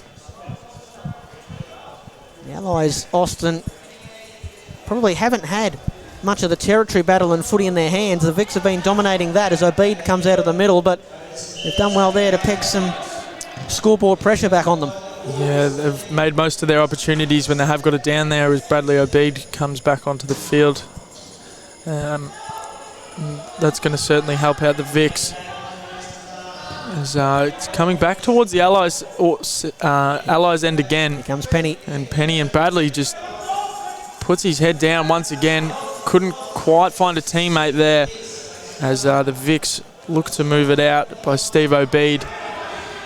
And it looks like we've got Sean out here on the end, and the Vicks trying to move it forward. Trav Zimmer couldn't quite get the hands on it as the ball's still in dispute. Great stuff here by Lachlan Kochik. How good was that? The handball, the spin, and that's a goal. Brilliant. Beautiful stuff. Ingrid McKenna, the connection between the two St Kilda players. The Vicks needed that one. The Allies were just starting to get on top there. And they're back in the game. Victoria still trailing by 2 points. Nicholas Holloway from AFL Vic is up here with us in the commentary box. He's been the busiest man in the building today, but he's going to lend his hand here in special comments. Nick, it's great to have for the first time ever the AFL Blind Showcase game here today. Yeah, it's fantastic, and you can see the quality of the game out there. This is the best of the best in the league, and it's quite a unique thing that we have so many interstate players travel down for our league. So I love the initiative that everyone's put together. It's something that we've spoken about a lot this morning and into the afternoon, about the commitment of these players that travel, not just to play today, but all season, to play in this league in Victoria. It's something to behold. It's incredible. Yeah, it's incredible, and hats off to them that they are so committed to the sport and so committed to their clubs and teammates as well. So it's a really unique thing about our competition, and hopefully it means that we can do this. This will be the first of many All-Star matches, and this can become quite a rivalry. Well, Penny Buns just had her kick smothered there by Nero. Good work. Handball forward, though, should be tidied up by Steve Abid. It's gone close to hitting the roof. It would have been a ball up if not. It's a great mark by Palmer. Yeah, terrific intercept mark right at half back. What's the umpire said here? Was it touched, potentially? And then we're going to have maybe a ball up. Or we've got another issue with the footy, I think. I think so. Yeah, we've gone through a few Sharons. We've mentioned as well, Nick, today what's a feat of engineering those footies are to be able to, cater for everybody's needs in a game like this. Absolutely. Our friends at Sharon do an incredible job to manufacture that ball, and, it enables everyone to play our game. So, I can't speak high enough of the team out there to have designed this ball. It's been a long journey, and the ball's improved every single year. So, I'm sure when you saw it for the first time, you were quite impressed this morning, Brent. Yeah, and we've spoken to a couple of the players as well who have said, guys that have been involved with this league for a while, and how, like you say, the footballs are getting better and better every year. And as a result, making it easier for the players, for all of them to be able to be involved and play to the best of their ability. There's a chance here for the Allies going forward, stuck in the corner at their attacking end. Great defending there by the Doggies skipper, Obede. This kick smothered by Nero, who can slam it on the boot. Kick their third goal, the Allies. They're playing okay after Austin. A bit of a shaky start, but they're starting to tick the scoreboard over now. Yeah, the shaky start, but since then they've looked to be the better side here this afternoon. As Stefan Nero puts one through the middle, he'll be happy with that. He was just a bit inaccurate for the Saints this afternoon. Wasn't he? Yeah, he had a few opportunities slip by, so I think he'll be trying to redeem himself and making sure the Allies get on top of the Vics here. We should also mention, Nick, as we head towards quarter time here in the showcase game, we'll hold that thought maybe as Kosic goes running out of the middle. How about that for a response? Bang! It's a fantastic young player in our league, Lockie, 15 years old, and produces highlights like that. So I think there'll be a lot of highlight packages from Kosic over the next years of the league. We're going to have another change of the football here. We're just going to mention as well, Nick, that it is Pride Round as well, which is obviously a very important cause all across the AFL industry, and the AFL Blind League is no exception to that. We can see everybody wearing their rainbow socks and some wonderful costumes as well that some people rocked up in today. Absolutely. Wasn't it great to see how much the Blind Football League community got involved and really put some effort into their costumes. It wasn't easy to pick the best dressed voucher that Coles sponsored for us for $200, but Sebi Johnson from Hawthorn, who's playing this game, ended up winning. We were playing for Hawthorn earlier today, and now in the Vic side. He's had the number 33 on the back. We were calling him Cyril Johnson, I think. Great Cyril Rioli, number 33. Might have a kick here as well. He's got a lovely kick as well, Sebi. We kicked it the entire distance of the arena in Hawthorn's. I think that was their first game. Ended up bouncing through for a goal. He's hit up Kosic nicely as well there. Yeah, and I think Lockie's just stopped everything and said we've got an issue with this football as well. So I think we've gone through a few today. The umpire just checking it and says, no, that's okay, we'll play on. And so Lockie Kosic at half back drops one in the forward 50. Trav Zimmer, I think, was hiding behind the goalpost there. He's come out to collect the footy, but the bounce has just eluded him and it's gone through for a minor score. Allies still leading 3-4-22. In fact, no, it's not a minor score. It's a stoppage at the top of the goal square. A late chance here potentially for the Vics. So Bede won a hit out. Zimmer onto the left. Did he sneak it home? Yep, he did. That's all clear. That one's right on the quarter time buzzer, and that will give Victoria the lead at the first break. And Trav Zimmer plants himself into the game and kicks a crucial goal. Austin. Go sort this ball issue, gents. Yeah, as Nick Holloway heads down to try sort out the balls, he's a busy man, so we can't keep him up here. He might have to make a run to Rebel Sport. Well, I think so. As Trav Zimmer, I mean, if you're playing for the Allies, you're not going to be happy with that. Red time goals are never ideal, and Victoria's just going to be able to come in the next quarter with a bit more confidence, realised, hey, we probably didn't play our best quarter there, and we've actually still ended up 3 points up, so they're going to take a lot out of that. And if you're the Allies, I mean, I feel like they really, except maybe the first minute and the last minute, the Allies dominated most of the plays. So I mean, it's been a fantastic matchup so far with some great goals being kicked. Yeah, through the middle stages of that quarter, it was really all the Allies, wasn't it? After, like you said, a bit of a shaky start, and then not the best finish to the quarter, and they'll be really disappointed with that last goal. That well, you talk about red time, it couldn't have been any redder, kicking the goal right as the siren sounded and Trav put it through the sticks. Yeah, that was definitely a buzzer beater, as they call them. It was right on the siren, and fantastic goal. Picked it up straight onto the boot, snapped it in. Pure instinct. Fantastic goal for Trav. And I think Trav's kicked, for the day, I think he's kicked over 10 now. I think he kicked 6 or so in the first game, 6 in the second game, 3 in the first, and 1 today. So it's not a bad day at the office for old Travis Zimmer. It's a good call, Austin. That will be his 10th. 6 in the first game, 3 in the first. He was just having a bit of a holiday in that first game, just kicking 3, wasn't he? And now he's got goal number 10 for the day. He's got a lovely left foot on him, Trav Zimmer. And so it's 7 scoring shots to 5 in favour of the Allies. 20 seconds away from having the second quarter get underway. Of course, just quick turnovers here between the first and second and third and fourth quarters. Half time a little bit longer. That's really made today feel like it's really flown by, this being the 5th game that we've had. The 5th and final game, the Victorian side and the Allies. Allies quick to break from their huddle. McCarthy and Moxley and Wilson as well coming from the ground. Just staying in their huddle right to the final moment, the Vic team. Getting some last minute words from the coach. What do you think those words might have been, Austin? I think he's saying, just keep doing what we're doing. We're not playing our best footy yet, and once we start doing that, I think he'll be saying to them, we can run over these Allies. And I think that's why the Allies were keen to get out there. They're keen to fix their mistakes from that last minute, go out there and try kick a couple goals here and put the Victorians back on the back foot, which they had them for most of that last quarter, as we get ready for the throw up here in the second quarter. Let's hope that we've got this footy issue sorted.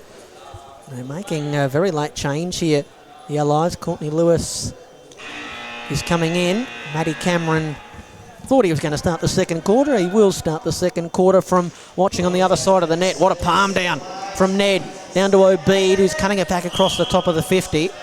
Mark paid here for Nero. Promising build-up there for the Vics, who's halted. Nero down towards the outer side. Palmer wrestling one-on-one. Obeid sends it back towards half forward. Bounce might favour Olgathorpe. Oh, well done, though. Nero read it off the deck. His kick forward, though, is intercepted by Penny Bunn, who has it at half-back for the Vics. Sure does. Been very good today, has Penelope. It's a fantastic kick there to Ned Brewer. Thinks about playing on, but just holds up as Bradley gets him on the mark there as he weighs up his options. Sebi Johnson's looking dangerous there in the goal square. And that might just land right on Steve's lap. Sells him a bit of candy, sells him another piece, puts it on the boot, and it's going to get touched just on the line as the Allies are trying desperately hard to not concede a goal here in the early stages of this second quarter. And great stuff there by the Allies, making sure the ball doesn't end up in the goals. Good stuff by Stephen Palmer, as I think we've got a mark down here in the pocket that we can't quite see. One of the Allies players, he's had a shot, but it's ended up hitting the roof. So I think they're going to have to call that one back. It was good defending that was Bradley, our man Bradley Brider. Sorry, Austin. It was good defending from Courtney Lewis a moment ago to save that little venture forward from the Vics. Right at the teeth of the goal. In the ruck was Nero for the Allies. He just knocked it away, tried to clear the area. Fight for it in the pocket. Oh, Penny wasn't sure where that went. Nero picked it up and kicked a goal. And the Allies have another one. They're back in front. Nero, I believe that's his second. He kicked one in the first quarter. Yep, He's got 2. Allies looking good. Allies look very good, actually. Stephen Nero's arguably being one of the best on for them. He's been playing all the different positions. He's starting in the ruck. He's kicked a couple of good goals. Can the Allies keep it rolling here? But another great tap from Ned to our man Steve Obeid from the Doggies. There's a lovely little kick in there, and Ollie Oglethorpe tries getting it, but Courtney Lewis once again, fantastic defence. Ollie Oglethorpe gets it, turns around, has a shot on goal and misses to the right. Good effort by Ollie. Yeah, great effort. Didn't give up on the play. And once again, good stuff there by Courtney Lewis. Just not letting anything come easy here for the Vics, as it's 4-2-26. I'm sorry, Gleason's just saying he can't hear the thing in the football. He held it up and told the umpire. So this is one of our, I think, Class A players who was just quite alert there and said, I know I've got the footy in my hands, but I can't hear it rattling, so we need another one. And another one we will get. We've probably been through more footballs in this All-Stars game than we went through in the 4 games previous. Yeah, at least the first game there was a few, but it seemed the second, third, fourth game it stopped happening a bit. Of course, in the All-Star game, all the footy's been kicked in too much, and that's going to be nearly a mark there for Steve Obeid, as the Vics try desperately hard to get another goal here. But Stephen Nero once again kicking the ball out of their defence, and good tackle. Great tackle. Or pressure, I should say. And good respect between both of them. Yep. And that's going to go the way of the Allies to Stephen Nero. He's having quite the quarter and quite the game as he kicks it forward into the direction of Stephen Palmer. But the Vics are able to lap it up here as Steve takes a bounce, passes it off, or just left it a little short. But great pick up off the ground, followed up by a good kick there to Penelope. She's got a little bit of time and space here. But Stephen Nero's coming in close as hand passes it to Bridget Jolly.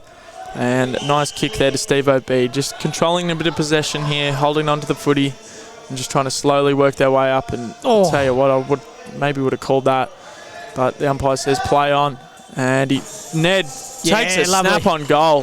How good was that? The Vics really needed that. Fantastic stuff there by Ned Brewer, men from Hawthorn.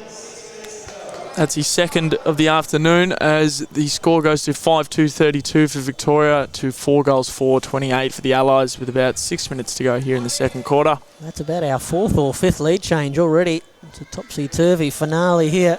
Ned kicks his second, of course, played for Hawthorn earlier today. Plays for Hawthorn, I should say, and played for them earlier today. The captain, drafted to the Hawks in 2018, a big Hawthorn fan. Leading from the front is Bunn. Skews off the side of the boot to the middle of the ground. Brown jumps on it, knocked it away. Vic should be able to come away with it here through Kosic. Closed down though. Well done, good pressure by Nero. Towards half forward, reaching for it there. Brown bumped off it by Ollie Oglethorpe. Back to Penny. Penny from outside the arc. That's not going to count, unfortunately. It was a lovely kick. Great kick. Physicality is really showing its way here in the second quarter. There's been a few big bumps, a couple of hits, players putting their head over the footy as Trav Zimmer works his way back down, trying to make an impact for the Vics. So it goes out in his direction, but Bradley Birdle's going to grab it for the Allies, puts it on the boot. It seems to be all Victorians except for Stephen Nero, so the Vics have just got to try to figure this one out. They've got the numbers, but great stuff there. Nice kick to Penelope as she drops the ball, but she keeps at it. She's got nowhere to go, Penny. Yeah, umpire lets him play, and here comes Stephen Nero once again. Oh, he's missed it. Wow. There's a bit of that fumbly that we saw from him earlier in the day. I thought he may have gotten rid of that, but that's 2 goals 1 now for Stephen Nero. That would have really meant a lot there for the Allies. The Vics leading by 3 points. Victoria 5-2-32. The Allies 4-5-29. The good kick out from Kosic and the mark paid. And Ned Brewer-Mager has it just back at his centre. 4 minutes to play in the opening half. Drops one over the top. Can Penny mark this one? She can. Good hard running from Penny to get into a good position. Here comes Zimmer. Oh, well done there by Cameron to take a nice defensive mark. Read it a lot better than Trav Zimmer. It'll be a good contest between those two, isn't it? It's pretty hard to read him. Not as good as Trav, but Matt Cameron's done very well as Lachlan Kochik moves his way up the ground, just gets the kick away. Smart little kick.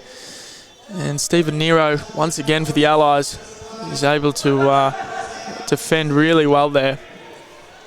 Stephen Nero's just been fantastic this quarter as Penelope's got the ball here for the Vics, looking to move it back into the forward line, and Trav couldn't get two hands on it, but the ball's still going. Like you said, a great matchup between Matt Cameron and Trav Zimmer as he puts a snap on. Oh, just misses to the right. That would have been another classic Trav Zimmer goal, but just misses to the right there. The wonderful Weppo. The Weppo. Couldn't quite bounce that one through. I love Silk, but Weppo's the best nickname today. Good pick up there by our man Brad Bridie, who's gone a little bit quiet in the second quarter. He must have been on the bench. I haven't really noticed him too much in this second quarter that has just under 3 minutes to play, as it's disappeared into the Bermuda Triangle of our arena here today. The Vics come away with it. Brumamega looking for Penny Bunn. Well done there by Lockie Kosic to just pull out of that one. Penny's got it at half back. She's looking for her friend Ingrid, who couldn't find the footy and then almost got bundled over. Kosic left it for Brumamega. Oh, what a take there by Lockie with the one hand. He's outside the arc, so he can't go for home, but he can find Ned, who kept on running. And Ned Brumamega can go back for number 3 and give Victoria, I think, will be their biggest lead of the game. 10 points if he can kick truly. In fact, it'll be a little bit more than that if he can kick truly, and he cannot. He just missed to the right-hand side. So Ned just a bit offline there, and the margin is 5 points in favour of the Vics, Austin. He's normally a very, very good kick, so just missed that one to the right. He'd be very disappointed with himself. A couple of opportunities being missed for both sides. So it's a 5-point lead here in the dying stages of the second quarter as the Allies look to move the ball back up the side as Stephen Palmer gives a nice little handball out there but couldn't quite pull it off. And here he is again, Ned Brumamega.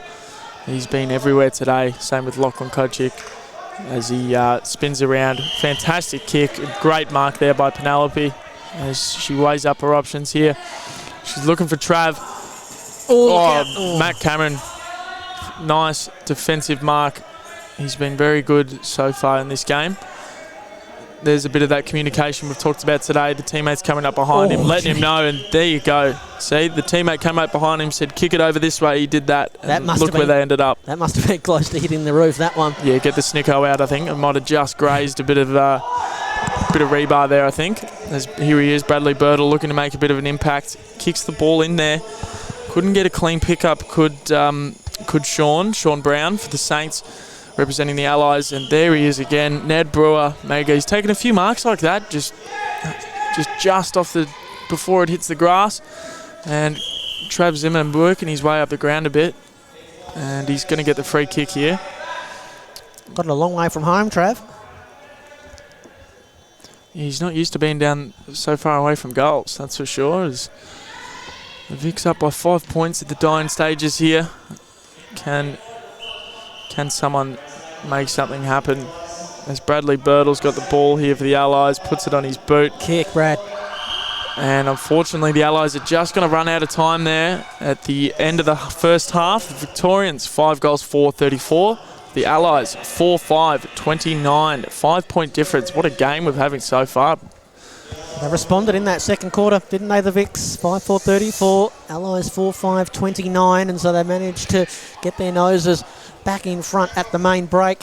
Interesting to see where this second half goes in the first ever All-Star game, AFL Blind All-Star game, but it is the Vics with their noses in front at the main break. Brent Sternberg and Austin Kruger here with you. We might take one final breather and we'll come back for the second half in the All-Stars game with the Vics just in front of the Allies, but it's still anybody's game. Back for the third quarter in just a moment.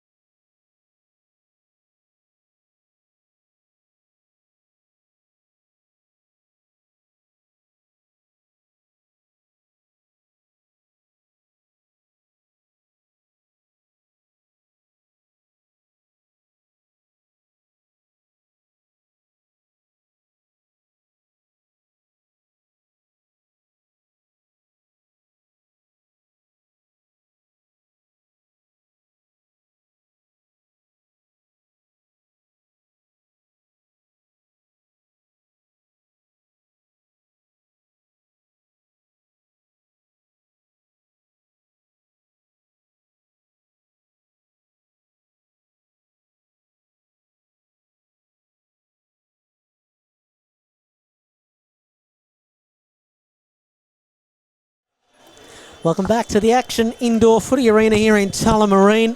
Half time of our final game on the menu this afternoon. First ever AFL Blind All-Stars game. Victoria in the white jumpers and the Allies in the orange, and it is the Vics who are up by 5 points at half-time. Victoria 5-4-34, leading the Allies 4-5-29. After the Allies did have a handy little lead at the first break. Big second half here to come at the Action Indoor Footy Arena. Brent Sternberg is my name. Austin Kruger here as well. Both teams have broken from the huddles and they're in their positions.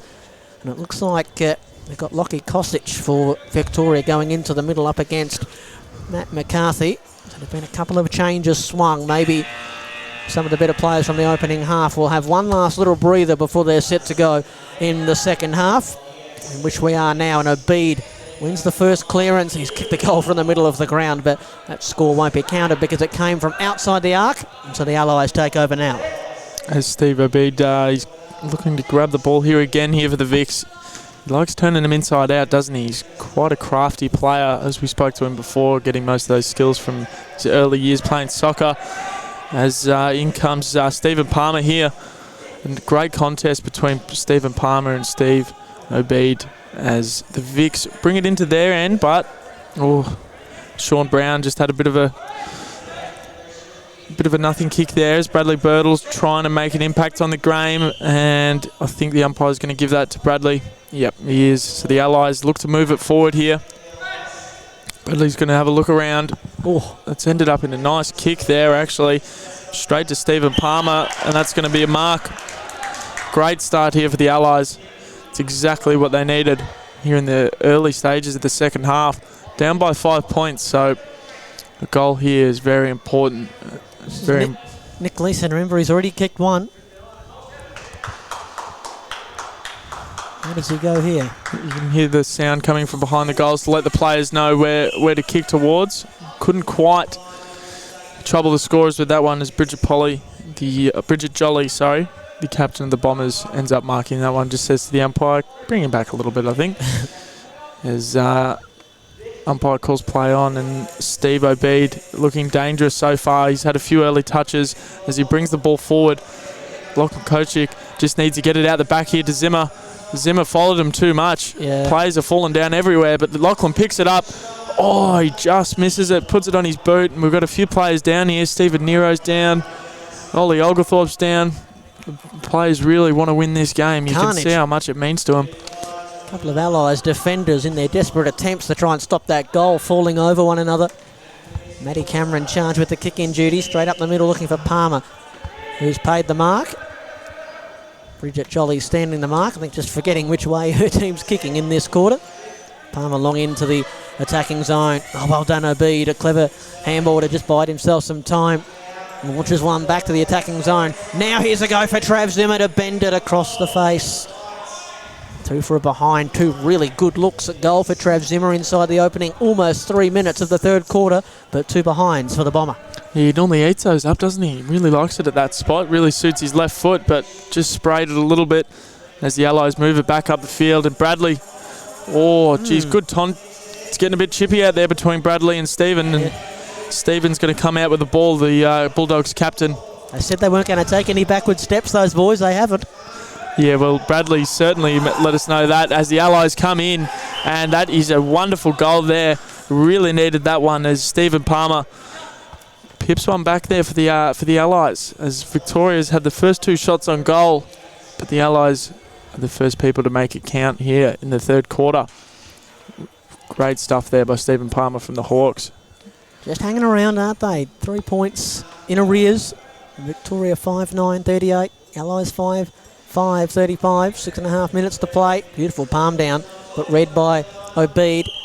Kick was looking for Ollie Oglethorpe.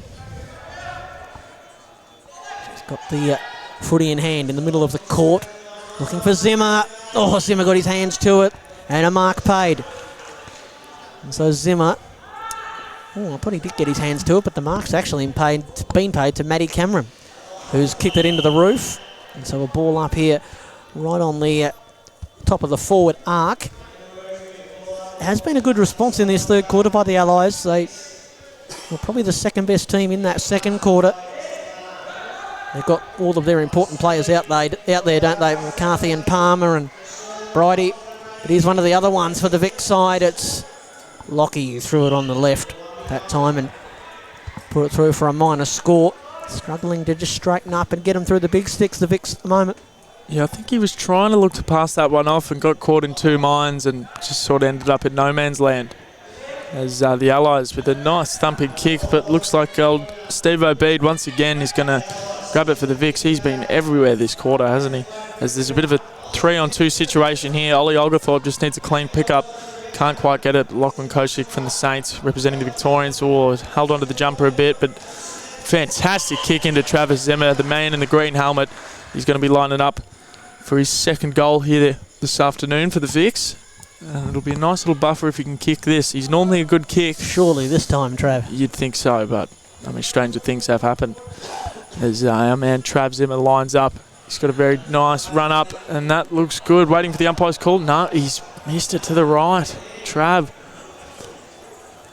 He's started off this quarter with two behinds as the ball gets stuck up on the net, but the players are able to successfully let it back down, which is good to see. We don't need any more footies being lost.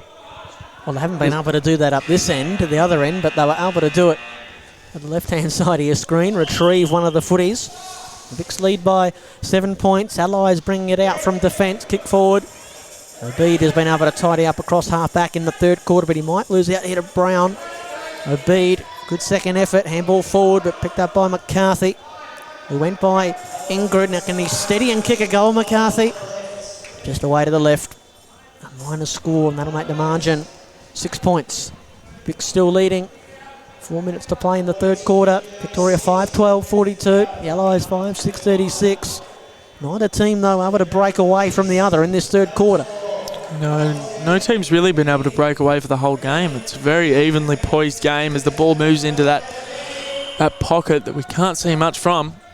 And I think the umpire is going to call this one back by the looks of it, as it's in the Victorian end of town. Not quite sure what's... Ollie Oglethorpe's got his hands on the ball at the moment. I think they're going to do a ball up. It's a bit hard to see for us up in the... I can't say you call this a commentary box, but... Don't really have a great vantage point anywhere up here, right. do we? We'll pretend as if we know what's going on down there. I think, by the looks of it, Victorians might have a kick here. Yep, they're lining up for goal, and misses that one. I thought that was a point. A lovely kick there from the boundary, but it's not going to trouble the scorers, I don't think, today. It's 3 minutes to go here.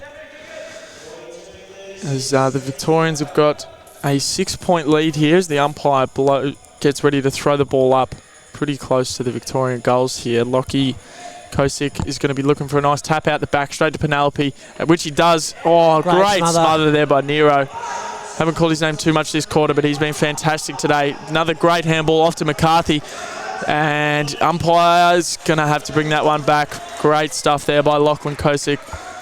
Ended up getting two hands on him, which means that is holding the ball. That's how we play it in the Blind Football League. And just a nice little kick there, and I think he's going to play on here. Yes, he is. Goal. Steve Obeid, and that's a certain goal there for the Vics, as that's the biggest lead of the game so far. As with only 2 minutes to go here in the quarter, the Vics move out to 6-12-48 to the Allies 5-6-36. Did we find out which foot was his preferred one? I know he said he got it from soccer, but did he give us an answer? He didn't give us an answer in the end. Oh, he keeps his powder dry. He Steve does. Obeid, doesn't he? Fantastic goal there by Steve, wasn't it? We took that brave mark going back with the flight and then played on. He's fleet of foot, Steve, isn't he? The Doggies skipper. He's going to win a clearance here. He's had a big impact this quarter. I haven't called his name too much in the first half, but this quarter he's just been fantastic. Oglethorpe here is captured by Nero. And so with 90 seconds to play, the Vics will have a ball up at half forward. They lead by 12 points. It looks like Ned Drew-Omega's back on the pitch. Great palm down. Can Oglethorpe gather it here? No, not quite. It was good pressure as well that came from Brown, Sean Brown, who will now be charged with the kick-in duties. Well, McCarthy had to go and took a nice mark Inside the final minute of the third quarter, 13 points is the margin in favour of the Vicks. Short kick from McCarthy. Nero's ran on. He's looking for Brad Bridie, who marks. Well, that must have been just inside the arc, because he's been allowed to have a deliberate line-up for goal here. Can Bridie snag one for the Allies? Oh, they would have loved that one in the closing stages of the third quarter, but it's just a behind. Looking to move it out from the back line quickly here, the Vicks. I think they've actually called play on that as Ned Brewer-Margaret kicks it. I'm not sure why, but they didn't have a stop in play as Vicks look to keep pushing here as Penelope gives the hands out. Look out. That's a big collision there. Hope both players are okay, as it looks like Ingrid McKenna took a big fall there from Stefan Nero, as both players just composed themselves. I hope the best for old Ingrid. Remember, she copped a big bump playing for the Saints earlier today as well. So yeah, she's been around it, but she looks to be okay. She's walking off to the sidelines. I think they're going to bring someone else on. Yeah, she's going to come off and have a rest, Ingrid. Fair enough. There's only 10 seconds to go here in the third quarter, so get someone else on there, get a bit of ice on what's sore, and I think they've called that the end of the third quarter. So the Victorians, have they called that, Brent? Yes, yep, we've got the countdown clock for the three-quarter time break. For the Vicks, 6:13:49, just starting to pull away from the Allies, who are 5-6-36, 13 points to margin, as the two teams come into their three-quarter time huddles. The Allies just taking the foot off the gas a little bit, but you'd expect most of their guns, Austin, to come on for this final quarter, and you would think play most of the final 10 minutes to try and get them over the line. Absolutely, yeah. You can see a lot of players out there huffing and puffing. It's been a big day, physically and mentally. So everyone's going to be nice and tired going into this last quarter. You just got to find that extra gear and just push hard. I know the Victorians started to get on top there, pushing out to the biggest lead we've had so far. Interesting here that we've got Bridget Jolly coming over and having a chat with the umpires. I wonder if this is in terms of rules or maybe just something that some of her players are struggling with maybe. Well, I know it's been a very physical game, so it could be having something to do with that. Maybe, I think, players maybe just a bit too keen, wanting to win this one a bit too much, and could be possibly to be something to do with that. Because at the end of the day, we want to make sure all players' well-being and safety is what's most important. Well, it has been a taxing day, hasn't it, for these players? Of course, all of those players in this game, this will be their third game, so you probably reckon they're just going on adrenaline now for the final 10 minutes. They're not used to playing this many games in such a short succession. Of course, when they come together and play during the season, they only play one or two games. So for these players that have had the luxury of being picked and the honour of being picked for Victoria and the Allies, it's now their third game that they've played in the space of, 3 or 4 hours. And it's a tough game to play. It's a lot of back. football. Yep. That is a lot of football. I'm not sure if I could... I don't think I've got the legs to do that, to be honest. Well, so tell you, Austin, good on... My Achilles would not hold up playing that amount of football in such a short amount of time, I'll tell you. No way. As the Allies break their huddle and get into position here with a down by 13 points here. So can they come home, the Allies? They're definitely not out of it. And it's been a very tightly contested game. I think the Vicks have looked a little bit better, but they haven't been able to convert in front of goals as successfully as they would like to.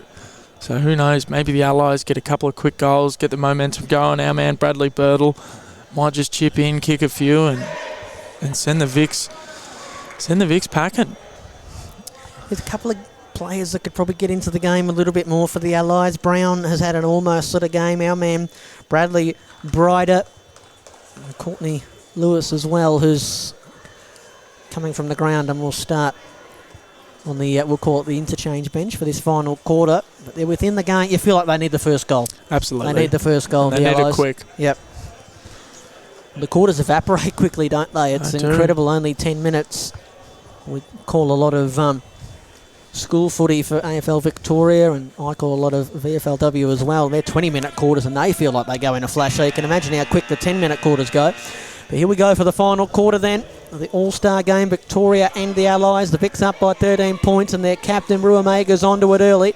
Handball just couldn't quite link up with Lockie Kosic, but he's onto it in the end and kicked it into the roof, and that's a good result for the Allies, who will now have a stoppage deep in their attacking zone.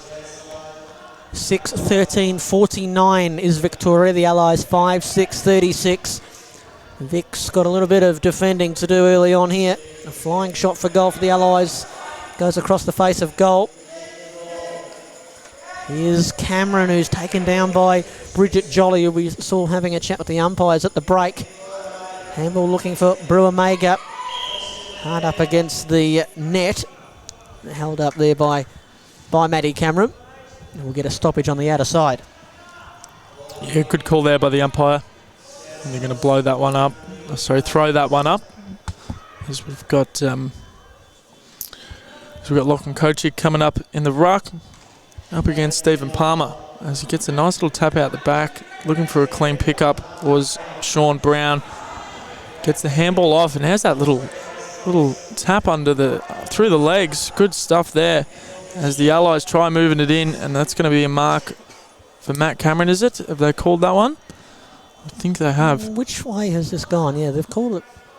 No, they're going to throw it up. No clear definitive result, so throw the ball up as Ned Brewer-Miger looks to bring the ball back up. I think he started looking at Lachlan before he got the ball, but he's still got the handball out, and Lachlan moves into goals. The goal, you'd think. And that's it. Or he doesn't look too happy, actually. I think he might have. Did it hit the post? I think he might have sprayed the post. Let's see what the umpire says. Yeah, to behind. Yeah. Ooh. I mean, you can tell off his reaction. Yeah. He was really disappointed with himself. He knew that could have been the final nail in the coffin there for the Allies, as the Allies move it down the field. And Penny Bunn is after it. Jolly at half back. Taken in a tackle there by Brad Bridie of Western Australia. Umpire pulling out a free kick going Jolly's way. Nice kick to the outer side. Brewer-Mega takes the mark right on halfway with his side leading by 14 points. 7.5 minutes to play in the final term. And a great day of AFL blind football. That one's going to carry and bounce through for a goal, but it won't count. Coming from not just outside the arc, but from the defensive half. So I'm saying wonderful exhibition of AFL blind football here today. The two sets of players playing for their teams, and then in the first ever All-Star game as well, and in Pride Round 2. What a kick that is from Palmer to hit up Matty Cameron, who's played in the back line a lot today and for the Bombers as well, but he can go back and try and kick a big goal here for the Allies. Just away to the left. Tricky little angle. And he hasn't quite got the carry, and an important defensive mark taken by Penelope Bunn. Yeah, she's been great in defence so far for the Vics, as Stephen Nero is trying to just will his team to a victory. Here comes Trav. Gets the boot off. Just gets the boot off, and Stephen Palmer collects the ball here at about centre wing, and there's our man Bradley Birtle. Here we go. He's on the ground, gets the handball off, and the Vics have got the numbers here, but in comes Stephen Palmer once again. Good handball there. It's going to come back for the Allies. Takes the snap. Oh, he's hit the roof. That's exactly what the Allies would have wanted. They would have wanted a goal there, but accidentally hit the roof, as the Victorians have got a 14-point lead here with 6 minutes to play. Deep in the Allies forward line. Can they try, get something? Maybe a little tap out the back, straight to Sean Brown. Couldn't quite get the tap on, and Lachlan Kochik gets his foot on the ball as it moves our way down to Trav.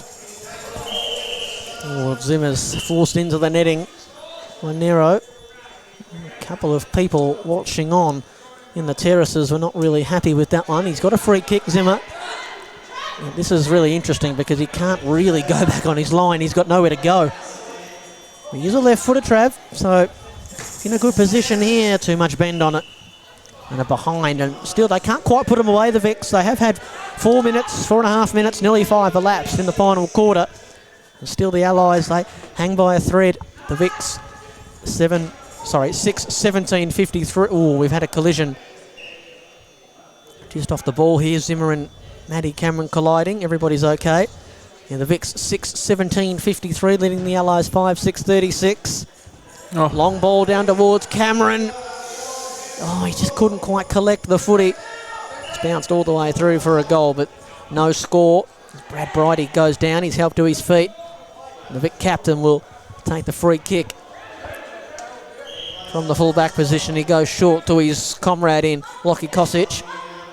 The Vics with 4.5 minutes to play. They look the winners. Kosic looking for Zimmer. Knocked away. Good defending by Nero. It's in the defensive goal square. Penny Bunn comes to apply the tackle. Nero not out of the woods just yet. Now he kicks towards the middle of the ground. Here comes Kosic. Kick smothered well done by Brown. Kosic had another go. Zimmer diving for it and reaching for it but couldn't collect. Nero's got to go again. Now a chance for the Allies, although a couple have collided.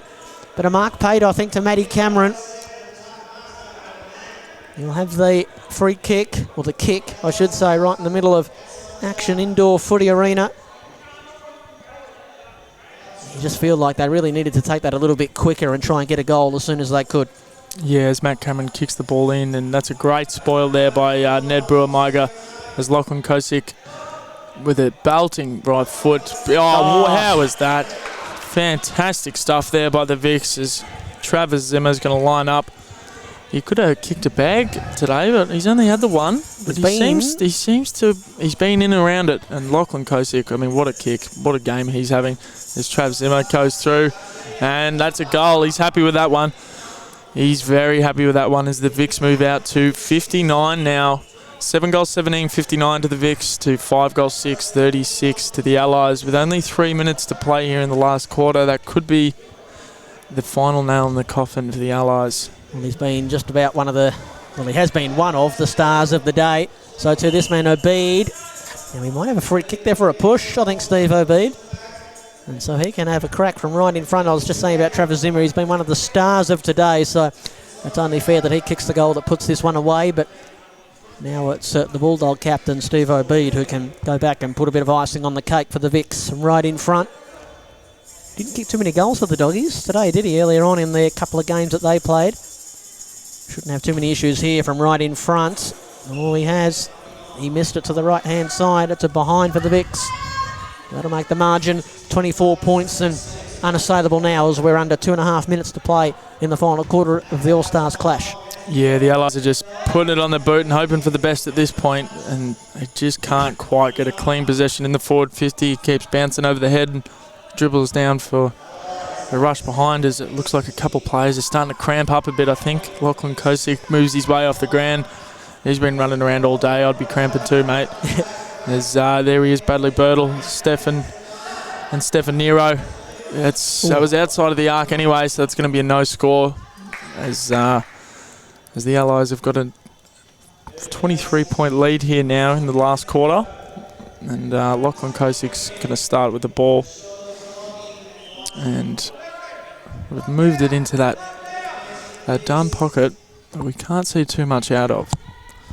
So we're still waiting to see it move out of there as here comes Steve O'Brien taking a very good mark there. He's been great today for the Vics.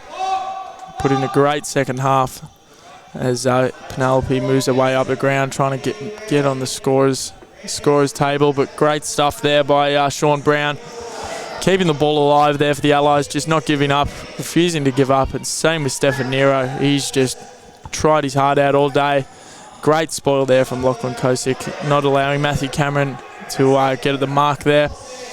As we move into the last minute of the game here, is nice little handball out. Both players going hard, but Penelope, she's done that a few times today. Just went, nah, you're not having it. Ripped it out of your hands as the ball comes its way in. And we got McCarthy here, bringing the ball back up for the Allies. Players are screaming for the ball, kick it down here. And Matthew Cameron, he's just ripped the ball out of his hands, has Ned Brewer, and sent it back forward into the end of Trav Zimmer. Couldn't get two hands on it, and that's going to be a rush behind. One more score for the Vics, 7-19-61, leading the Allies 5-8-38. Margin 23. Bridie kicks smothered by his Bulldog mate in Obeid. Hurries one back into the attacking zone. McCarthy has had plenty of defending to do in the final quarter. He's done it well, but ultimately to no avail. And the Vics are going to roll the Allies in the first ever All-Stars game.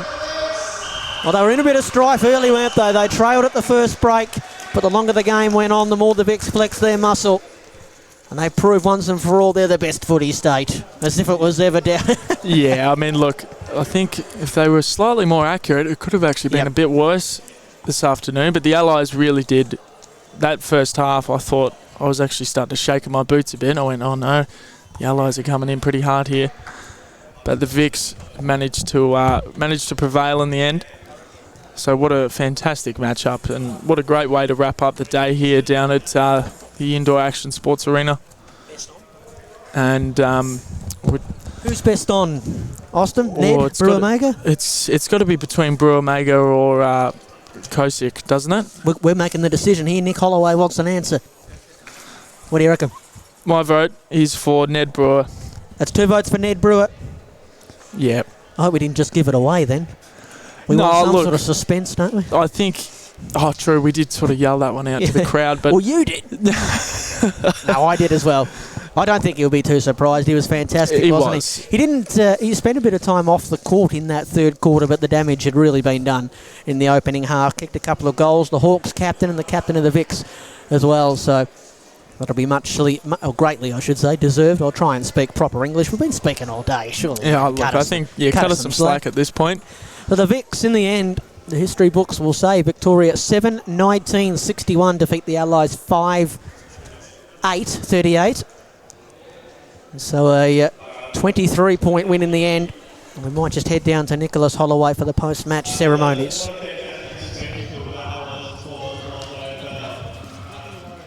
To all the players, congratulations to the crew for what I'm looking forward to go back and take the real high quality football. We put our hands together for the players expecting that from that.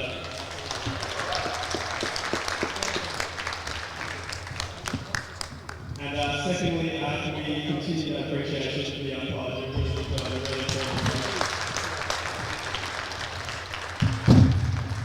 And we're going to award the best referee. It was a really hard game to pick a best referee. I had to go and compare notes, my notes with commentators to decide who was going to get this award. But we came to the conclusion that this guy was influential through the years. He did a great snap goal, and he led the Victorians really, really well on that. So to the captain of Victoria and to Romeo.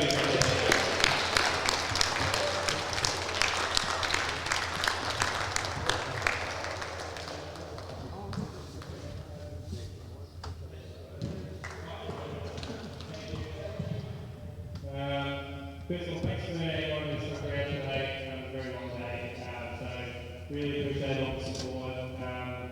I think we have to give a massive thanks to the Allies team, not only for today, but for the entire season. They come down here out of their own pocket, and once it was down here last week, we really wouldn't have a league. So thanks so much for coming out.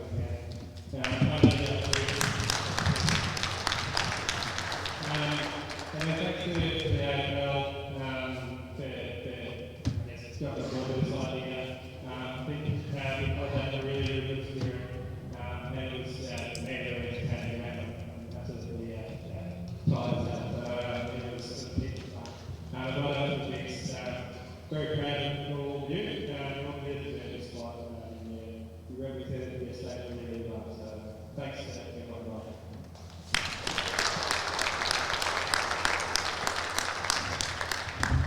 I've done a round today. Thank you all for making it to come down. A massive footy. We can't wait for the second edition of the All-Star game on the 20th. So well done all.